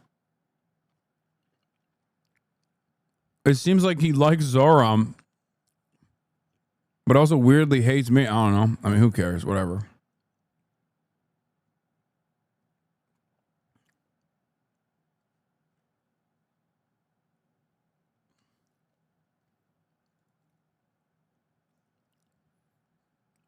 These videos. Also, this is important too. This election is in your hands, but only if you're registered to vote in New York City. The deadline is Saturday. Guys, I cannot stress enough. If you're not registered to vote in New York, please register to vote in New York and rank Zoran. Rank the other people too if you want, but definitely rank Zoran number 1 and do not rank Andrew Cuomo. My team says I move my hands too much in these videos, so for this one, they're staying in my pockets. The other day on the subway, I met a New Yorker, but get this, they vote in California. I know this is true for many of you. You're Democrats who've chosen not to vote here because you believe your vote counts more elsewhere. Every 4 years, you vote absentee from your parents' address in Philly or 3 apartments and go in Atlanta. But come on, you live here. I get it, I do! Keep them in your pockets. Especially after this last election. We all wanted to defeat Donald Trump, and New York felt like a lock. But in many ways, this election, Trump's back on the ballot. We have a choice between Andrew Cuomo, funded by the same billionaires who put Donald Trump back in the White House, and our campaign, who will tax billionaires to make the city affordable. It's a referendum on where our party goes. So in just this one instance, ask yourself, WWDFGD, what would a disgraced former governor do? Well, Cuomo changed his registration immediately after not having lived here for more than 30 years. So if he's voting from his new address, so should you. With just single digits between us and Andrew Cuomo, your vote can make the difference. You have until June 14th, this Saturday, to change your registration in New York City. So head to ZahranForNYC.com/vote. Let's win this thing. I do. Keep them in your pockets.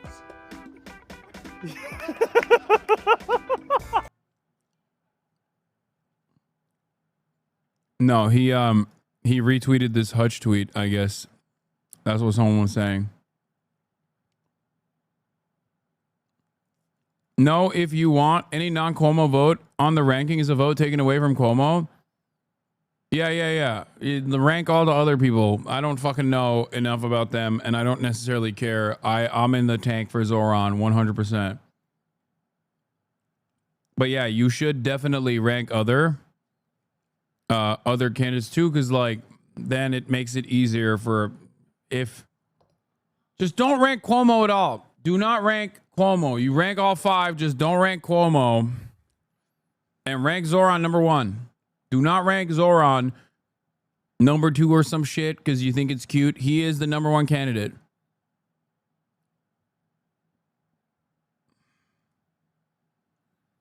Not sure why my timeline's filled with Hassan, Piker, Ethan Klein. I didn't know who this was until last week. Feud content all of a sudden. But algorithm, if you're listening on January, don't give it even iota of shit about what either of them has ever said about anything. Thanks. If you don't know who either of these people, okay, guys, who cares? All right, we figured it out. He doesn't like me for. He probably has seen something that is like out of context or some shit, or he's just a fucking lib. Who cares? He likes Zoran. He's ranking Zoran number 1, I suspect. So, I am endorsing Adam Carlson as a pollster. Okay. Yeah. By the way, new poll shows Andrew Cuomo's one-on-one lead against Zoran Mamdani has shrunk to just 2 points, 51 to 49%. And this poll was conducted before AOC endorsed Mamdani. Okay? Before.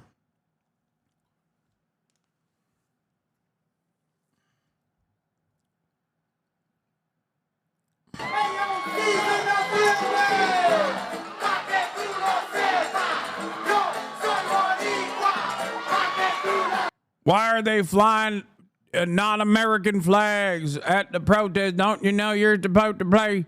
Don't you know you're supposed to fly the American flag? No other flags. No Puerto Rican flags to be flown at the protest. I can't even like it. I was going to like you first, Zoran. But now I feel like it's made it too hard for me to like you.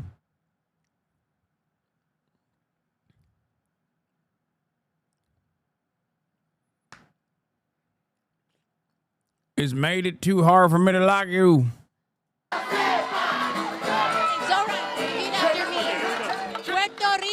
Puerto Rico no se vende. no se vende. Puerto Rico no se vende. Puerto Rico no se vende.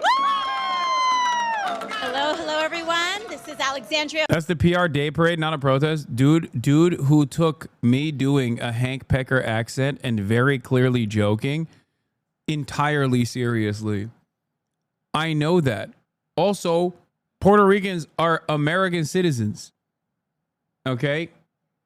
That's the joke. I know. Bro, chill. Bro, you chill. I'm fucking memeing, dude. Calm down.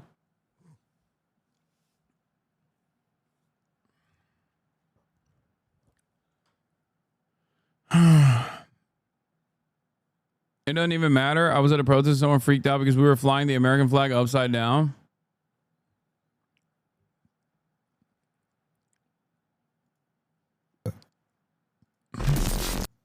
Oh, yeah. He did Hot 97. Apparently 4 days ago.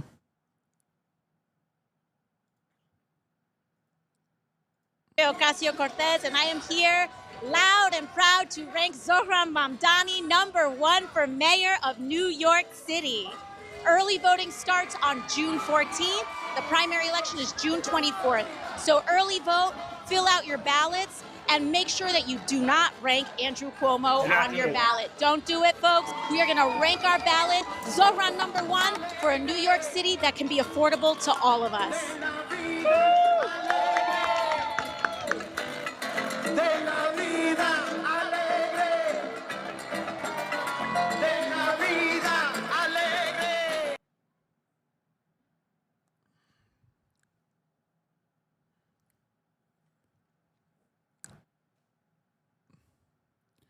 It's so funny because he's literally said, as New York mayor, I'd arrest Benjamin Netanyahu, and motherfuckers are still like, you're not, your heart is not in it. Like, you're fake.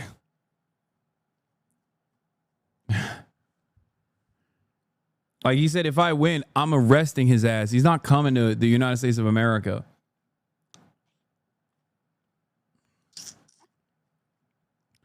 Last night, the BET Awards took place. Kai Cenat was there. He was all over the events that unfolded.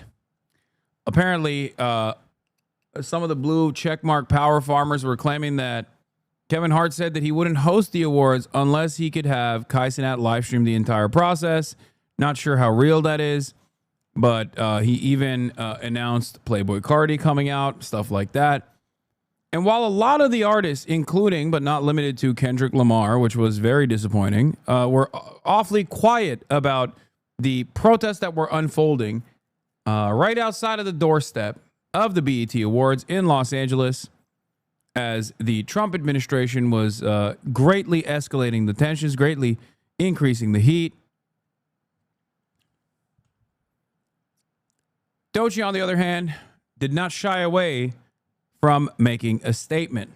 Now, I'm not the type of person that runs around and says like, oh, why isn't this celebrity saying anything? Why isn't that celebrity saying anything?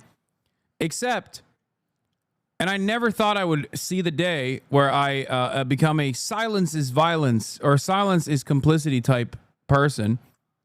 But goddamn, has the internet become so vicious and so fucking monstrously right-wing that, yes, a little bit of moving the needle in this direction by openly stating how frustrated you are with the illegal actions of the federal government is welcomed, okay?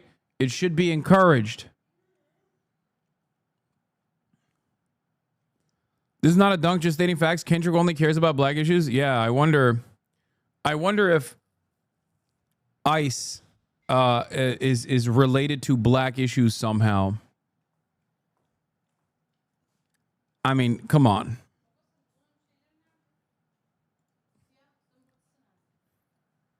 Nerede bilmiyorum. Burada değil ama. Yemek masasının üstünde falandır büyük ihtimalle. Not yet? No, yet. Right now. Bro, what are you talking about? It's fucking... Also, it's not just Kendrick Lamar. And also, Kendrick Lamar is LA based and cares about Los Angeles. His own city is fucking rising up.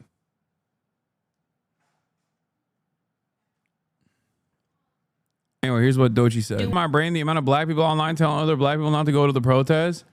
No, dude, it's just like are there black boomers who exhibit the same kind of like American trademarked American selfishness that you often only see from like white people in the suburbs? Sure, there are. Okay, but I think the overwhelming amount of that is just greatly base boosted by, I suspect, wreckers and federal agents. Okay, because like I know that there's like a contingency of aunties that, and maybe even some unks that say, oh, it's their problem, they voted for Trump, when referring to the Latino community, when referring to Hispanic people. And, you know, we wanted Kamala, y'all didn't want Kamala, that type of shit, right? I have seen that. Like, I've seen a take like that naturally in the wild, organically. Okay? I have. I think a lot of that is still coming from wrecker behavior that they're getting, the notes that they're getting from like reactionary movements building up online, even amongst the black community as well. You do know a lot of Latinos are anti-black, right? Yes. Okay, so what? What do you mean? Everyone's fucking Islamophobic too. You don't see me going, oh, I'm sorry. What's your thoughts on Israel before fucking advocating for you? That's not how intersectionality works. That's not how solidarity works. Like, come on now. Yeah, I want races to have healthcare too. You know what I mean? Like, it's just, I want everybody to have healthcare. I don't give a fuck. I want every single disgusting scumbag in my chat that literally begs for cops to fucking assassinate me or the federal government to permanently detain me and ship me to Guantanamo Bay to have free college and free healthcare. Because I understand that if they had those things, at least, they wouldn't be so resentful. Anyway, let's finish this Doshi. Also, I'm sorry, but I have to repeat this, but like, if you think Latinos did not show up to Black Lives Matter protests, even though, you know, activism is not transactional, that's crazy. You know what I mean? It's the same kind of silly notion that like, oh, well, the Palestine gang wasn't at the BLM protest. Like, that's bullshit. They absolutely.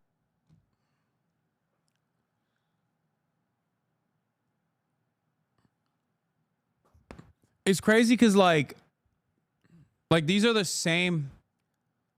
exact same struggles. You know what I mean? Like the federal government targeting you on the basis of the color of your skin is almost so identical, especially to contemporary current black struggle, that it is wild for any person to be like, I don't care, they voted for Trump or some type of shit like that. I suspect that a lot of this resentment has built up from, you know, misinformation and dangerous reactionary narratives that also exist in black communities as well. Like, you know, the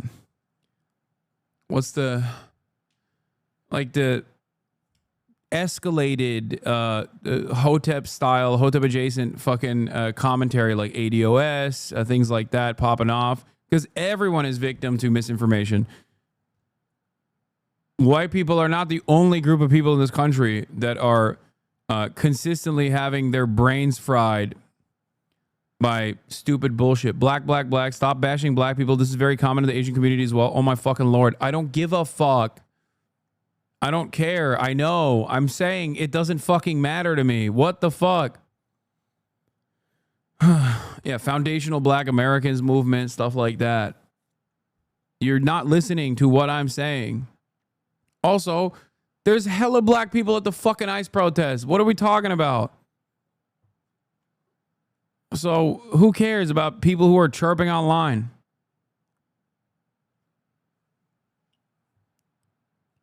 Yeah, I know. Every race has people who are right-wing and hogs. Governor Andrew Cuomo, I don't like the way you've been speaking about me. Oh my God, I'm so sorry. The governor's here. Please don't arrest me, sir.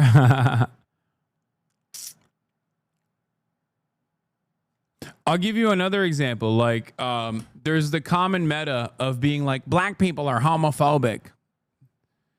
Black people are misogynistic. Like, all of that stuff is poison for solidarity. Right? I don't entertain these fucking idiotic takes. Hyper focus on any individual group is idiotic. Ironically enough, that's how I started talking about this as well. Saying that this kind of like hyper individualistic sentiment is commonplace in every group in America. That's why I said, like, you know, black people don't have a magical way of avoiding said American entitlement and American individualism. Like, it works in every community. Hasan, I'm begging you to please stop hand-waving anti-blackness. It's not solidarity if you're not willing to understand why a group feels the way that they do.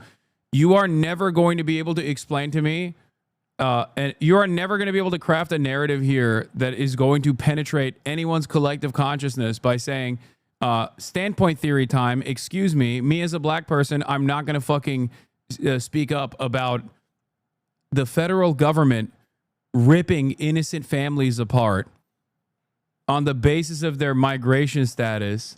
That is fucking psychotic. I don't give a fuck. You are a stupid fucking liberal if you think that that is an argument that will work here. What the fuck are you saying?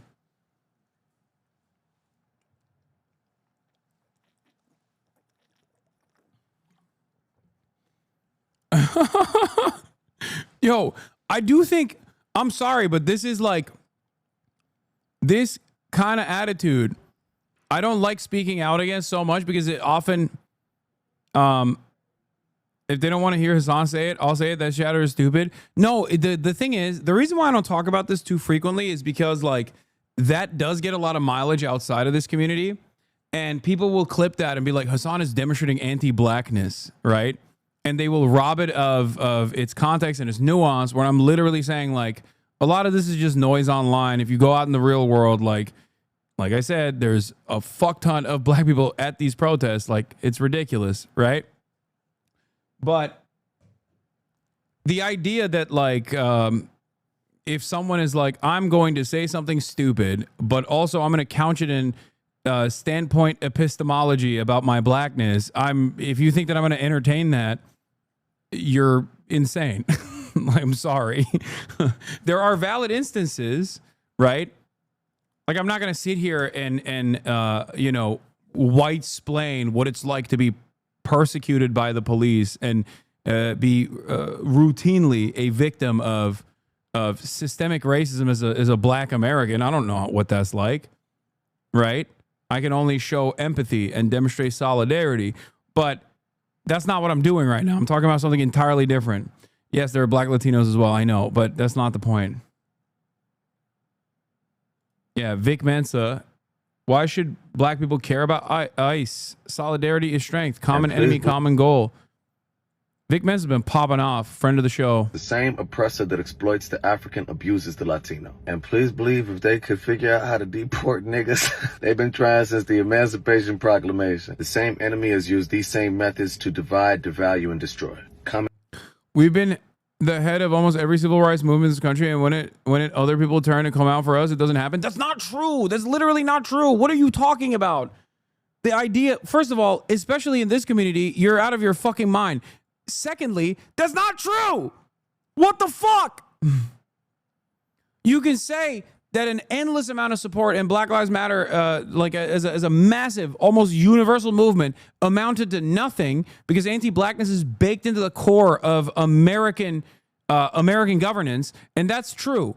Okay, but to say that people don't fucking show up for us is ridiculous. Is fucking ridiculous. You're being a fucking rad lib, but you're couching it with standpoint epistemology in terms of like, you know, as a black person, I'm fed up. I'm fed up with other groups of solidarity. Okay, well then no one, like, that kind of wrecker behavior is exactly what I try to stamp out with regular fucking frequency. Don't do that. It is entirely unproductive. What the fuck? God damn.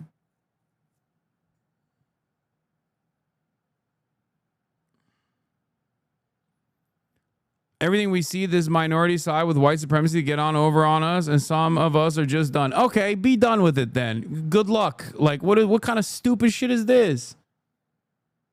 Even if it was, I wouldn't care. I fight for all. Exactly, that's the other side of this. Even if it was, I wouldn't care. I fight for all oppressed people whenever, wherever, get every zero chatter. This is literally the same fucking shit that annoying ass Zionists say, bro. Obviously, the financial circumstances or living standards and a victimhood of systematic oppression is not the same between, like, you know, contemporary society, American Jews and black people right now. But even then, it's the same kind of like transactional activism that we heard from people being like, well, we showed up to Black Lives Matter. Why won't the blacks show up for us when we want to do ethnic cleansing, we want to do genocide? Is fucking crazy. Okay? Solidarity is not transactional. What is this fucking argument? Oh, well, do Palestinians love gay people? Do they love trans people? Otherwise, you know, I don't know if I'm on board with otherwise, I don't know if I'm on board with whether or not they deserve being ethnically cleansed. Is a psychotic assessment, which no one makes, by the way. So why the fuck do you think that's like an appropriate response to make in this circumstance? No one is free until everyone is free. My girlfriend is Afro-Latina. I have Palestinian friends. These are all my people. I won't entertain anything else. Yeah. Hold on. I got to fucking... God damn it. I got to sign a package. Common goal. The same corporations that run the ICE detention centers run the state and federal prisons, where our people are doing slave labor for 13 cents an hour. Those same corporations abduct and hold Palestinians in Israel. And not only are the same riot police deployed against blacks and Latinos, they receive training, information, and technology from the IOF. Historically, we were snatched from the shores of Africa and brought to Central and South America. Don't be fooled into believing this struggle is not ours. They come for you in the night, they'll come for me in the morning. So shit, inshallah, the Latinos in Los Angeles County really unify because there's 4.5 million of them. 2,000 National Guard.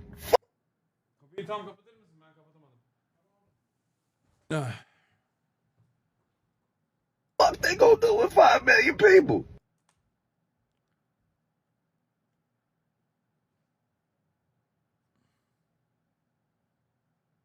Hasanabi auntie, black auntie here. You are 100% right. The only reason I'm not going is because I'm old and can't run fast. Black people are always a target. Did you see how they treated black CNN reporter? Exactly. That's the other side of the story, is that the same forces that are doing this to fucking Latino people right now, who you don't know if they fucking are anti-black or not, but even if they are fucking anti-black, who gives a shit? What do you mean? Like, what the fuck?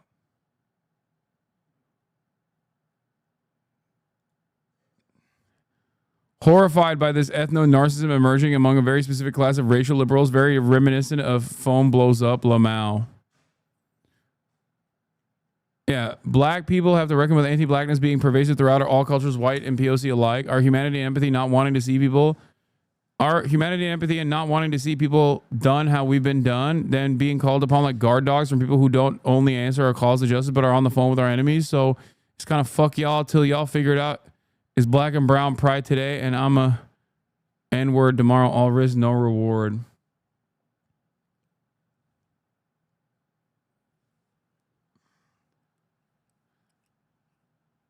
What is happening? This is like I think there is something really interesting about this coming from like black accounts in general, because I thought that like, especially black people, given their historic struggle in America, are aware that like they do this to fucking Latinos. They're already doing it to black people, and they're not going to stop doing it to black people. There's no Like, what the fuck? God damn, I fucking hate Paul so much.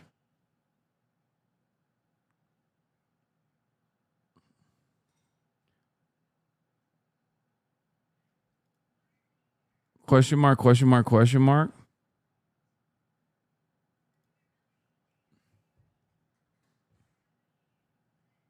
Yeah, I think this is just like mostly incredibly online people.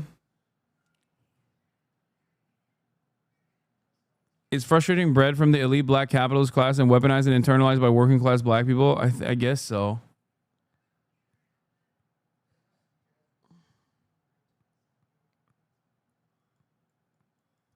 What? Black people are understandably low trust. Our leaders are all murdered on U.S. soil. Also, you had ID reductionism, not Paul. People are posting like this. Castro's in for the surprise of his life when he tries signing something with my poison pen. Well, what have Palestinians done for the Black Lives Matter movement? This is one of my favorite accounts.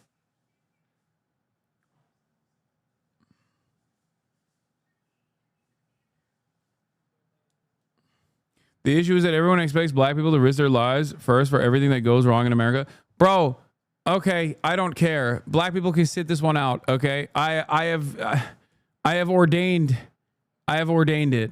Okay, sit this one out, guys. It's all good, you know? What the fuck? Maybe it'll go away, okay? What the fuck is this argument? It's not like, I don't even think like, what do you call it? Are people making demands that black people show up in force or some shit? Like, I don't even think that's going on. You know what I mean? Is that even a thing? Is that what's going on? Like, who is this responding to? This is just like out of nowhere, okay?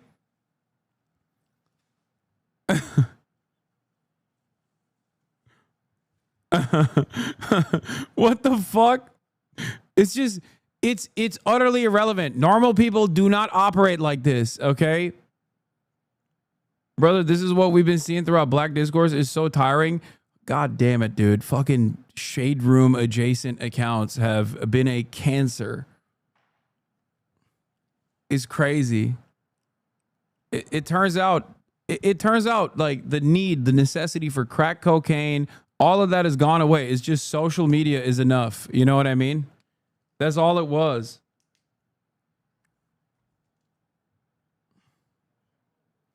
Did they forget once they're done with us, they'll come for you next? First of all, they haven't been done with black people. That's why it's so crazy. Like, it's not like the government's like, hey, you know, we'll come for you after this. They never stopped coming after black people. So what the fuck? That's why I'm always like, what do you mean you're done? Like, I'm sorry. When black people say this, they sound like white people, okay? But they're not. Anti-blackness is foundational in American society. So you can say that online, but you're still black in the eyes of a fucking cop or an ICE agent. You know what I mean? It's so weird. What the fuck? What do you mean? Like, okay, you know, Latino people didn't vote for Kamala Harris or say the N-word. It's fucked up. I know. Oh, what are we supposed to do? Let him fucking die? Like, what the fuck?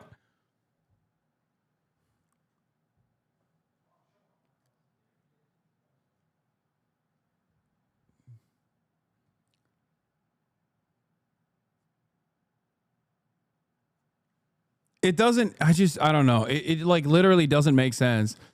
As a black man, it hurts me to see others in my community say this because it perpetuates the stereotype that black people are cheap and only do something if it will benefit them, that are transactional, i.e. black people don't tip, complain. Okay, those are just like racist stereotypes that fucking white supremacists are going to believe regardless. I don't think that leans into that, to be fair. I don't agree with that. As a black person, I understand people being exhausted. My activism is not transactional. Yes, there's anti-blackness in many communities, which is very real. And that doesn't mean I'm not going to show up for folks. Yeah, I don't know. I like the notion, the notion that, the notion that like like voting for Kamala Harris was even going to erode like foundational anti-blackness in American society is also ridiculous. Like, if that were to have happened, it would have happened with Obama, and it fucking did not happen with Obama, you know? It's like a surprisingly libbed up take.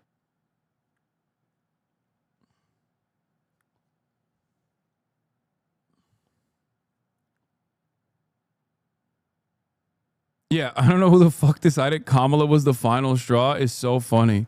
I didn't know there were so many of the black people in your chat, but happy to see us all come out against these reactionary narratives within our own community. I mean, it's all good.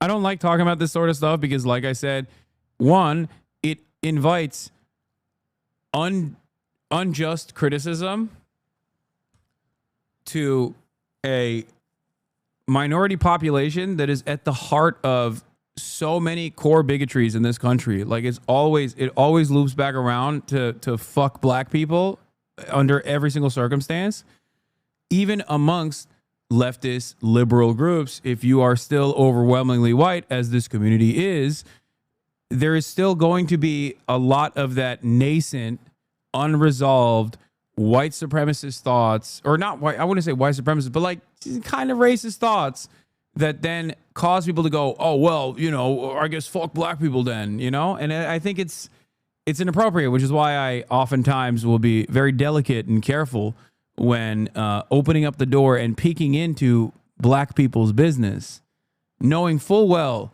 that people might learn the wrong lessons from this conversation. But once again, I have to repeat this. The internet is not real life. The internet is not real life, okay? Yeah, it's not white supremacist, but it's anti-black.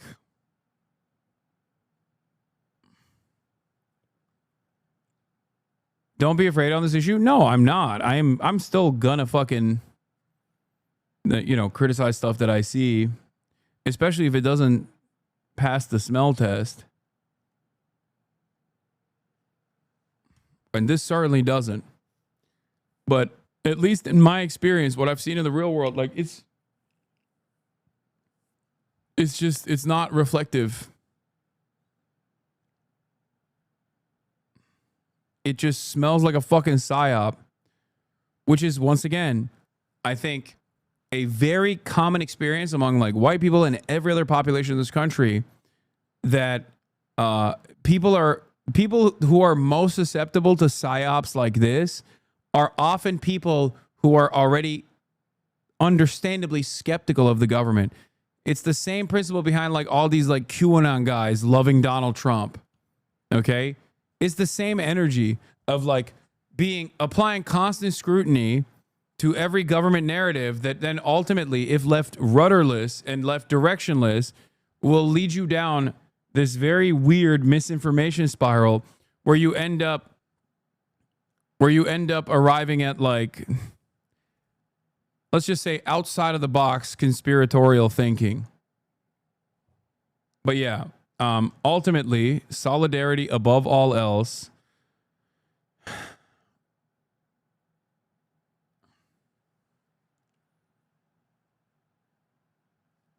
You know?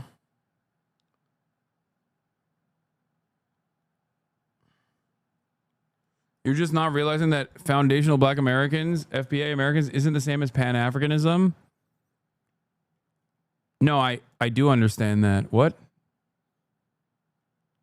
The FBA movement, or initially I think it was like ADOS, is, yes, in opposition to Pan-Africanism. Isn't that what it is? Are you saying that that's a good thing? Because I don't think that's a good thing. Yeah. I know. It's the opposite, which is part of the reason why I think it's a reactionary movement.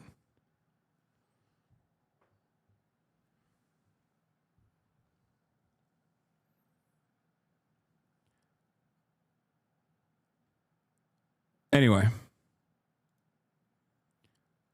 But look, ultimately, it turns into the same liberal permission structure that sometimes the black academic class, by way of outlets like The Root, offer white liberals to say racist things about black people, like the articles that they write sometimes about how, like, you know, there's a real deep-rooted problem of misogyny and homophobia in the black community. It's like it goes back to the same exact ways of saying black people are uneducated and violent and angry and aggressive and bigoted, but in a woke way, right? Like, that's what it is. That's why I don't hyper focus on any community like this, unless we're talking about white people, which is, of course, the in group, the dominant power.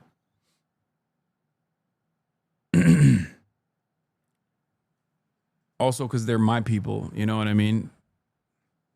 The children of Yaqub.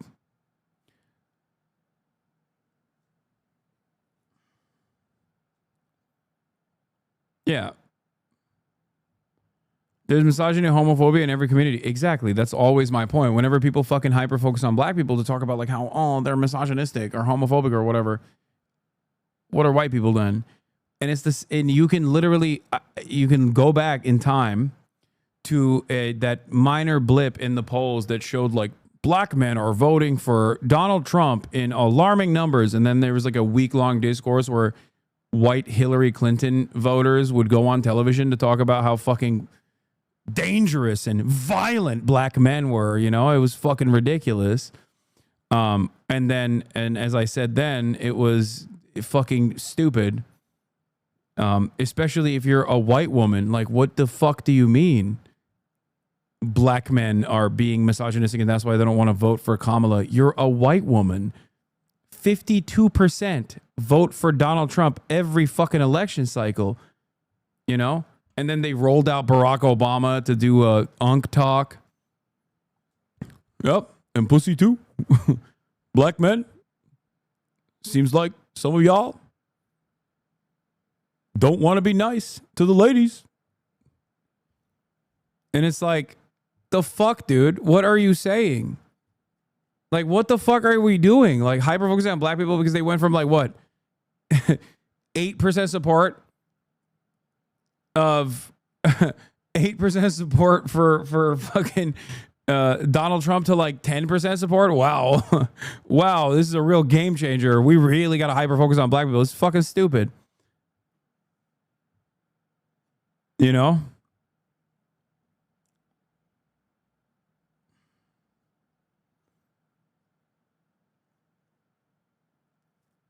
Anyway.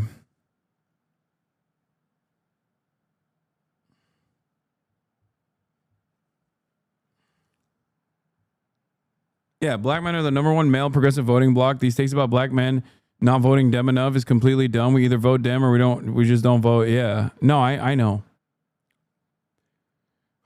I'm just saying all of it sounds all of it smells like a psyop, like wrecker behavior instilled from like a lot of reactionary right-wing content mills. Does a Benson Boone side flip and lands on a kid? If you ever want to call a white guy or get our perspective, you know my Discord. Thanks, M. Hood. Will you be going to any No Kings protests? Yes, I will. I will.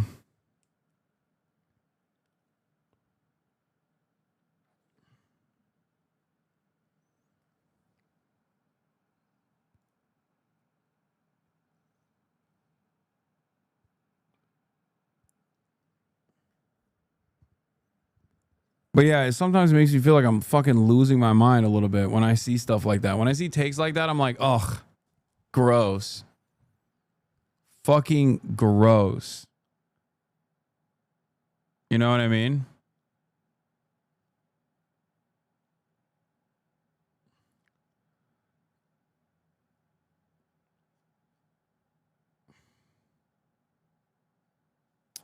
All right. I'm not going tonight. No, I'm too tired. I'm gonna end it here.